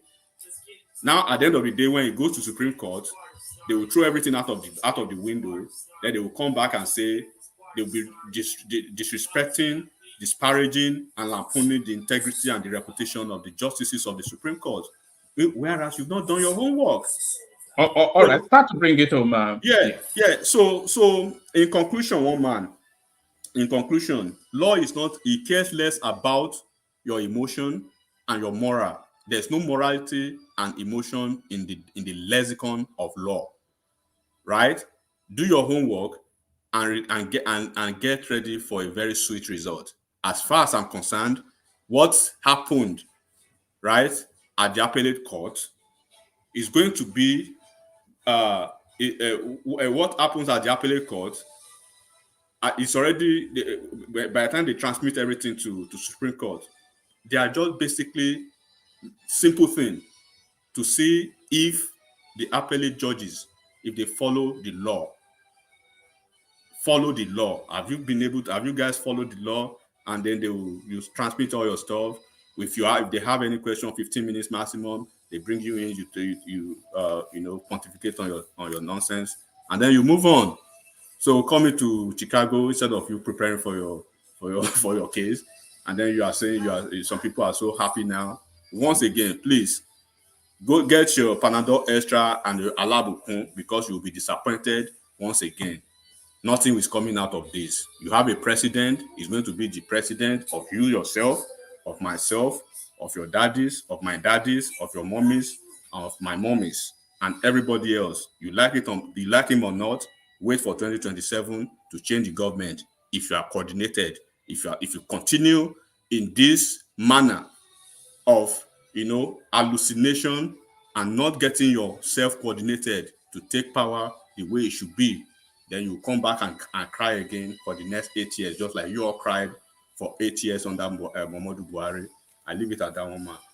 All right, brilliant, excellently put. So we'll do it this way. Baba is up next, but because Pansat wanted to interject, but the window did not open. We're lucky to have Ogbeni here. So Pansat, allow 2 legal questions to Ogbeni. Be succinct. Ogbeni, give a straight to it answer, and then we go to Baba. So Pansat, put the questions to Ogbeni. All right, thank you very much. In the interest of time, hello Ogbeni, good to have you here. I would use this format. Thanks. I'm going to make some statements, and then if anybody disagrees with it, then they will have a discussion on it. Number one, the primary role of that Supreme Court is judicial review. Now, that Supreme Court doctrine establishment is purely an American invention. They were copied our Constitution verbatim from the United States. The court has extraordinary powers along with discretionary powers. A newly discovered evidence can be introduced to the Supreme Court. That evidence must have been discovered after the judgment was entered and could not have been discovered with reasonable diligence during that trial. There's also an issue of materiality. The newly discovered evidence must be a material and reasonably likely to have changed the outcome of that particular trial.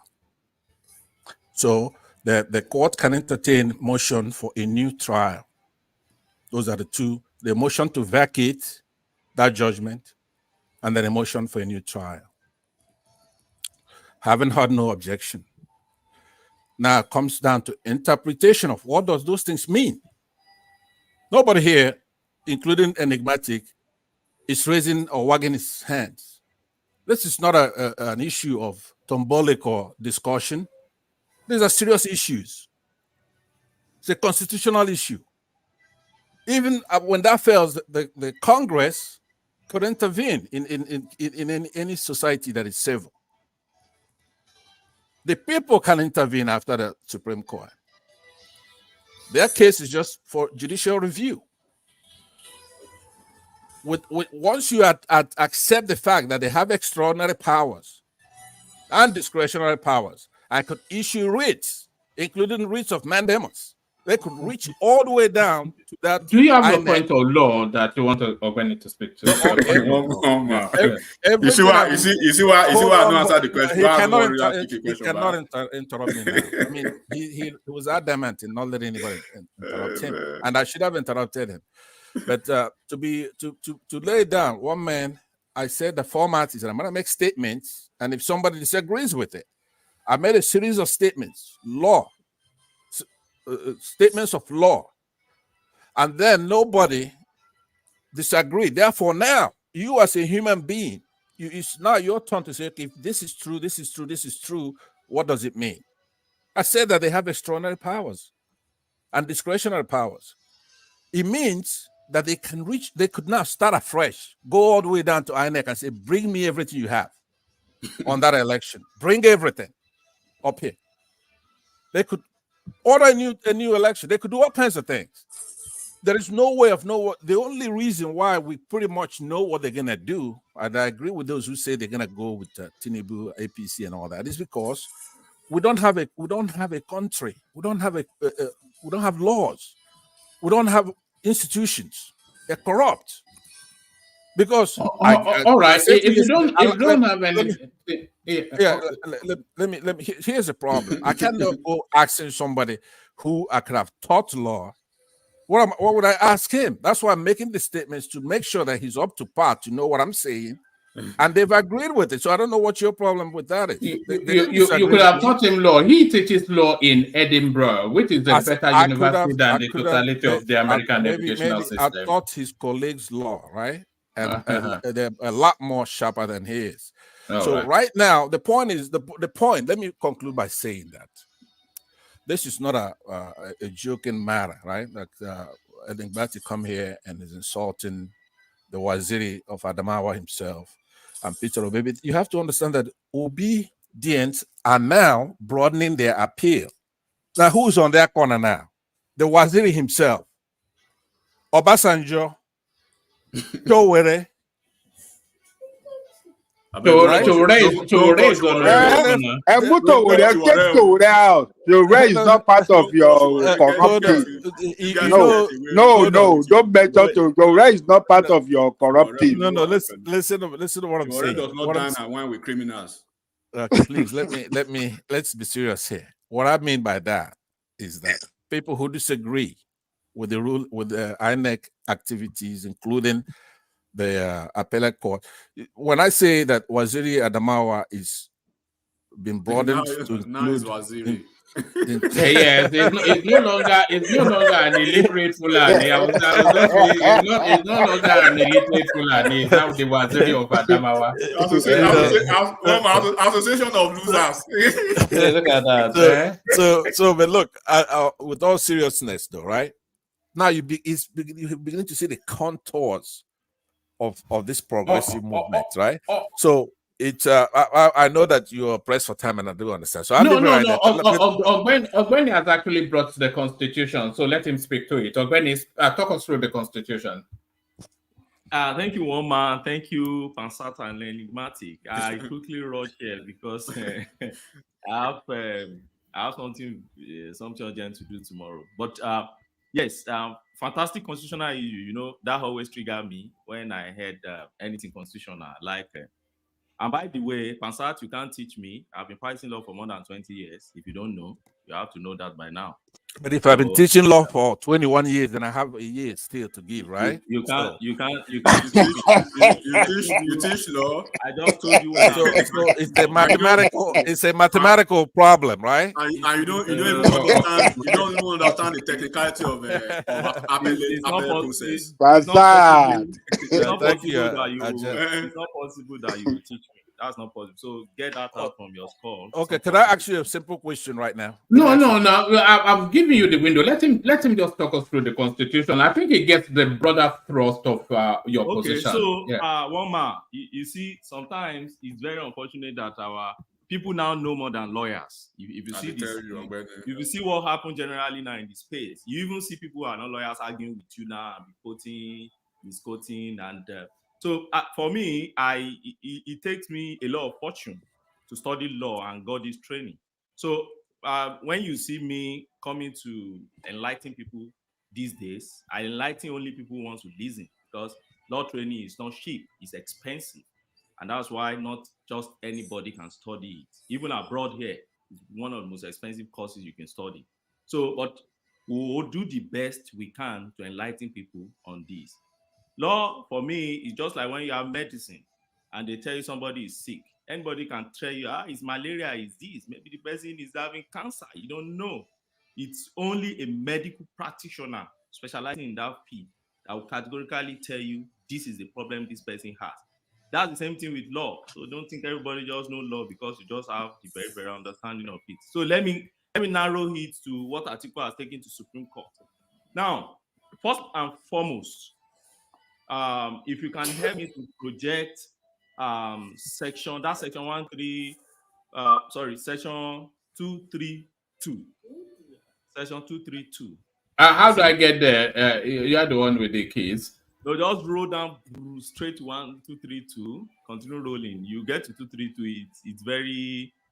All right. Keep rolling well. You get 322. These are a table of contents. That's section 232. But let me quickly say what it says. Now, Supreme Court cannot act beyond the law, the power given to Supreme Court. Supreme Court is not absolute in power, the way Pansat is trying to paint it. No. Supreme Court cannot do outside the law that established Supreme Court. The Constitution established Supreme Court, and Section 1.1, keep rolling. Section 1.1 of the Constitution simply says that this Constitution is supreme. It's binding on everybody. It's binding on all authorities in Nigeria. And you can't act against, stop. So you can go up now to look for 33. Yeah, I'm there. 232, yeah. Yeah, so I will use that soon. So now, so what I'm saying is this: Supreme Court cannot do beyond what is given to Supreme Court under the Constitution, and whatever Supreme Court does outside that, it becomes a nullity. Now, Supreme Court has two major jurisdictions, and when we say jurisdiction, we are talking about powers and authorities given to Supreme Court. They have what you call original jurisdiction, and they have appellate, right? Original jurisdiction simply means that you are bringing a case to Supreme Court for the first time and you want the Supreme Court to deal with it. There are cases like that, cases between federal government and state government, cases between state government and state government. We all saw that played out during Buhari time when Naira EU, Emefiele, and you saw state government approach Supreme Court directly without going to another court, and they trashed that issue. Now you have an appellate jurisdiction of Supreme Court, which is that you appeal from down to Supreme Court. Now, when you are dealing with appellate jurisdiction of the Supreme Court, all what Supreme Court is meant to do at the appellate level is just to review what had happened at the lower level. So, for instance, if there's an evidence that the Court of Appeal admitted and they ought not to admit it, you go to Supreme Court to say, why did you admit this? That my lords at the lower court made this error in admitting this, and the Supreme Court will look at it. Okay, what are the things they consider? If they felt that they shouldn't have admitted, they look at it and reverse it. If they reverse it, finish, then they will now think about, okay, what is the effect of this reversal on the decision that the lower court has made? If they think that the effect of admitting it now is to reverse the decision of the lower court, then so be it, they reverse it and then replace it with their own judgment. Now, what is Atiku alleging here? Atiku is alleging forgery. Now, forgery is a criminal offense, and that is what. Can you read it? Can you read that? Can you read that section? Can you read it? I mean, you read everything else. Why don't you read the main thing? Which section? One man, somebody's making a lot of noise. Yeah, I'm looking for. I think it may be coming from. Who is that coming from? I think it's enigmatic. Yeah. Go on. Okay. By the way, I know all sections. So I memorized all sections of that constitution. So if you, whenever you also want to try wait with me, I'll give you one. You tell me what it says, and you give me one, and I'll tell you what it says. Right? But before that, why don't you put on the screen that section? What section is Atiku Abubakar? Going after? In law, a good lawyer is not meant to memorize. But you don't know what section Atiku Abubakar is fighting, right? Do you know what section he's fighting? So no. Let me land on my thought, please. So I know, but I'm asking. Can you let somebody with expertise speak to his area of specialism? I mean, you know, it's their way. They know more than lawyers, you know. So Yeah. when you let the audience determine who's the lawyer here. Go ahead and tell us what when you section. go to section Article. Let's read it. 137, when you go to section 137 sub J of the Constitution. Okay, one man, can you put that up? It's one No, J. can you hold on? It's building. I mean, you had the floor and you spoke pretty much uninterrupted. Carry on, Nobeni. Yeah. So section 137(1) sub J simply says this: a person shall not be qualified for election to the office of president if J now said he has presented a forged certificate to INEC. Okay, could you hold on? That's it, right? Hold on. No. Put it up on the screen. Do I have to set you to the back? I'm saying put it on the screen. I shouldn't have to. I shouldn't have to set you to the back. I shouldn't have to. And I'll be disappointed if I have to, you know. I won't Yeah, carry on, Nobeni. Yeah. Your line of this thing with you. So basically, that's under which Atiku will want to come from. So 137. Sorry, 137J. Did you say 137J? 137J. If you can go, it's up. It's not down. It's up. 137J. That is where Atiku is coming from, right?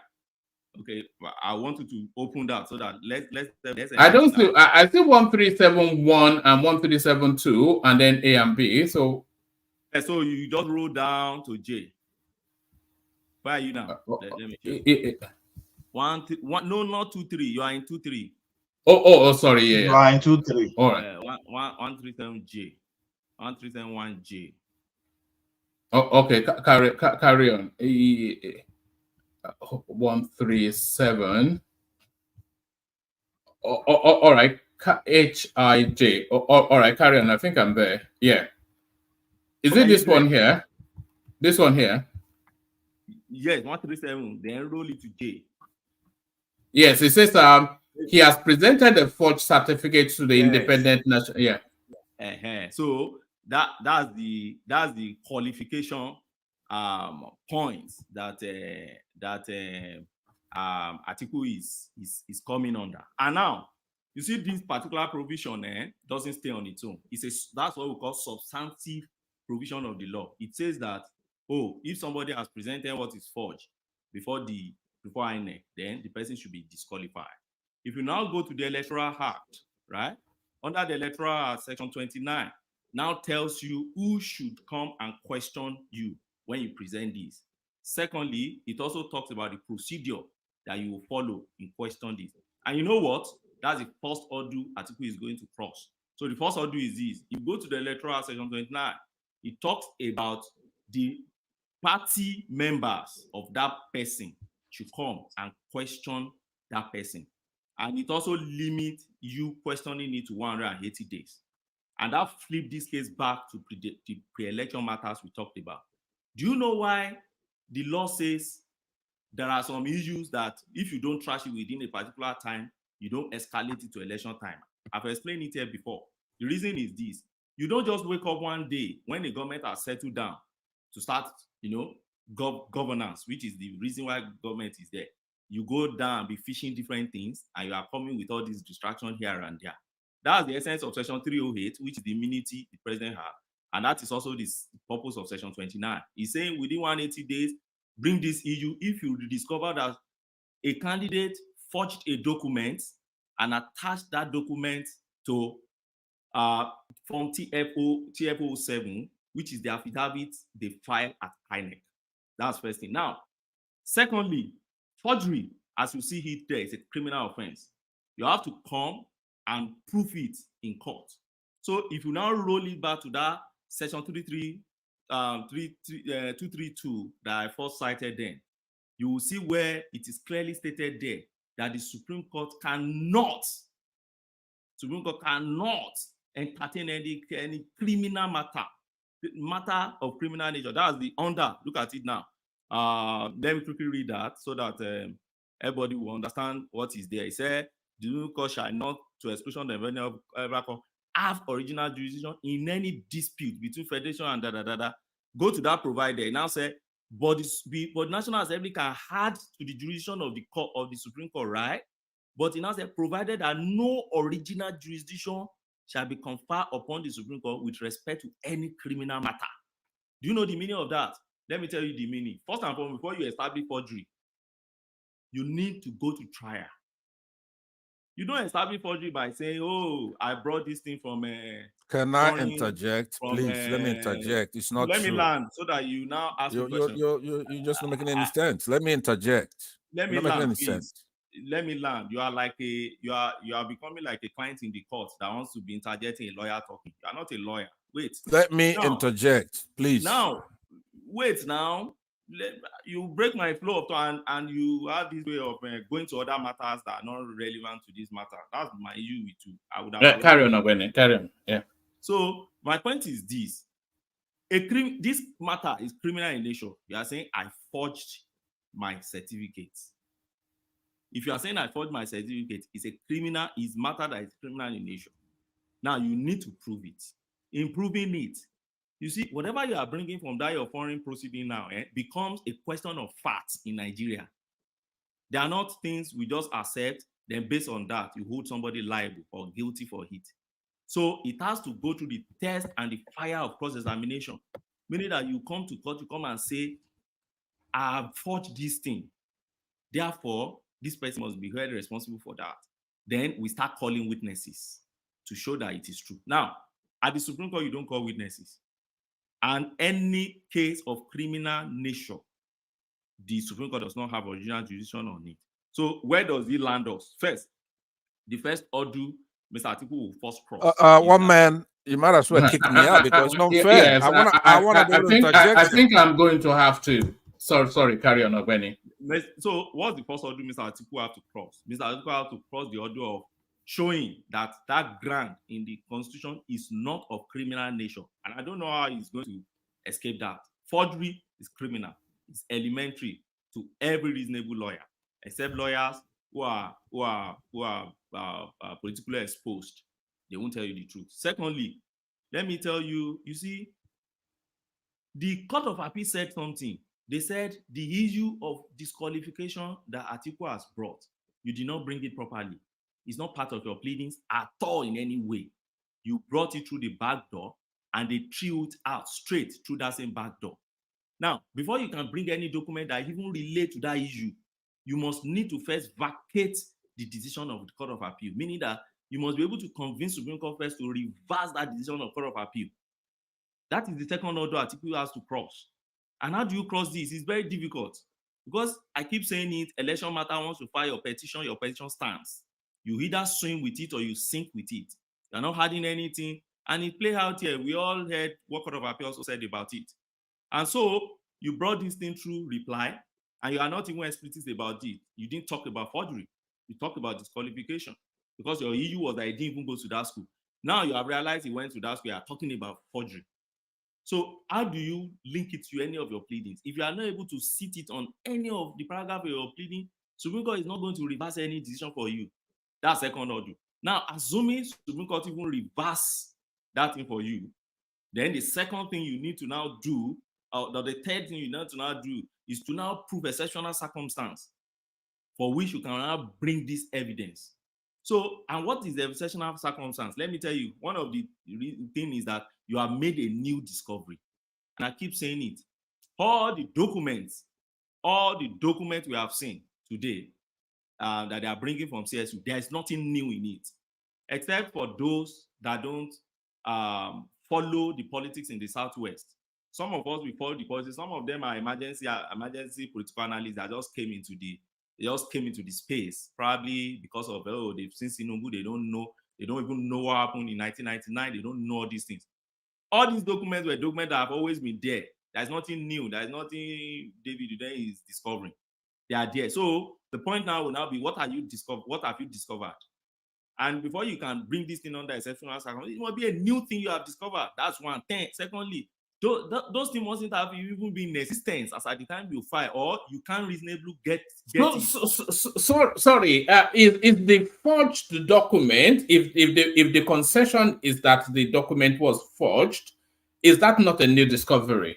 No, because not discovery. The document is all matter now. So are you saying that document has not been resting in the bosom of INEC since 1999? That document they're talking about. One man, can I interject, please? That document has been there. I beg you, let me interject. submitted in 99. That document was submitted in 2003. That document was submitted again in 2002/2003. You now went to America to go and bring that document again to come and do what now? Because the document you are bringing, what they want to do now is that you want to use some document that you have seen now from University of Chicago State University to contradict the one you've seen on record. That's not the exceptional circumstance. And now, if you are even bringing it to contradict, are you coming to call witnesses? Because it's an issue of facts. So, for the purpose of can I interject, please? I want to interject, and I want to go after that. Please, okay, let me interject. interject. At this point, I can allow you now to interject because I think all right. Thank you. Thank you very much. I really appreciate that. And after today, I'm not going to be arguing with you, Obeni. I won't be interjecting you. And that's fine. You speak, but one man says discovery, and you say, no, it's just the certificate over there that they found. That's called discovery. But I don't want to argue with you on that. The point is that I noticed one thing, that the mistake you're making now, because this is the second time you made that mistake, which is to, when you're reading where the Constitution is talking about our legal law, the laws governing our presidency, what's going to bring somebody to become president. It's not the penal code. It's that normally when you see, when you're looking at a penal code where you have to prove a case beyond a reasonable doubt to a moral certainty, there will be punishment allotted to that, right? That's not what this is saying, that nobody should be president. Now, when you read that article, you didn't go to 1 itself. That's section 137(1), then subsection J. You should have read that 1 first and then read that J. It would have told you what the main topic. So if you look at the etymology of penal, comes from the Greek point, poena in Latin, right? Punishment. That's not what we're dealing with in this case. We're dealing with who's going to be the president and what are the exclusions, why you cannot be president. If you, and it's very simple, succinct, the J, it's very short. Says nobody can be president if you submitted a forged certificate. I mean, you don't need a lawyer for that, right? Discovery, it's anything that's discovered regarding that case. That certificate is a new discovery. Now, I did say when there's a new evidence, you do have to cross a hurdle. The evidence must have been discovered after the judgment was entered and could not have been discovered. It's very simple with any reasonable diligence. But look at how hard it is to even get it. Had to go to the United States, the Adama, Atiku, the Waziri, and go through legal procedures before he was able to obtain it, right? And then it's material, because that's the second thing. It has to be material. The newly discovered evidence must be material and reasonably likely to have changed the outcome. Now, if INEC knew, because they have the primary responsibility anyway, but if INEC knew that that certificate was forged, he would have been disqualified. It's very clear. There's no kind of dancing around that's going to prevent that from happening. So it's material. Those are the only things. Everything that you're saying, Obeni, like I said, I'm never going to come here to be doing a measuring this thing with you, because there's no need for that. I believe that if you know the law, fine. We all gain. We want people who know the law to talk about this. But everything you're saying is your opinion. Even the Supreme Court opinions, their opinion. The Constitution, it's the main thing. Now, you said here, you citing 232 or 233, and you're saying also in the Electoral Act, I don't know if you quoted 26 or something, there's nothing that supersedes the Constitution. All those other things, the Electoral Act, emanate from the Constitution, and I believe it's in congruence with it. But you cannot read the Constitution and then go scouting around, searching for something else to save you from drowning. This is the Constitution that is in plain, simple language. And it fits this thing like a glove. It's almost like it's God intervening, because when we discussed the 134 with the Abuja situation, you're dancing around with 2/3 of this and that and that. So the Lord provided something that is clean. You submit a forged certificate, you're disqualified. It's not about going to prove beyond a reasonable doubt that you committed a felony, which it is not. You could be disqualified, and then the cops will pick you up, and then prosecute you under the penal code. On my job now. My power now on my job. All right, okay.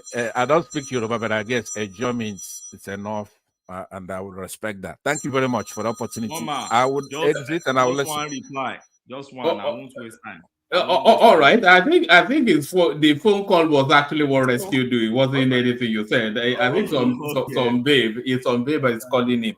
Well, carry on. So Mama, just one reply, and I will exit. First and foremost, I remember when we canvassed all our argument, what happened in Court of Appeal. They all said it's our opinion. But today, I think they have been enlightened. That's if they are ready to be enlightened. Not everybody is ready to be educated. I've discovered that many students don't want to be educated.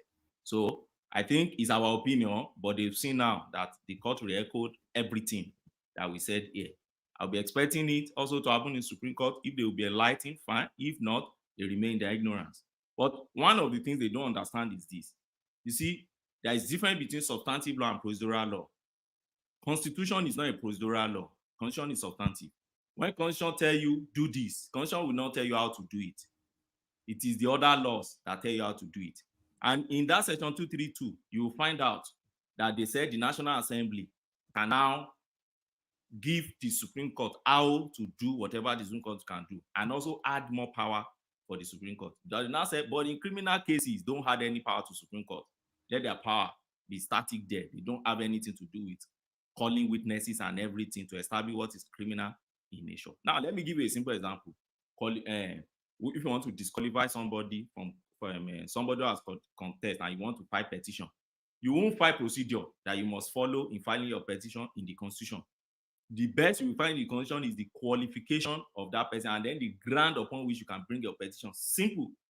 It is when you now go to the Electoral Act, which is procedural, will now tell you these are the step by step to take when you want to enjoy what this Constitution has provided. For instance, Constitution said you can go and challenge the election result, proving non-compliance. You can go there, that's non-compliance with electoral. You can go there to challenge proving corrupt practices. You can go there to challenge that the person did not have highest number of votes, and you can go there to challenge the person because the person is not qualified. Simple. That's what Constitution put. That's substantive. Electoral Act is what now says, see, if you want to challenge this part, you must come from that person's party. If you want to challenge this one, you must challenge within 180 days. If you want to challenge this one, this is how you must do it. That is it. The law is organic. But sometimes they came to be blind to one. After education, somebody just told you the Constitution. Say, the Constitution is supreme, and you run with it. You don't even know others. And I keep telling you then, if the law is that simple, there won't be lawyers. The reason why lawyers run, the law is organic. There are many exceptions to exceptions to exceptions to exceptions, and there are many laws to complement whatever you have in your hand. So just leave it to the expert. Now, secondly, which is the last point I want to make here, you see, he talks about, it is not criminal. It is the court will just look at the discovery and then the court will make their findings on it. My dear brother, I'm not right on that. Could I ask you a question, please? Let me just ask you a little. Hold on. Let me ask me. No. Let me just one little question. You asked me a question. Let me land and go. I don't want to ask more questions. I'm so sorry about it. I'm sorry. I have, all right. After 5 in Scotland. So no problem. The last point I want to make there is that you said, it's criminal. It's not criminal.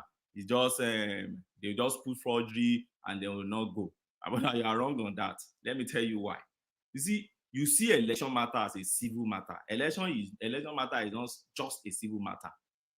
What makes election civil or criminal depends on what you are alleging. For instance, if you are alleging corrupt practices, that they came, they destroyed, they kill people, they destroyed their ballot, they snatch our ballot, and all those corrupt practices, they rig, they forge. The person that signed was not the person that's supposed to sign. Somebody forged the signature on it, for me say and all those things. The law is settled on that is no longer in the realm of civil, because what you are alleging is criminal in nature. What you are alleging is something that INEC can now pick up and that's a lie. Now let me go to one man. One man rule on this. One man, please. He just lied. Let me Okay. just land and go Hold now. on. Let me talk to one man. Let him rule. If he says I can't No, talk, don't then I talk won't to talk. one man. This is too much. One man, Let the please. man flow. But he You lied. know, Pansat, the panelists are complaining, the audience are complaining, even people are super chatting that I know, but it's let an only expert speak on its I know, but specialism. one man. On a serious note, there's only you are- 4 you- people complaining out of 100 people, right? I make an objection, then you rule on it. What I'm not gonna do is, if you rule against me, I'm not gonna talk. Just rule on it, and that's it. That's what I'm gonna say. I think Ogweni did not actually intend to come on the stream today. I think it's the course of the conversation that brought him in, just to come I know, and but add he's some talking about legal. me. He's talking about me, so I just want to ask him one little question. 30 seconds. That's it. Please. 30 Okay. seconds. It says it doesn't want to entertain it, so I can't force it. I don't have time. I don't have. Carry on, Ogweni. You told me that after all this one, you are not going to engage me again. I know the truth in law is always bitter, but life is not on your side, and there's nothing you can do about it. So I don't expect you to keep engaging me on this. Let me just enlighten our people. Whatever you want to now clarify, you can clarify it. And where I'm landing is this: corrupt practices in election matter is criminal in nature. The standard for which I'm going to ask it in the comment section. I'm going to ask the question in the comment section. Okay. The standard upon which you're going to prove corrupt practices is not based on balance on probability, which is what we use normally for civil matter. It's higher than that. So there are two. Is that you prove your corrupt practice beyond reasonable doubt, or you prove it with more than a minimal proof. So when you now allege forgery, it's beyond the realm of civil. It's gone to criminal because it is forgery. So, and in order to prove that, there's no way you want to prove forgery and you won't go into detail. Is that calling witnesses? You can't prove forgery documentary. You must call witnesses to come and prove that your forgery that you want to prove. And I don't know how you want to go and do in Supreme Court. Supreme Court will not listen to witnesses now. So that's my submission. And thank you, Pansa. Thank you, everyone, for giving me the chance to come in and just say my own on this point. Okay, very good. So, all right, brilliant. Hold on. Thank you, Ogweni. I know you were not really intending on coming in today. I think it's the conversation that drew you in. So thank you for doing that, to come and add your legal expertise to our just barroom talk. So I want to get to Baba as quickly as I can, but I'll just give you a micro window to say a couple of words, Pansat, and I'll go on to Baba. But Baba has been waiting for a long time, and I don't want to keep him waiting for too much longer. Thank you for graciousness there. The point is that the Waziri of Adamawa went to the United States on a forgery quest on a certificate, and he wasn't subject to prove his case beyond a reasonable doubt, but just mere preponderance of evidence. And he won. And Tinubu appealed, and he was rejected and admonished not to even try to go further than that. He has the right to appeal further, but he's alleging forgery. Now, it's up to others to pick him up under a penal code, but on this just limited area of trying to prove something, just like this thing, Obeni is wrong 100% in everything he came here and submitted. We can't have this. We can't do a platform based on camaraderie or tribe. Somebody who no, forget all that now. What's camaraderie? We have a lot of people listening, right? He's saying in order for you to prove a case or an allegation that is civil in nature, just for example, I gave him the last time, I said in the O.J. Simpson case, everybody knew that O.J. Simpson was alleged to have killed his wife and Ronald Goldman. In this case, it's reversed. They first went on a penal code. They charged him, and they lost. The people lost. O.J. Simpson won. But then again, the father of Ronald Goldman then went on a civil case and then won. In essence, that judge, if what Obeni is saying is true, the judge would have said, you know what? You went on a penal code charge and you lost. O.J. Simpson won. Therefore, you cannot win by preponderance of evidence. And that is absurd. That's why I'm saying he's not a lawyer. He's not. All right. Because All right, brilliant. you can't have him here. Don't insult him, lying. please. No, Right, it's thank not you. insult. No, It's not that He's is enough of insulting me. enough He's of that. insulting me. We've indulged you enough. So let's not indulge you for much longer. Let's go on to Baba. So Baba, you are up next. Let me usher you in with an intro music. So Baba, you're up next.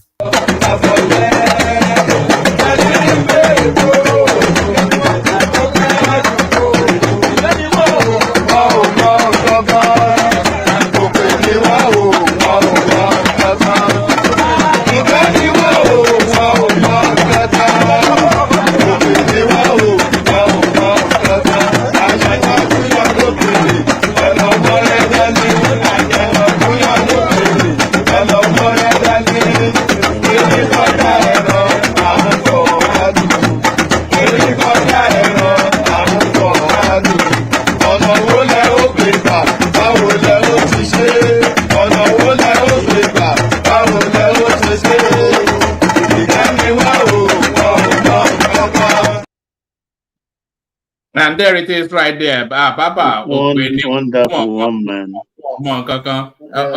Good morning, everybody. It's 12:30 here. Where do I start?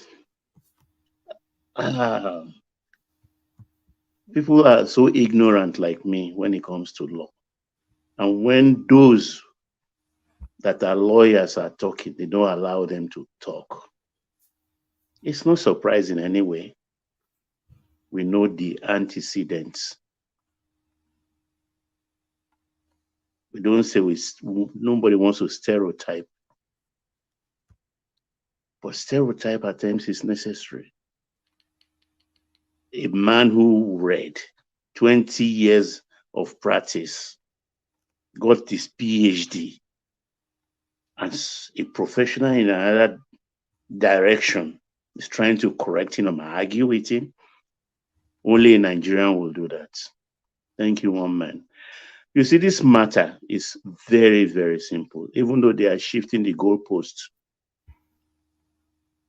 What Atiku actually went to CSU to do, the real reason he did not believe Bola Ahmed Tinubu attended and graduated from CSU. Simple. Simple. They got there. Tinubu did not appeal anything. This is the procedure. And Ogbeni can correct me. When they went to the federal court appointed a magistrate court to investigate. And the magistrate court did and said, okay, by right, Atiku can have the documents. Then Tinubu went back to the federal court who directed them to the magistrate court. That's what some people are calling an appeal. It's not an appeal, it's procedural. To say, this is what they said there, but no, if you follow that thing and rule for Atiku, a great harm will be done to me. That's how Maldandona, or whatever her name is, picked the matter up and ruled still in favor of Atiku, and then directed that the registrar of the university should be deposed by Atiku's lawyer, which is like a fact-finding record. That's exactly how Caleb was deposed, and everything is clear. That about 200 pages or so is very clear. The thing they are doing here is at times when the lady asks question and Caleb will answer, that's what they will pick. They will not pick the follow-up of what Caleb is saying. This is it, this is it. But if you follow, there is nowhere in that space that you see the word forge. Nowhere. Forgery was written. It's stated clearly. The word Caleb used was he might have gotten it off site. And in the jurisdiction where this legal suit is taking place, this diploma is nothing. It's just a parchment, decorative instrument. If Tinubu were to be the governor of a state in America and all these things happen, they'll just throw out the case because he has not committed any offense. Any offense he has not committed if it were to be United States. Because what they reckon with here is a transcript. That is one. The SS, this thing on Richard Dale College is the same SS number in the transcript of CSU. And that SS number belongs to Bola A. Tinubu. Now they are talking about whether what he used in going to Richard Dale. Is that what you went there to do? See, this is the bottom line. Supreme Court will accommodate, will go the extra mile out of the way, out of law. They will take that new file from Atiku. And who is the loser for it? Atiku himself is the loser. Because when they will take it, they will trash it, rule on it, and throw it away. That is the end. What will you use now in 2027 for your campaign? Because at best, that discovery will have been used as an instrument to embarrass the president in 2027 with the kind of noises they know how to make. But you've showed all your hands, all your weapons. Have you imagined if the Pepsi had not given a live broadcast for that judgment on that day? There would have been spins upon spins upon spins to their story. But fortunately for all of us, we heard it with our ears. So there was nothing they can do. Then it was about 25%. 25%. They trash it, rubbish it. Now, then the 25% is no more working. It is a forged certificate. Can I forge what belongs to me? It's not possible. And when there is no original, there is no fake. Caleb said, we don't have it on our record. But this is what ours looked like in 79 days. And you can see the three he presented was all different. So that means it's not even constant. I can't confirm this because we don't have any copy on the file. So when you can't compare something, how do you now determine that it's forged? This is warped, but they are stubbornly entrenched in their position. I pray, I hope Supreme Court will accommodate them, because may not put a rest to everything, but it will rub their noses in dust once and for all. And those that will still be propagating it, there must be statute somewhere that can put them in jail. It's as simple as that. You see, these people, I don't like to use derogatory word because I'm not short of a verbiage to use. I think those who are short of verbiage are the one that is it headless mobs like Zeta insists?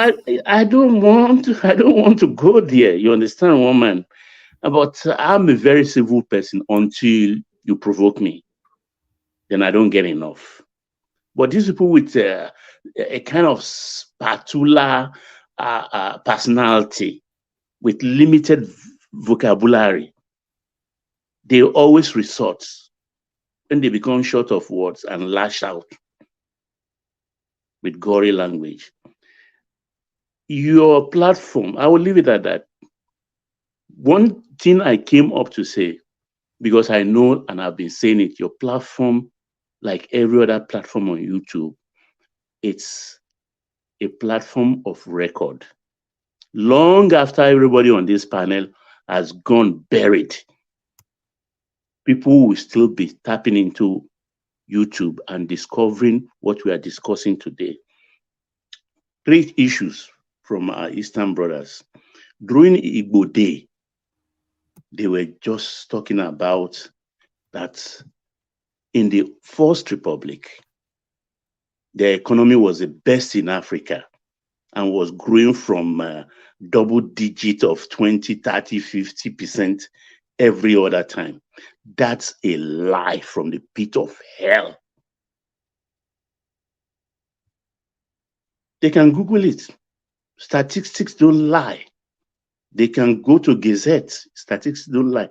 The West was leading throughout until that 1966 coup. In the West, they pay 30% more minimum wage than every north or east of Midwest.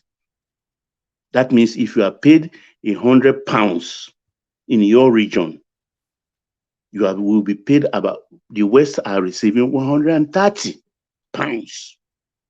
That was why they all flocked to the West and started to speak Yoruba so much like myself. But they forget then that the Yoruba language is very unique. Unique in the sense that even you woman or Aja or Bishop, if I want to call even ordinary an elephant, I will say Erin. Yes, anybody is in non-Yoruba who learns the language would know that Erin means elephant. But if I want to talk to you, I don't want them to hear. I'll say Ajanoku. An outsider will not know what's Ajanoku. Even if he knows that Ajanoku, I will say Akoko Lute. That's an elephant too, because that's the generic name. Or Abere, you say it's needle. If I say Okini, will he know what is Okini? Because Yorubas don't talk. We don't boast. The culture detests boasting or anything. Because right now, I hear today, Chief Ezeife is talking about it's better we stay in the enclave called Nigeria as far as we can do the regional thing back. At the same time, IPOB is saying, no, we want to go. Speaking from both mouths, the same people. They know the game they are playing. But I have news for them. Because, look, Dangote said a week ago, Dangote organization, that they pay about 479 billion as taxes in 1 year. They say it's like a boast that, yeah, we're the highest.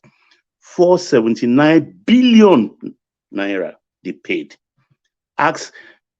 Check the preponderance of that taxes. Where did they pay it? It's in the West. Because it's in the West, you will have all the companies, not those traders. Traders, how much will traders pay? Yes, they pay something, but it's not compared to what Unilever, Forte Oil, Globalcom, MTN, Coca-Cola, Elephant Cement, Flour Mills, 7-Up and all the rest will pay. That is where the wealth of the West comes from in today's day. Not from those those stores, all over the place. Because they just kind of, it's irritating. But we have news for them. People like us and so many others, we are saving money. When they leave, their properties will be buyer's markets. It's as simple as that. To be buyer's market. But this irritation is just too much. because I've come to see it as pure hatred against one man and possibly his tribe. Thank you, woman. Oh, all right. Thank you, Baba. There's that concern that there's an undertone to what is going on that is not altogether palatable. But let's hear from Zita, who's still with us. Zita, your audience demand. Let's hear from you. Zita. One man. Salam. Wow. By the way, so Benny stayed there. Let's have a look. I suspect it may well be. Yes, he is still. Yes. I'm still around.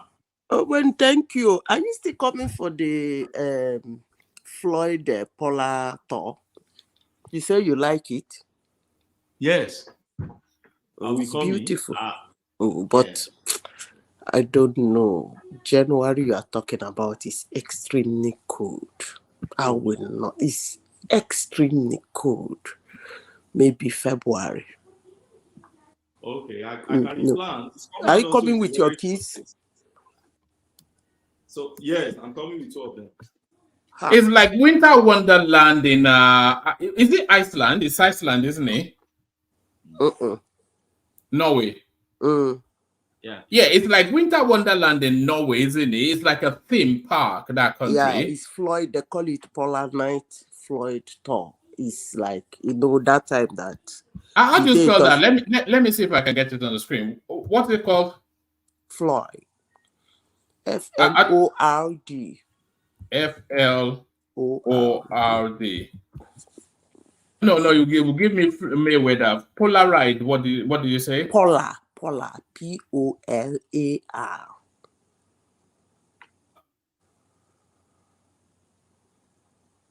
All right. It's not giving me anything. Polar Night. Let me show you. Polar. Sorry, say it again. Polar Night. Floyd Tour or cruise. Check and see if it's in Panya. Let me give it to you.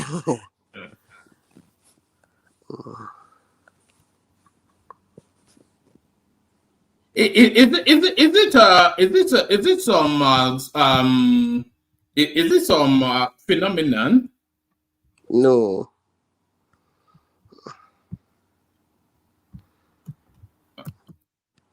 But Madam Sita, Scotland is also very cold.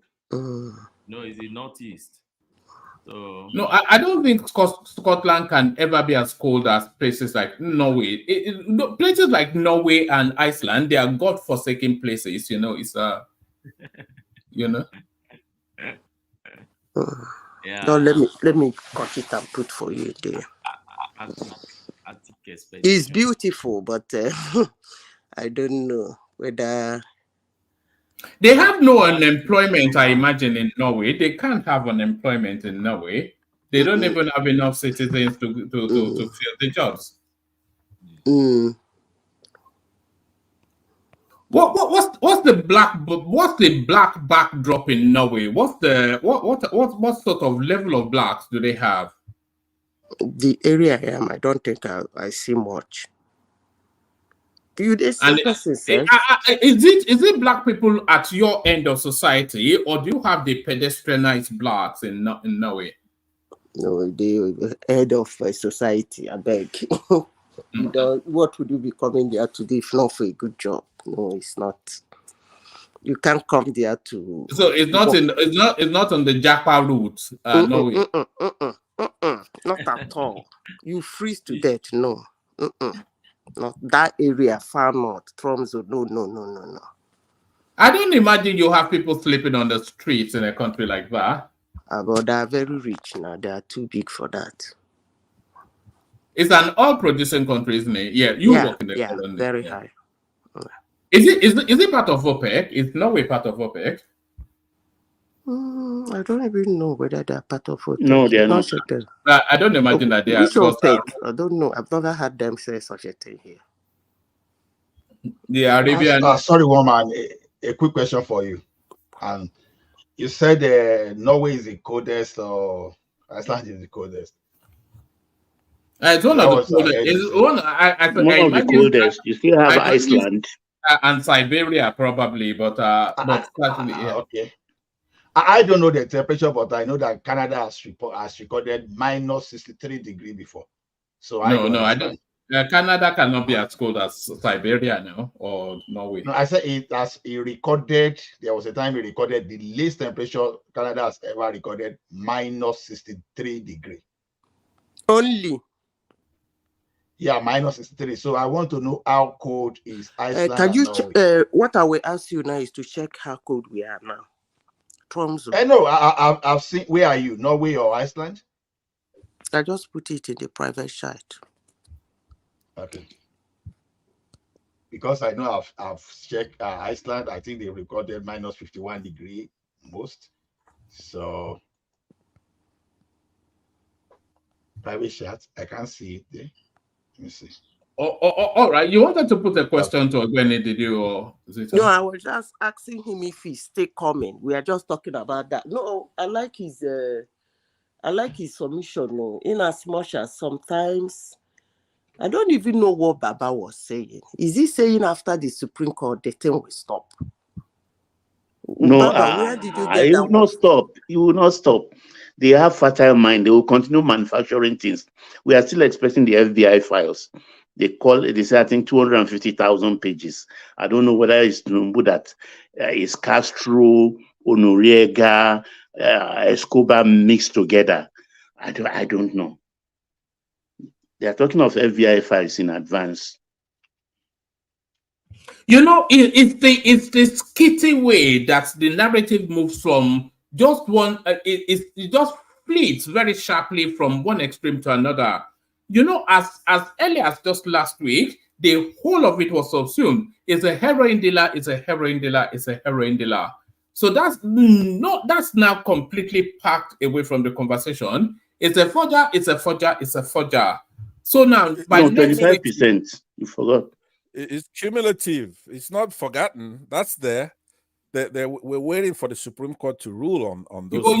You were waiting for the appeal court, and then you were wait in vain, like Tinubu said. They were waiting. You will labor in vain and wait in vain.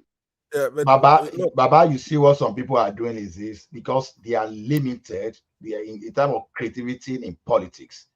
So instead of focusing on the value that they want to deliver and how to mobilize enough political capital, all they do is just to go against an opponent, and they will continue to lose when you. But it's the skitty manner, though. It's just the skitty manner. And they are coming after Soyinka. What has that old man done to them? It's like. Can you imagine somebody saying you should go out, Soyinka should present his certificates? What's wrong with these people? Has anybody ever won that way before politically? Because already when you turn this man is not a politician. That's it. When we see someone is still advising, if you let me tell you something. Every Nigerian, and I think those who went to Ife and all the rest will tell you, every Nigerian issued with a third class certificate failed. They failed. They use money to buy the third class because the school will not give them second class, because if you fail, then how do they prove that you got second class? So with their bribe, they give them third class. And that's what Pandora Obi got. Third class philosophy. Oh my goodness. No, because I've seen that this I don't know, because maybe for the group of people, is it third class or pass? Is it third class or pass? I don't even know for him. Pandora Obi, I don't know. Because it's a sense they don't want anybody to touch. Raise the issue. If it's me, I raise the issue. If I think he did that, you raise the issue. But anyway, you said nobody cares about being a forge. Did he get second class? Obi is a small fry. You cannot forge your own. It's like over 60% people within the obedience space and inexperienced politically. Yeah, Baba, can you forge your own $100 bill? Let me tell you about that FBI document. There was a lady posted something yesterday. I forgot her name now on Twitter. Rema Ibrahim or whatever her name is. So she posted that one thing. I think I sent it to one man that FBI they've started releasing those files. So is it a clip you sent? Is it a clip or something like a snapshot? I will check again. So the lady posted that thing. Then one of their own, right, within the headless group, Gotham, they call the man Gotham as he's an American man or a UK, one white man. He's always in their space. So he responded to that lady. You know, FBI is a very serious thing, and he lives in the US, and he knows the terrain that somebody is trying to pull him to, that he's gonna get some criminal defamation, lawsuit if he doesn't retract. So he responded that, where would you please, or something like that, provide the link, right, woman, for this stuff you said FBI has released, because as for me, I can't take this thing hook, line, and sinker by the face value of this. FBI does not operate like this. Just a second. One man put night, Paula night. I put it on the private chat, on the comment section. Yes, Paula. This is daytime now. This is when the night they come.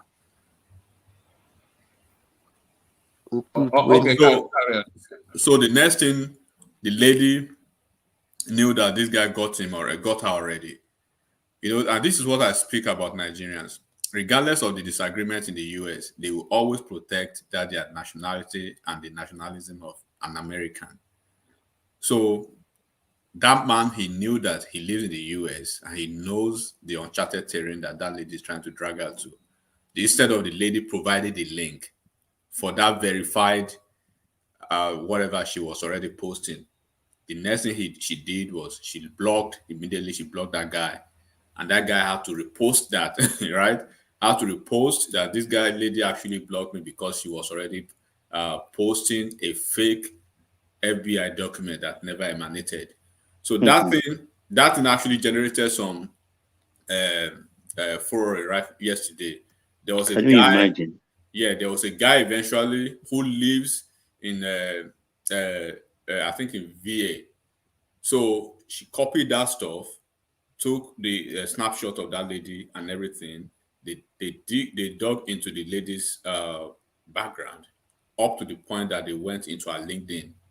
Her LinkedIn shows Deloitte. So they copied Deloitte. They wrote Deloitte about her activities on the internet, on Twitter, right? Trying to put FBI into disrepute. So immediately, I think Deloitte responded that they don't know her. So they copied the LinkedIn again, that this is her LinkedIn. She says she works at Deloitte, Nigeria.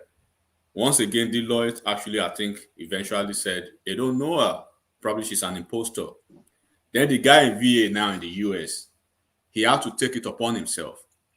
He wrote to FBI, and he went to the field office of FBI. He said it probably like 5 miles or 10 miles, right, to his residence. He went there. He brought all the evidence and everything. And FBI, I think I'll send you this thing, one man. FBI said they don't even first of all, that's not the way they operate. Second, there's no possibility that they will be releasing documents in peace like that for any president or anyone or any public individual. That whatever is coming from anywhere or whatever it is, they are already dealing with some situation like that in the US. That they are dealing with some propagandists who are trying to do that. So these new narratives from the headless mob now, these FBI documents, FBI files coming through, already is being shut down by FBI. And I think they said they will release a communique very soon to call the attention of, and it has been flagged by CISA in the US, the Cyber Information Security Agency in the US now. So people need to be very careful who are peddling that fake news. FBI is they've already shot it to the top of their list as a fake news now. If Pansat is here, is listening. I'm not surprised. You should be careful. I'm not saying this because of politics, but if we are doing for their own safety. Yeah, if you are doing basketballs, we understand, but you got to be careful, man. Everything is not funny. FBI does not. There's a certain, if you live in the US, as some people want to claim that they live in the US, right, woman, there are certain procedures and processes that CIA, FBI will coordinate their affairs. They don't. How would you see CIA, FBI, dropping stuff on social media? Is it possible that when they are not David Uday? No, Assange. So I mean, this is common sense now. But when we are saying some people don't have common sense. That's true. That is true. I mean, that's law enforcement, and that's true. But people have freedom of speech here in the United States, and as far as they don't cross the line, making allegations. Classified documents. There is not absolute freedom. It's not. It's not within the. When there is a line. Yeah, the classified document is not within the purviews of freedom. The spirit of what you're saying, I agree with that spirit of what you're saying. You see what Trump is going through now because of his carelessness handling, classified information. This is my cross with a lot of people who lie that they live in the US and they don't understand, certain data policies like FEPA and how to handle classified data. And they will say, that's true. But look, we have bigger problem than what you're talking about. Why don't we talk about what's important here? No, I'm trying to. It's part of what you guys have lined up. Because they said starting October 10. Yeah, starting October 10. That's another lineup of fake news that is coming through. Yeah, you just have to shut it down now. Spend a lot of your time. If there's a lot of fake news on social media, virtually everything it's irresponsible. That's true, but you do not assign it to anybody because who are obedient. You really don't know who they are. They could be people who are really against Obi, right?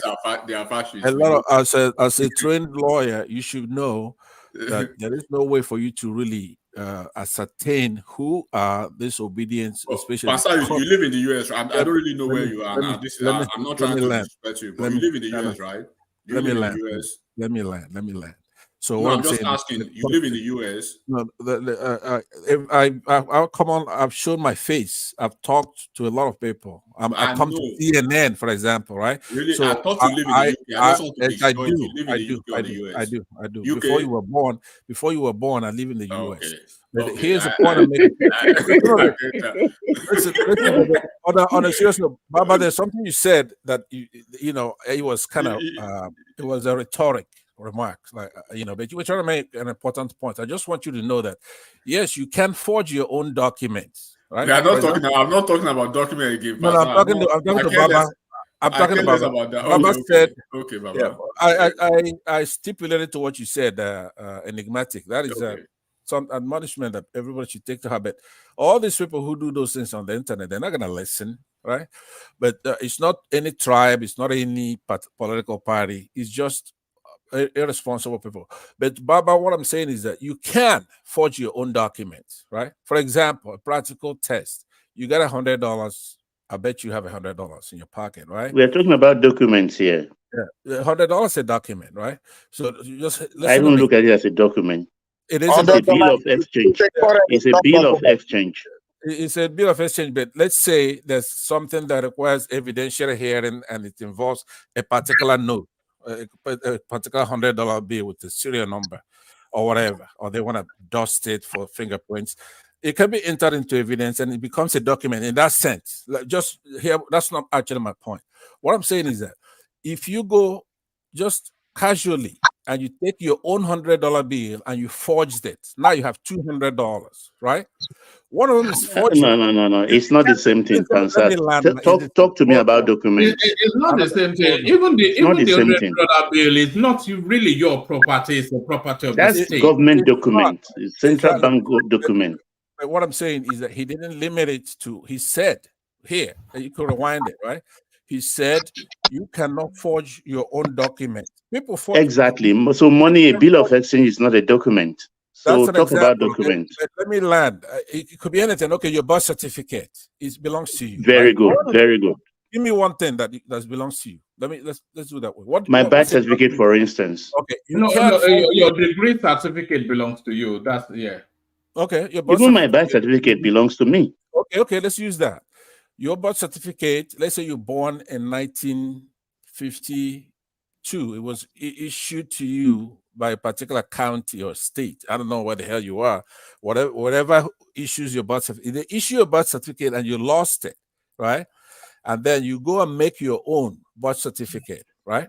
Your own. Now you just go to somebody and they print you one, right? And then they go to the county or whoever issued that birth certificate to you, a hospital, and they say, hey, no, we didn't issue that birth certificate. It's a forgery, right? Listen, Let me land now. wait. Let me land because that argument, all those things we're doing, it doesn't help us. No, wait. Let me just land now. Can I counter you? It's my birth certificate. If I do a reproduction, a reproduction, and everything is correct, the T's are crossed, the I's are dotted, the dates are correct. The worst the issuing county can say that this doesn't look like us, but let's check the records. And if the records are perfectly correct, I've not done anything wrong. No, it is still doing something. It's a forgery. Let me tell you why. Hold on. No. Now, would you hold on? Just Pastor, hold please. on. I want to ask one more question. Just a second, please. Please. Is Ogbeni still on the platform? Let me check. No, I think it's gone. Yeah.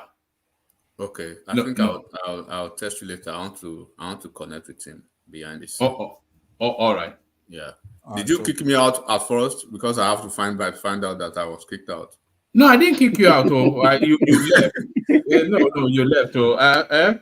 I cannot kick you out. You're one of the leading voices on the platform. So okay, no, I just maybe my thing. My phone was acting up. Okay, no, Can I say something, Panzat? Sure, go ahead. Okay, the thing is this. Like I said the other time, you have to look at the legal space, and Eligmati can correct me if wrong. If within Nigeria, if you issue something and you have the authority that's okay, the only authority that can issue, and duplication is illegal, and the legal system within your legal space, understand it as forgery. It's forgery, no doubt. So you can't compare the issue of birth certificate and national population census and those people that can do that. You cannot make a copy of your certificate because there are procedures. If you lose your certificate, you go and swear affidavit. Or maybe if a national population census say, okay, they will replace. That's the rule of thumb, actually, to know what's forgery. No, because that's the legal space. But in America, listen now, let me land now so that you will continue. I'm just saying something to you so that you respond. But in America, they are telling you that the university diploma, you understand, is not legal. It's not something that you can use that you can use to hold someone like transcripts. It's just for ceremonial. Ceremonial is ceremonial. No. Please. Okay. That's not true. Okay, let me tell you. Okay. The rule of thumb of what is a forgery or not is something you're gonna tender to a second or third party that they can then go to verify if they issued it, right? But forgery is a legal term. That's what you are missing here. Forgery is not just a street vocabulary. Forgery is a legal term. It's a legal term. So that's why I'm trying to give you, something. Yeah, but that legal term must be applicable. Hold on. Barrister Pansat. Hold on, please. This is if you disagree with what I'm saying, then you go test it out. If you issue anything out that could be verified. Now, if you go to INEC and say, INEC, I made this certificate. I can't find my own. So I made this. Would you take it?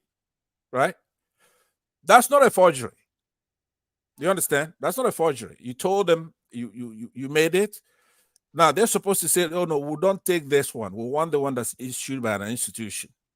But if you go there and you give it to them, and they're thinking that it's up to them now to verify, make sure that is the correct one, because you're liable. Right? Okay, another question for you. Another question for you. Then I rest my case. Ola, let me ask one question, please. No, Baba, if Tinubu were to be ordinary person and he has this kind of case in the US, will he be arrested by the police department? Okay. Not at the point of the school or whoever is trying to check that out. Now they could report him, right?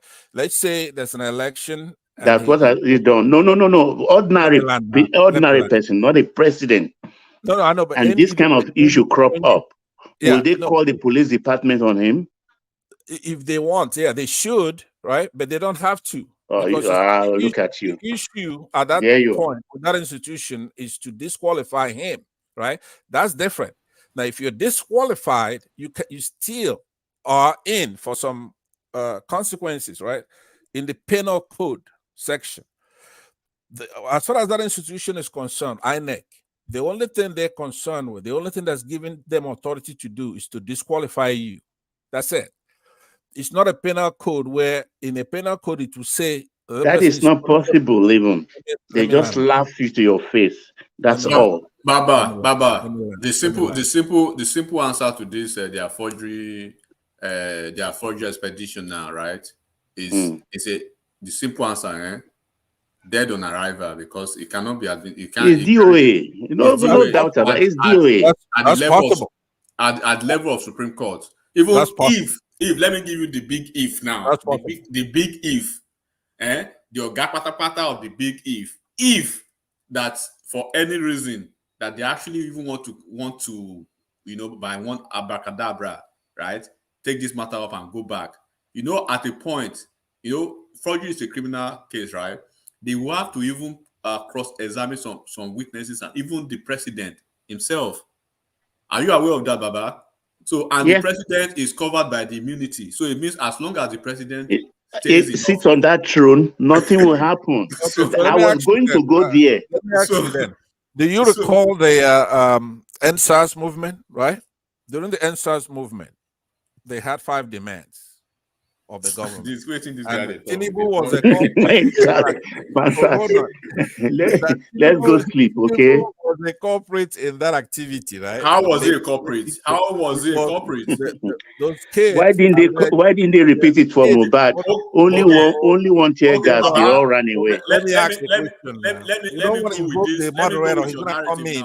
If we're rowdy, the moderator is going to intervene. Let's just have a conversation. Let me go with your without the moderator. Let's talk. Hold on. What I'm saying is that during the NSAS movement, right? During that NSAS movement, Tinubu was alleged to have turned off that light at the toll bridge. So the people, everything, the youth, right? Now go make all of now buy because of this.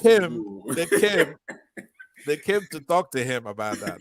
He ran away to France, right? That's not a court action, right? When it didn't Sanwo-Olu go there? Sanwo-Olu went there, talked to them. But Baba, hold on. Let me tell you one thing about this. They are NSAS non-stop. Let me tell you one thing now, because they want to hold Sanwo-Olu responsible as the chief executive of Lagos State, as the governor. They want to hold one way or the other. They want to tie it to Tinubu because of who Tinubu is, right? One way or the other, they just want to tie everything to Tinubu now. Not being the chief executive, not being the CNC. The only human being, right? They're just picking on him, right? Poor thing. Every time they go to Tinubu. Yeah, I'm telling you. So, unfortunately, the only person alive at that time who had the power to do anything or to command the military to give any last order is CNC Buhari, Abuja.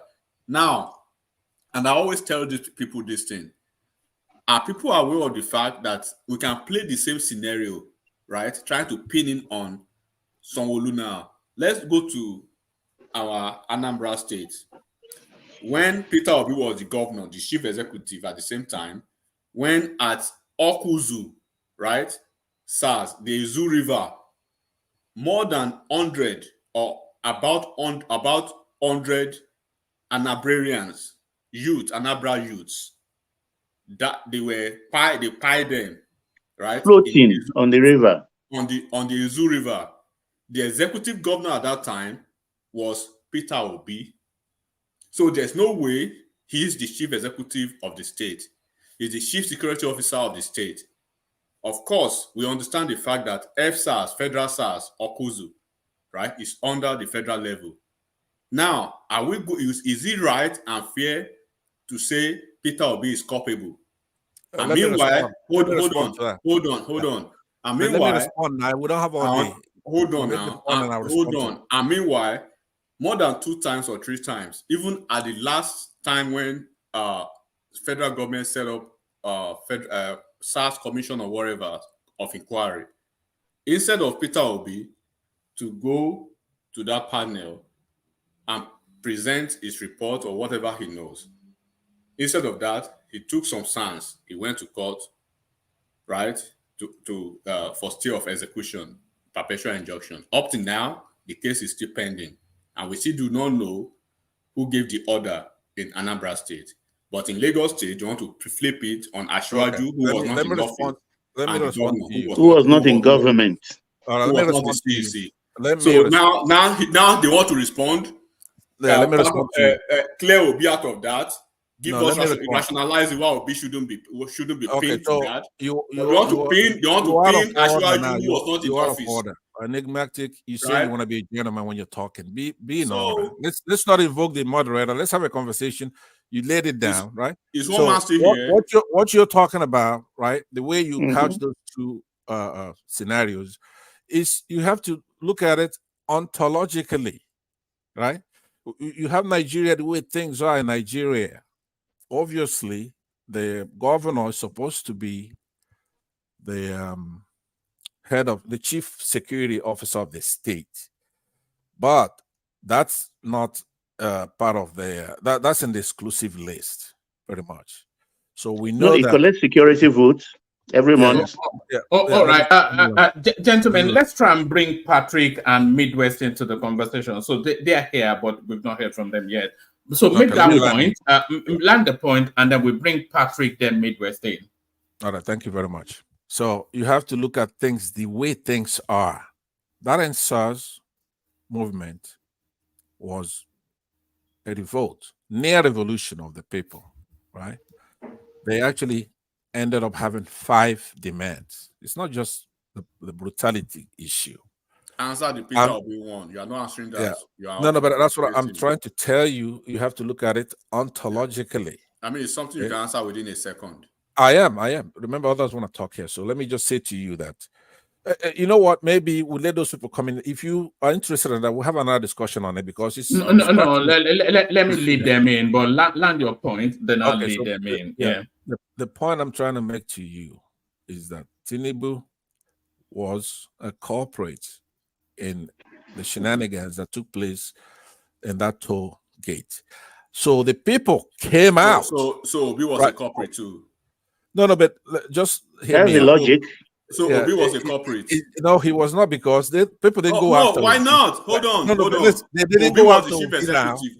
There's no way. Obi was the chief executive of Anambra State. He collects the money and is responsible for turning on. Tinubu was not. He was not near. You're not gonna let me talk now, moderator. You need to help me out here. No, he was help not me in out. government. It was not in government. Not part of government. All right. All right. Let's hear from Patrick. Patrick, come in. Patrick, cut me up. I mean, when they do that, they take it away from me. That's not fair. No, because it's going to go on and on, and I want to make sure all voices are documented, so that very well. Yeah, very well. Patrick, if you're ready, Patrick. No, I just came in and I've just been trying to listen to what everybody's saying, so I've not been following. Maybe someone should go. All right. Let's hear from Midwest. If it's there, Midwest. Yeah. Good morning, everybody. Good morning to you. I hope my mic is good. We will enjoy it. Carry on. Okay. The thing is this, my brother. They say the more you look, the lesser you see. I think that is the situation of the country. If we want to argue over the whole thing, whether you forge or you didn't forge, I think let's leave it to the judiciary and let them tell us what it takes to say, oh, we want to cancel somebody's the presidential election, or we want to notify him as a president, because the whole issue presently is complex, but not too complex, because the university said Tinubu attended the school. They went there for the purpose of, he wasn't a student there. And in the process, even concerning that very particular male or female, the university said Tinubu is not the first person that they have that they have made that kind of mistake too. So it has been happening to other people as well. So to say he forged, that one is very, very complex to verify. It's just that the lawyers, I feel, they just want to eat money, and they keep on pushing. I would like to have answered one question. Me, I am a Peter Obi supporter, and you are. If today they said, Tinubu, you are no longer the president, is Peter Obi having a chance to become president of this country? Because the number 2 man is Atiku, and Peter Obi is number 3. What are the tools or opportunities or chances that Peter Obi have to challenge Atiku? I want Pansa to speak to that space. Okay, let me answer that for you. Very simple, right? The election was held, and it has concrete numbers, right? Who won what state, who won what precinct, right? It's documented. The one that INEC is parading, it's not the proper numbers. In that BVAS, it has those numbers.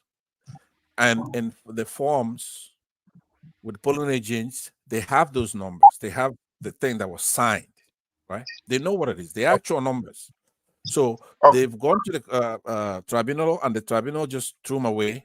But it's not over, though, because the Supreme Court is going to have a chance and the powers, extraordinary and mandamus, to see those things, right? Okay. So when Obi says he has the numbers where he won, he might have won 20, maybe 25, 26, 27 states. I think he wanted a snapshot response so he can carry on with his money. So the snapshot response is this. Let me cut it on this way again. Yeah. Is there any challenge from Obi against Atiku? Yes. Obi challenging certain states that Atiku won. Obi is actually challenging certain states that he won, including Lagos. So he's challenging Atiku. He's challenging himself. He doesn't believe that the number they gave him in Lagos is his number. He knows, and he's going to win, because all you have to do is to take a look at it. They turned it off, but it's there. But what I come to observe is that Obi supporters are not supporting Atiku, because with the forgery. No. Wait. Obi did not go to United States to request for that certificate. It does not present any case like that. Why are we not supporting that something? Is it in favor of Obi or favor of Atiku? And I'm going to tell you what is right, right? Those who are not against you are for you. If Obi, by strategy, by intuition, or otherwise, right? If Atiku can disqualify Tinubu, the election will be run over again. People like Show where they get a chance. A lot of people get a chance because they're gonna run the election, right? So so therefore, strategically, tactically, and strategically, it's a good thing. All right. So don't give hope. If you're an Obi supporter, he knows what he's doing. He's been through this route before, and he lost up until the Supreme Court restored him back to office. No, all right. Yes, let me put this one. There is no space for Obi coming to be the president. Just have that one in your mind. It's not that people are wrong. That's your opinion. Wait, right. And I will tell you the reason is this. Obi has not been able to prove that he won that election. It's just like, let's disqualify this man. They cheated me. He's not even challenging Tinubu. He went there to challenge INEC. That's just the fact. Listen to this. Let me tell you. No, you're wrong. You're wrong. You are 1,000% wrong. There's no proof. They are not able to tell. Look, they are not able to. to even state the exactly polling unit where it was shaded in the whole of the state. Listen to this. You are 1000% wrong. Even if you go, listen to me. I think it is time for B to say, Tinubu, I supported you, but you don't win me. That's wishful And let's thinking, go and right? prepare for another generation of India to You destroy are all under the peer pressure. opportunities. You wanna His be liked. Exactly. You wanna be liked by Yorubas on this platform. That's Supporters that's peer pressure. I'm That's peer telling you. pressure. That's wishful thinking, right? Listen to this. First of all, what I hope, let me just give you my own opinion. What I hope is that they will run the election, because at the minimum, it's actually unknowable what would have happened if INEC went ahead and respected the Nigerian people and conduct an election. We have beavers. This technology works. They ran a lot of elections prior to this one where that beavers made the difference, right? Nobody challenged the results, aside from the one in the I forgot where's that Adeleke family and one other place, right? But the beavers works. Ocean State. So now this is not political. I'm just trying to tell you the best thing for our country, for clarity and everything else, is to rerun that election, right? But if you go by what Obi is saying in his appeal, right? Wait. Yeah. The university, they said Tinubu attended their school. So what else do you want? They said a Tinubu. Are you in school? All right.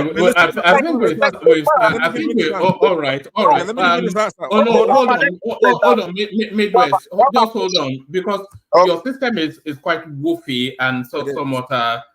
Yeah. So just give us a few more lines, and then we hear from Patrick, and then we start to wrap up. Okay. This kind of stuff happen. Let me commend you. It happened in Edo State. Wait, let me just put this one in, please. I give example. It happened in my state.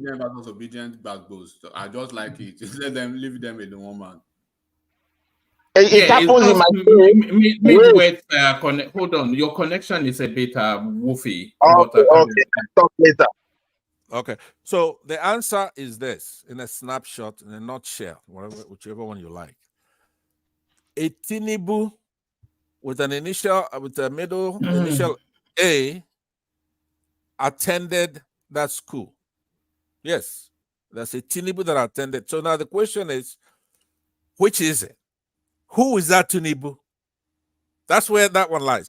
Atiku is not a pursuit of that. That is something that is coming out. Bola Ahmed. Adekunle Akanbi, Tinubu. Yorubas don't just have one name. Yeah, hold on. You cannot. That's your opinion, and you may be right. And I hope you may be right. Are you Yoruba? I am correct. No, what I'm saying, what I'm talking about, it's telling you that Yorubas don't just have one name. No, I agree with that, but I'm saying the identity of that Tinubu. Who is that? That is not established so far, right? But I'm on your side on this. It's established with the SS number. But Baba, please hold on. No, I'm telling you facts. You are spewing propaganda. I'm telling you facts. Okay, you are US. You belong here. Go check. You must have a means of checking the SS number out. That particular one, Richard Dale, right? And the one on his transcript. Check it out. They will give you Bola Tinubu. Baba, you know their problem. Most of them, right? 70% of them, they live in the US, but they want to listen to hearsays, but they cannot put their money $20, $20, and $30 and make their own. Even the ones that have done it enigmatic, they will reel back and then make adjustments and come out to spew lie. That's what they do. The SSN, you please know that let this me land now. Before one man won't let me land because you guys. You are talking, but you are talking, but you are not talking. You yourself can check it out, Pansa. Go check it. You said you are in the US now. On this particular issue, take a flight to Chicago now. Please, enigmatic, you're out of order again. Let me say, what I'm saying is that on this particular issue, Baba, I'm with you. I don't want that to be the case. Trust me. I don't want it to end up being that Tinubu actually did identity theft. But I gotta tell you. No, I can't hear that well. Please repeat. The rabbit does not run around in the afternoon for nothing, right? That's the reason why he's got a guilty conscience already. You can't see me anywhere. Pastor, if the FBI releases documents that shows that a female there's a female Tinubu out there, then it's over, right? You are in Texas. That particular Tinubu lives in Texas. Search your phone books. Search the hospitals. She's a medical personnel. She's 52 years old. She graduated 1998 Uni Loring. God bless you. He wasn't even in the US at that The particular FBI time. may call you to testify, since you know this particular Tinubu so well. I'm telling you, it's a more sinister. No, it's not a hidden thing. It's not a hidden thing now. I hope She's in one man Texas. knows your phone number and She's your in address, Texas. because He has it. I will step up. I will step up. She's in Texas. There's an allegation, right, that there's a missing. If we start to dig OB, Oh, come on, Panza. You are just adding this right now. No, there's a Southwest. Enigmatic. If we start to dig OB, if we start to dig OB today. Yeah, no, actually, it is rowdy. And gentlemen, with your indulgence, I'm going to start to round up. When it hits the hour mark, Thomas is not around, and it's going on 6 hours, and I'm barely keeping my eyes open. So yeah, just a few more minutes, and then we'll wrap it up. Let me just say this one to Pansat so that he can take this along. You know, it's quite easy to associate everything with only one man. Atiku is there, who is probably, we've seen what his boss said about him. Obi is there, who has Pandora issues, Pandora boss, or what do they call it, right? Who on an annual basis for almost 4 years or 8 years that he was the governor of Anambra State, making almost or over $5 million when he kept Anambra's money in his personal bank that he has over 70% of shares. A lot of things like that. Do you think he doesn't know that he's a criminal, or because they've not started with them? When they start with them, all these things you guys are covering, because you guys are covering it. It was all over the media, on Twitter. A lot of people who were calling Obi thieves, who were calling the most unproductive governor in Anambra State, they turned overnight. And Nobu Igwe, all of them, you can see their tweets when they were cursing Obi out. But because of the fact that we should just forget 2023 and let Obi ride is glory now. By the time they start, should I go next or Baba go next? So we all know like we say to what we're talking about. That's not responsive. But Baba, go ahead. Then you don't want to listen to Obi now, but you all of you don't want to listen to Obi stuff, but you want to listen to Obi stuff every time. You want to listen to Obi stuff every time. There's nothing. All right, gentlemen, let me do this. I'll shut it down on the YouTube, and then the conversation can carry on the backstage. Okay, well, man, have a very good night. All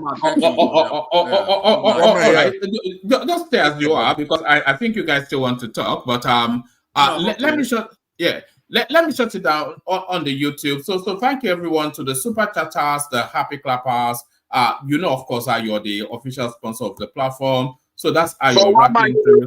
When you show YouTube, Abby? What's that? It's Midwest. So you will remove me, Abby? No, everybody will still be there, but we will not be transmitting, but you will be, you can still carry on your conversation. Babati has joined you, so he will put the elegance of royalty to your conversation. But let me rattle through the administrative stuff. So that's Ayo right there. Thank you, Ayo. And of course, Ayo keeps the lights on the platform, and there he is paying the NEPA bill right there. So thank you, Ayo.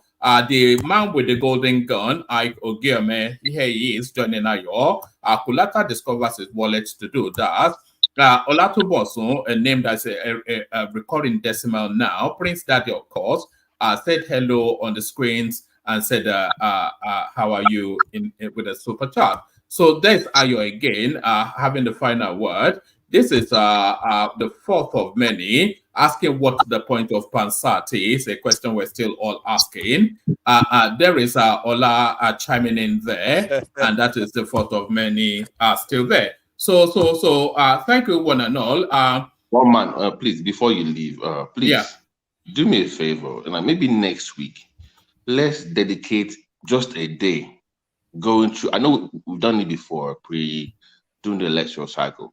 We need to actually discuss Obi's record at everything. The same way you're talking about Tinubu stuff. Let's also talk about Obi. And I'm hoping that my very good friend. You know what I'm actually looking to do. Maybe I'm going to have to contact a lawyer or something. I want to request Peter Obi's academic records. Exactly. I want to request it. Right, because people have been sending me records of his primary school. I mean, his WAEC thing, which, as you no surprises, are not especially impressive. And we know that he took an inordinately long time to go through University of Nigeria Nsukka. So, what is the record there? So I'm looking for that portal to interrogate Peter Obi's articles as well. Well, nobody is interested in Atiku, but I want this thing, and I'm hoping that my friend will be here to discuss that. Pansat will be here to also. I will be here. If I find something wrong, do you know the circumstances surrounding Obi's father? Do you know the circumstances surrounding Obi's father? Yeah, tell us. I think the audience wants to know. So I think that's what I'm saying. You know, when you open Obi's chapter, they quickly want to parry it aside and go back to Tinubu real fast, right? You know, I've often said, but nobody is taking on the conversation. In that class of 2023, Peter Obi is the most indictable of all of the candidates, of all of them. If you go and look at the details of his impeachment, and you know that impeachment is still not been addressed because they got off on the technicality. So all of the allegations, we're talking about one of the most crude nepotism that we've ever witnessed. He has this guy, I think Paul Ododiem, his name is, or something like that, who is his co-partner in his next international, and all of the contracts during his administration in Anambra State, it was just funneling it to this guy, somebody that you co-own the company to. No due process throughout all of his administration, no reference to the state house. So, the guy is as crooked as they always want to talk about if you have anything like that, bring it on. I really let me tell you this one man real quick. You know, they always want to talk about drug, right? Obi's childhood friend is from Oba. Is it from Oba or Ekusigo in Anambra State, right? People knows this guy to be one of the kingpins. Look, yeah, this is why they don't want to open the chapter of this guy. When the government, when they are ready for this guy, when they open this chapter, you know, it's like, you know, when you go to Ariara Market or you go to Main Market in Onitsha, right?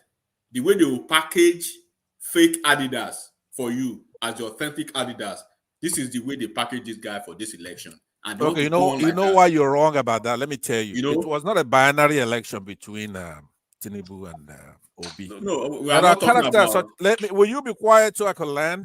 You too quiet too, right? You too quiet too. Let me get a word in here. You too quiet. Like you too quiet too. You don't want to listen about. All right. You've been talking about Tinubu for 10 hours. All right, gentlemen. Let me say goodbye. You're fair. Try to be fair on this thing. Yeah, let me say goodbye to let me say goodbye to the internet, and then so thank you everyone for joining us. Make sure you join us. Hold on. I may have to wait a little bit longer.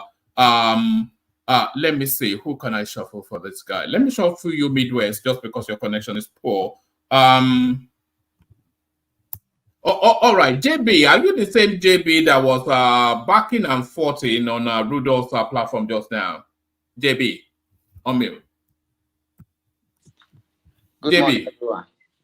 Yeah, were you the one that was trying to educate them on Rudolph's platform earlier on? Yes, I was the one.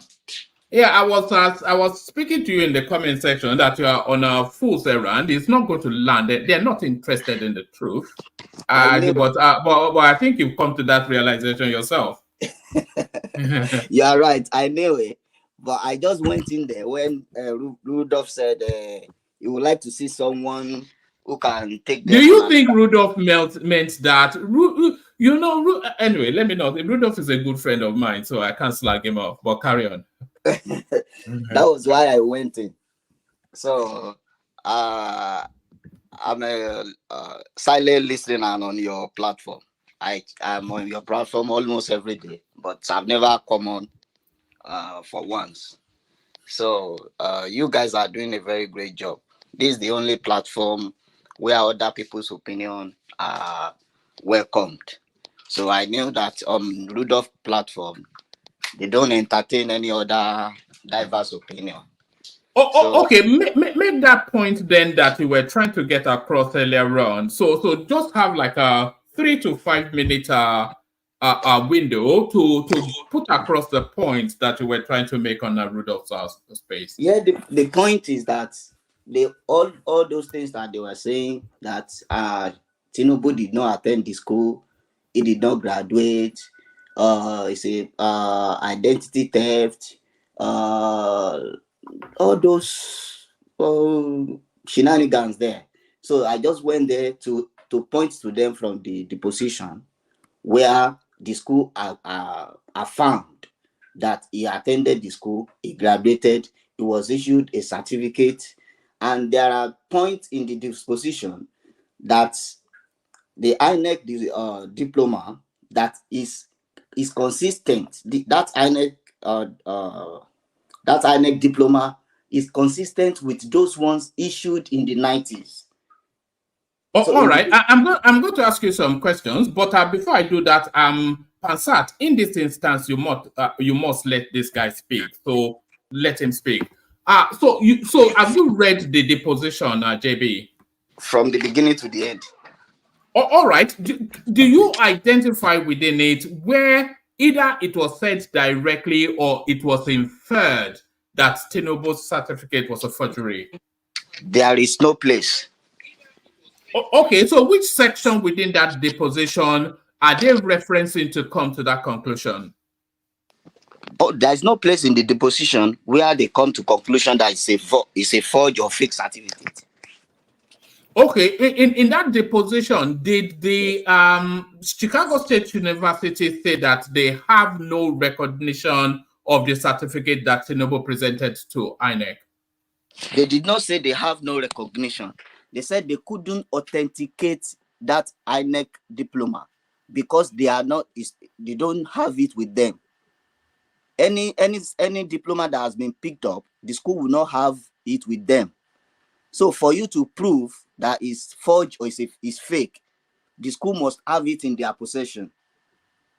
Once it has left the school possession, they can only compare it to that particular year's other diploma that has been issued. The reason why INEC was saying that they did not issue that one in 1979, that was where people were saying it was forged. The school said they didn't issue that particular diploma in 1979 because Asiwaju graduated in 1979 and he has been issued a diploma immediately when he graduated in 1979, but he lost that one. When he now reordered, it was in the 90s that he reordered. There is a statement in the deposition that confirms that that particular one that Asiwaju submitted to INEC is consistent with others issued in the 90s. If you go to page 40, line 12, page 40, line 12 says that it consistent with the one issues in the 90s. But they will not point to that. So okay. So there's a copy. Is there a copy of Tinubu's diploma that has not been picked up? It seems if you read through, it seems there was one that was requested by Nauru. Okay. Now, when Tinubu lost his certificate under Abacha, yes, did he reorder another one from CSU? He reordered and he didn't pick it up. That was the one that was issued to Nauru. Okay, so which certificate then is it presenting to INEC? He now reordered another one in the 90s when he wanted to contest for governorship. So that was the one that he presented to INEC, because he got that one around 97 or 98, around that time. And the school came up with another 3 certificates, another diploma that were issued at that point in time. And the one with INEC is consistent with those ones. Okay. Sorry, just a quick question. So that the one he used for his governorship in 1999, yes, is the same diploma is submitted for the 2023 election. Exactly. Thank you. Well, was that diploma challenged by Fawemi? Was that part of the Fawemi challenge, or was it? What was the? Do you know what the Fawemi challenge was? The issue with Fawemi might be, when. If you don't know, say you don't know. Yeah. Well, okay, because I don't want to say anything outside the deposition. I want to the only thing because I've only read the deposition. Is only from there. All right. So where is the smoking gun in that deposition? Where is the smoking gun? I wish the Supreme Court could take in that new evidence, and the Supreme Court will stamp it that INEC diploma that Asiwaju submitted is authentic from the school. That is what that deposition is saying. There is no smoking gun at all. The issue of age, it was explained. The issue of sex, it was explained. The issue of 1952, 1954 of the ages, that the differences in the age, it was explained in the deposition. What about the issue of Government College Lagos? That one didn't come up in the deposition. Right, but that's still a hanging charge. But if it is not in front of the court, we are just saying all this on our own. The court will decide what is in front of them. And Asiwaju in this in this era did not put any primary or secondary school in his form, so you can't debate it because he didn't indicate any primary or secondary in his form, so you can't debate it. All right. So, what is your understanding then of this all this hoopla and brouhaha that is agitating the obedient mind? Why do you think they are all bent up and doing somersaults? What is jarring their senses? No, it's all political. As what's your friend will say? What's his name? I forgot his name now. Okay, carry on. So it's all political. Atiku just went there to waste a lot of money. The law firm that Atiku used in US, they are very, very top law firm. Their name is Decade. I know Decade in UK. I know them very well. I did some work with them. So very, very expensive and high-level law firm. So he must have spent a lot of money. Definitely all those money are wasted. Those lawyers are very, very intelligent. They push Carlos Westberg to say that Asiwaju diploma was forged or was a fake one. They pushed him to that wall, but he didn't say it. The only thing that he said that was do you have the section in that deposition where they pushed him? Do you know the section? Yeah, if you go to page 41, if you go to page 41, so section from 3 downward, line 3 downward. That's my phone.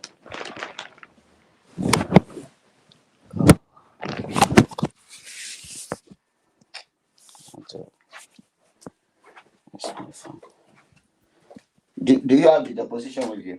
I do. Yeah, I'm trying to look for it. If you don't have it to hand, just carry on it. Yeah, it is from that page 41 downward, line 3 downward. Right. So what does that tell us? So the guy was asking Carles Westbeck that does he recognize the INEC diploma, and he said, I don't want to say my word now. So if you have it there, you can just read from line 3, please. All right. Let me do this. All right. Yeah, making me read after 6 hours of. It says, no, it's all right. It says a question. You have never seen a diploma that cuts off. I think we actually read this already, and that was why we're here. It says a question. You have never seen a diploma that cuts off the signature of Herbert Conley's position like that.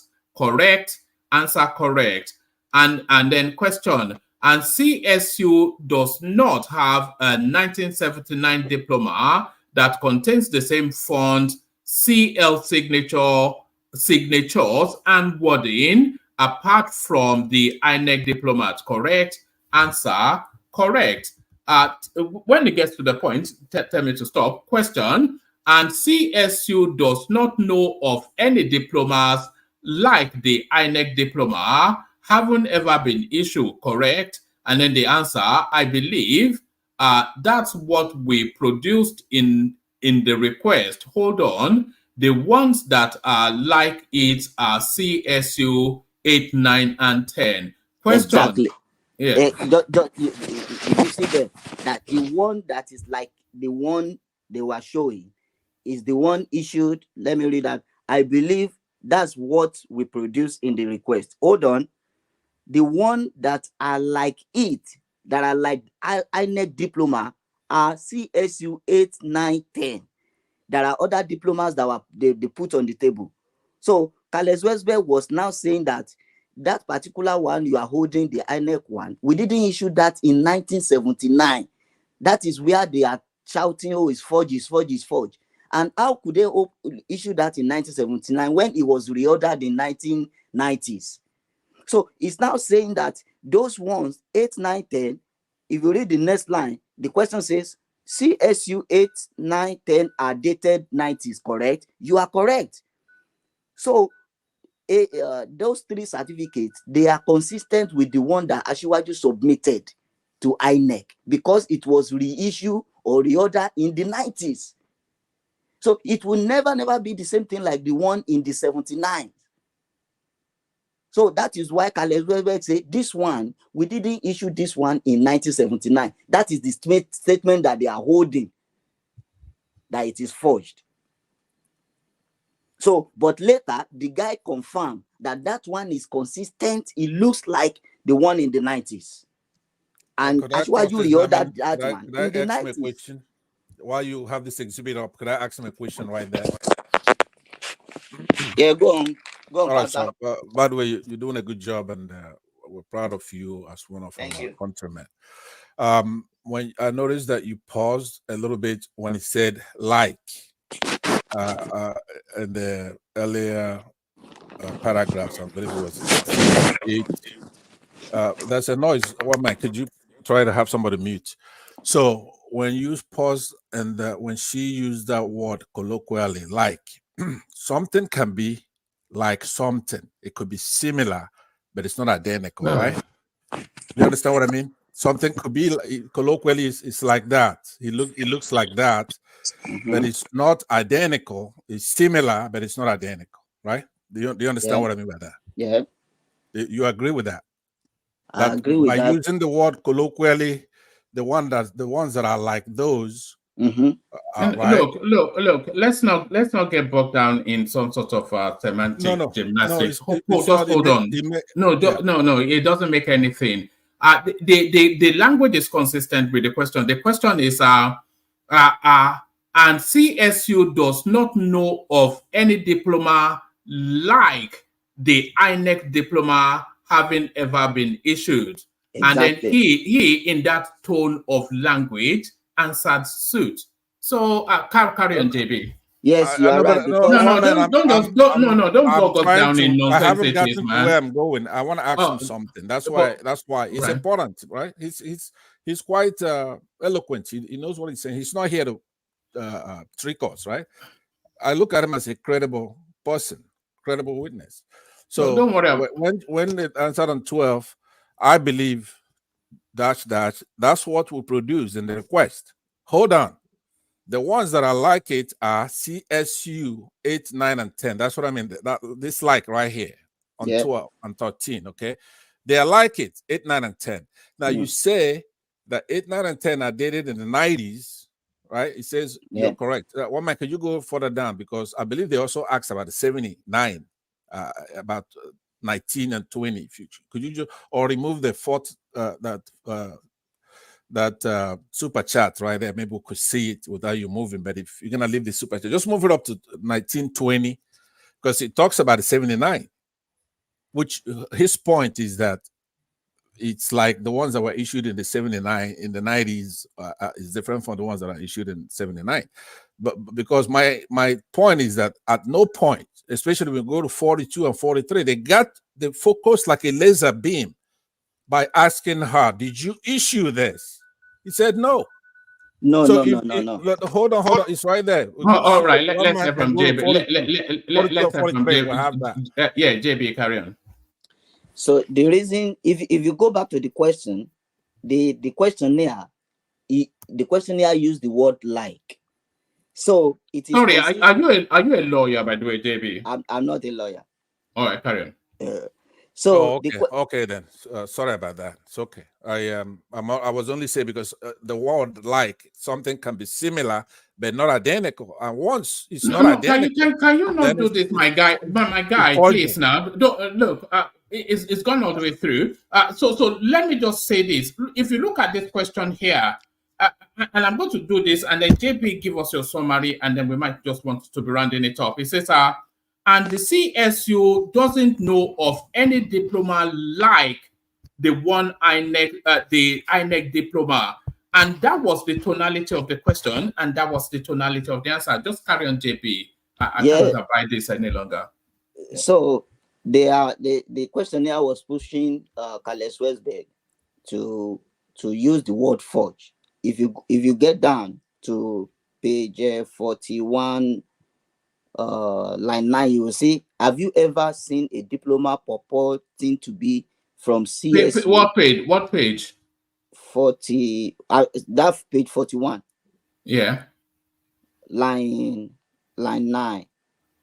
Well, line 9 now. 42 probably. 42. Okay. I think it's 42. Yeah, 42, line 9. Right. That you say, have you ever seen a diploma purporting to be from CSU but was actually forgery? You see that the questionnaire, it was the one that was using that word forgery. So he wanted Carlos Westberg to agree. So, and he said yes, he has seen it before.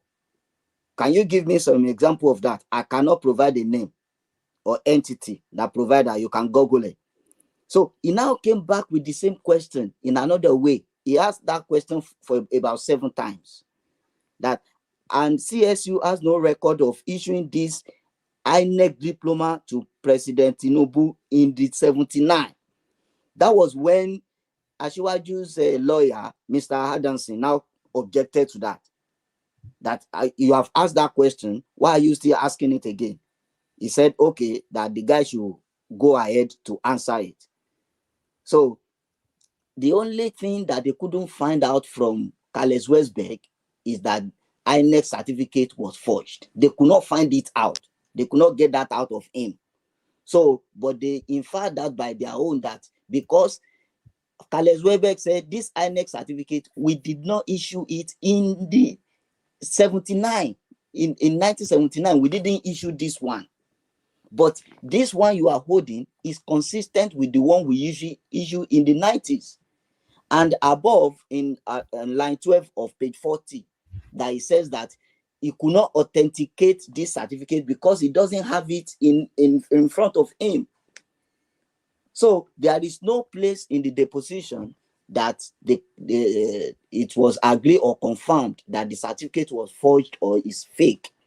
So all this noise are all social media noise. When this gets in front of the judges, in front of the learned people in the in the issue of law, easily they will just discard this, that because Carlos Webber agreed that Asiwaju attended and graduated. So what else are they saying? All others are noise. And the SSN number, social security number, that was on the Southwest form is consistent with the one they have in CSU.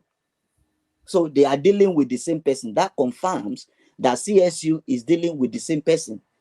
And if this the SSS number is checked up, it came up with Bola A. Tinubu, male, for that matter, male. So it's all noise, one man.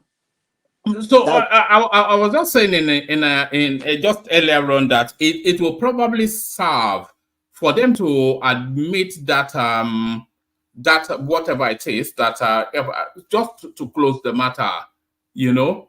Exactly. That's what I'm saying. That I wish that Supreme Court will take in this new evidence that they are shouting about. But unfortunately, I don't think they will take it in as new evidence. But they should take it in and invite this Westbrook to Nigeria to come and stand in front of them. If it's fortunately taken in, Supreme Court will just stamp that INEC certificate diploma as authentic, original, and that will be it. Is that, and that's stamped Asiwaju 8 years in government. That's it. Please, what's your name, if I may ask, if you don't mind?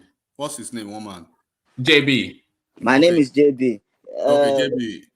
Let me ask you one question real quick. Are you aware of the fact that even the application, the admission application letter that Asiwaju procured to get admission into that school, it was published and in the application, because these people are trying to claim female or male or somewhere now. No, female.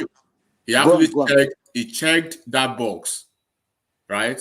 Yeah. He checked that box that signified that he's a male. Yes. Did you see? You saw that application that he sent in his application letter, right? I saw it. To CSU. And when CSU wrote admission letter to Asiwaju, the salutation was Mr. It was Mr. Tinubu. Where they inferred female is, there was a mistake on the form from Southwest, where F was used instead of male, and in front of it was SSS number. Okay. So stay there. That SSS number, yes. Right? What is the result of the SSS number for those who have been able to check it? The result shows that it is Asiwaju and it is male. It is Bola A. Tinubu, male. Okay. And even it shows spouse to be Oluremi Tinubu. God bless you. So why I'm asking that is for people who like hearsays, right? Who like hearsays, and they will not even try to bring out maybe $10 or $5 or $20 to make their own independent, research. And they live in the United States. They can call for maybe $200 or $300, right? To fly to Chicago, just like Reno did, to get this thing by themselves. But because they want to engage in the parody of that propaganda, they don't want to get the fact by themselves. You know what was funny? On Rudolph yesterday, one guy checked up the number, and he said he has checked up the number. The name there is Abimbola, blah blah blah. I said, okay, show us. So he now show us a short screen, a page that say the number is confirmed, and show us the result. He said no, that is what it was the one that paid to check it up. So he can't show us why are you reading the name? Show the results that because they know what they are doing. That Abimbola, she's in Texas. That Abimbola they are referring to, she's a female. She's in Texas. She's 52 years old. She's schooled, right? She's a medical doctor, right? Earned a degree from University of Ilorin. Yes. In North Central Nigeria. Now, how do you juxtapose and then rationalize that to be so? People who want to peddle The law. Can I ask a question real quick, please? There was also another woman that they put her picture online. Do you think these people can find a way to sue some of these obedience? They need to, what can those people do? Because it's unfair to put people's pictures and life on the internet. Babati, I can't really say more, but behind the scenes things are really going on. That lady that they actually put her picture, right? People, it's like they are dealing with the. It's not fair now. You cannot just put people's life without. Life was all online now. That's not fair. Unfortunately, they are dealing with the Yoruba people now who are ready for their goals. Yeah. Right? What they did was that they went back. Some people within the APC group, they went back. So they found that lady, LinkedIn, her profile and everything, and they copied the lady. The lady's name is Nikita, whatever. She's an American lady. Yes, her name is probably Nikita Z or whatever. She's an American lady. But when they caught them, then they switched to Abimbola, the one that lives in Houston. So when they switched to that, then they found out that lady too, that she's a medical doctor in Houston, 52 years old, and she's schooled. She had a medical degree from UI and from University of Ilorin before she came to the US. So at the material time, they were linking her with Asiwaju. She was not even in the US at that time at all. Enigmatic. I want that guy Kalu. I want them to charge him to. No, leave all those ones. Things are, what they are doing. Things just. No, the law. If you want done, maybe 2 or 3 of them, they have to do it. They have to happen. Please, it has to happen. If you notice, they must do that though. They must do that because this sort of behavior that we are saying, it cannot be allowed to go. Hold on. The first woman that they put the picture on, if you remember back then, she runs an NGO, okay? And you know how an NGO gets funding is based on trust. So if they don't trust the head of the NGO, there's no funding now. If I don't like the career, but if I don't carry a business now, why would you do that? That's not fair to that person. Babati, before you came on board, somebody on this platform was already, parroting the idea of FBI. They'll be carrying this FBI will release some stuff on this certain day. But FBI now, they're already on top of some certain situation because they've caught one of them. Yeah. And they do not understand. And this is what actually get me worried, that you claim, quote unquote, that you live in the United States of America because they are the one that will start parroting the fact that in saner climes, but you reside in that saner climes, you do not understand the laws. Are you aware of the fact that even in the US here, they have dynamic data laws, data system laws, state by state. And there's a general one that actually tells you that they find certain documents or certain things to be classified. Hold on, Enigmatic. I'm going to post my Instagram link in the comment section again. And this is a clarion call to any and everybody that is listening. And if you are watching it on Watch Back, my Instagram link is at the top of the homepage for the platform. So I am looking to investigate Peter Obi's academic records, right all the way from secondary school all the way through to his time at UNN. So we might need a Nigerian-based lawyer for that. So anybody that knows how to walk that process, I'm ready to take it on. We want to interrogate Peter Obi's academic records. Okay. Woman, how about his period during government and all those contracts he was giving to his friends during when he was a governor in Anambra? I think that is where to even. Is this Emeka, right? Yes, this is Emeka. I thought we lost you, Emeka. You've been so quiet. No, you didn't lose. You slept and woke up. I slept off, but JB woke me up. I just woke up to say, JB, you did a very good job because when you were there, you shut the hell out of their mouth. You were giving it to them. When they were all rowdy, speaking. But once you got there, you gave them you brought the fear of God into their hearts. You brought silence and silence Oh, into their it camp. was at Rudolph Station. Yes. Oh, He brought silence into their camp. And no, JB was very professional. You know, In fact, JB cost me money because I was even super chatting him that leave these people alone. They are not interested in it. They are not interested in any facts now. But he thought he could civilize them. They are not interested in facts.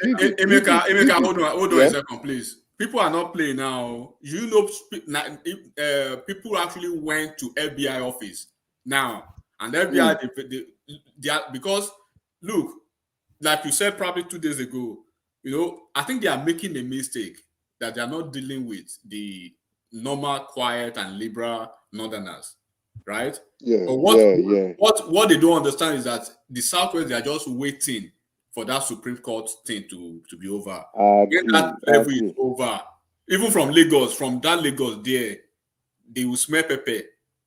That's why I said fight these people fire for fire. That's the only way they will stop this nonsense. Just like Madam Zita was saying, these people are headless mob. They will keep on lashing onto anything just to make it stick or misinform the public. But once they see, many of them are now recognizing that this is not like the Buhari administration. If you are not authentic enough, just don't go ahead. So I've listened to you, and I'm happy that some people are waiting and they are going to start to fight these people fire for fire. After the Supreme Court, I dare anybody to come and be saying nonsense again. So people need to go to jail for this. Completely. Anywhere they are, they need to go to jail. Thank you. Hold on. Let's hear from Folly B, who started with us, but he dropped and then it's back. Hopefully. Just before Folly B, please, I need to go. I need to drive for an hour to get to church. So I will be leaving. I'm going to church now. So, and pray for the obedience while you're there. But Enigmatic, I follow you. I follow you on Twitter. I know I don't want to mention the name you bear on Twitter, so I follow you on Twitter. Don't worry about it. Okay, no bother. I've listened to you on some spaces on Twitter. Okay, no bother. We are ready for them. Don't worry. Yeah. All right. Thank you very much, everyone. Yeah. All right. Brilliant. Join us again, JB. Join us tomorrow, and then we expand a bit more on your findings. Folly B, I came to you almost first, but I'm not sure if you heard me or you fell asleep. But Folly, let's hear from you. Yeah, good morning. Good morning. You slept and woke up and we're still here making noise. Boriko. Well, you guys are doing a very wonderful job over there. I applaud you for that. Fine. I think these days I love to just come on board to just listen to everybody saying something. But still, I won't say that I won't have my own thoughts about what is going on. But you don't necessarily have to speak to this. You just whatever you feel like. Just free flow. Yeah. Yes. What I want to say is like the past is actually hurting Tinubu. Past is hurting him, seriously. I know there is a problem somewhere. There is something somewhere that's actually bringing all these things out, which I can relate it with past, what has happened in the past. But I'm not sure if he actually believe that he can find himself in this kind of position in the future. And it happened. And the little mistakes that he made during that period is actually hurting him if we are to be sincere with ourselves. Because it's obvious. Is that anybody is trying to say anything to make it look like there is not something fishy somewhere about him. If we want to be sincere here, there is an error somewhere that is causing all these things. Actually, he went to Chicago, he did all these things, he has his results, he has this thing, but there is an error somewhere that is bringing all these things out. Because in the first place, like my primary school mates, we are still talking till today. We can still see ourselves on the street and still say something to ourselves. my secondary school place, we still have our WhatsApp group that we are still doing things together. So why would somebody tell me that throughout his life, he doesn't have a friend from primary school, doesn't have anybody that can actually say, okay, we went to the same secondary school together. So I think this is something is fishing in there. But I don't want to talk much about all these people, because even if Tinubu failed and Atiku emerged, who is Atiku? The same people, the same criminal. Let me put it that way. That's my own language about them. So I never see any one of them speaking to what I think I should be listening to, even including their obedience of it, the big questions. I've never seen any one of them. Okay, because these people don't really have post at heart. They are actually doing everything they are doing for their own political gains. So if anybody think is following them because of you want one of them to be fall, and so that the one of them will continue from where they stopped, I'm saying that person as on a serious type. We have to take our own life serious this time around. But that these people are just there. Tinubu saga and everything certificate is a sign of a failed country that we have now. Okay, and I won't lie to you. I personally, when I wanted to travel in 2006, the agents make one passport. That is not even on my name. Immediately they bring it out to me. Then I was to travel to Malta. Immediately I saw it that is not my name on it. I have to cancel the whole thing. Today me and that agent we are not greeting ourselves because he's expecting me to pay the balance. And I'm saying, this is not what you promised. How should I travel to another person's country without my name? They give me somebody's name, a prince name. I think these are the error that is there that everybody can actually speak to. But me, I don't want to be in their caucus dragging whatever they're dragging. My own is. Foley, I actually brought one headline because of you, so I'm glad you came back. So I brought this headline on the screen because of you. So can you see it? Let me read it out to you. It says 73.9% Nigerians happy with their lives. So this runs contrary to what you come here and tell us every time you turn up. 73% of Nigerians, they are happy. So what do you have to say to that? Who is saying that? A report. Who is giving us that report? Oh, I don't know. It says the pandemic recovery survey is what they are calling it themselves. And we have to look at the source of people bringing out things here before we can actually say it that is right. Okay, who is that person? Like that was the day I'm actually on this group. Somebody actually said something here, and I went back to go and check the person's profile on Facebook. I noticed that it's all these bats, all these people. So I didn't give myself a headache on him anymore because I have actually traced his sources to them. So if anybody is coming here to say anything, that person should be okay. You should come to the street, sample the mind of the people. You see whether people are smiling or people are happy. I was in a place yesterday. I was to stay there for a very, very long time. But immediately I'm hearing the news about that area, the way they are smashing car, the way they are shooting people. I have to just take my car and leave the place immediately because the place is no more safe for me. And this is an environment where I can be till 2 o'clock before, which I will not be panicking if anything happens. But the system is, people are getting more frustrated. People want to do anything now to make money, and because money is not even coming with you being legit. Again, you have to be crook, you have to be criminal before you can actually make good money. So it's not really, things are not really rosy here. Don't let anybody say to you okay, it's only people who are contented with whatever they have. Wow, we are fine, we are good, we are not complaining. Me, I'm not even complaining about the system because I'm not even feeling it that much. But when you now have your phone and you have almost 15 people comment as in calling you every day, begging you for something, as in the way they will sound, these people are actually suffering. And if you don't have those people, if you don't think about them and you don't talk for them, you are not a man enough. You are not a man enough. If you think you are okay because you can get it from somewhere, because you are doing something that is fetching you money, and you feel some people around you are not feeling the same way, and you know these guys are putting their best every day, but yet it's not giving them anything. They are not making any way out of it, and you think the system is working. Let everybody just continue to deceiving ourselves. I pray that what is happening now in this country is not consume every one of us. I pray.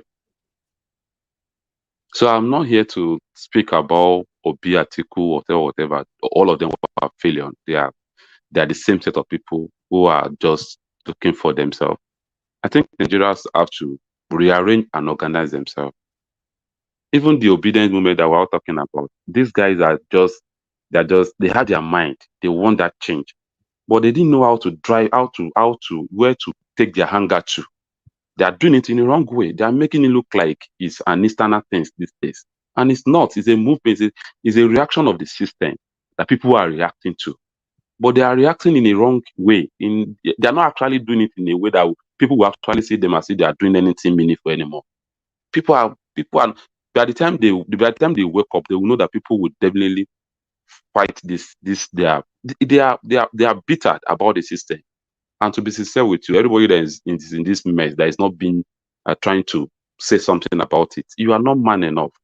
But the way they are doing it, they make it look like somebody is them. It's not them, it's the system they are reacting to. And I pray it's not too late for every one of us to bottle ourselves together. And let's face the reality once and for all. We have criminals leading the space, parading themselves as a leader. That's all. That's the only thing. That's what we have here. And there are many. All of them were there. So thank you, Mr. Wole. All right, brilliant. Not everybody knows my name, so be mindful.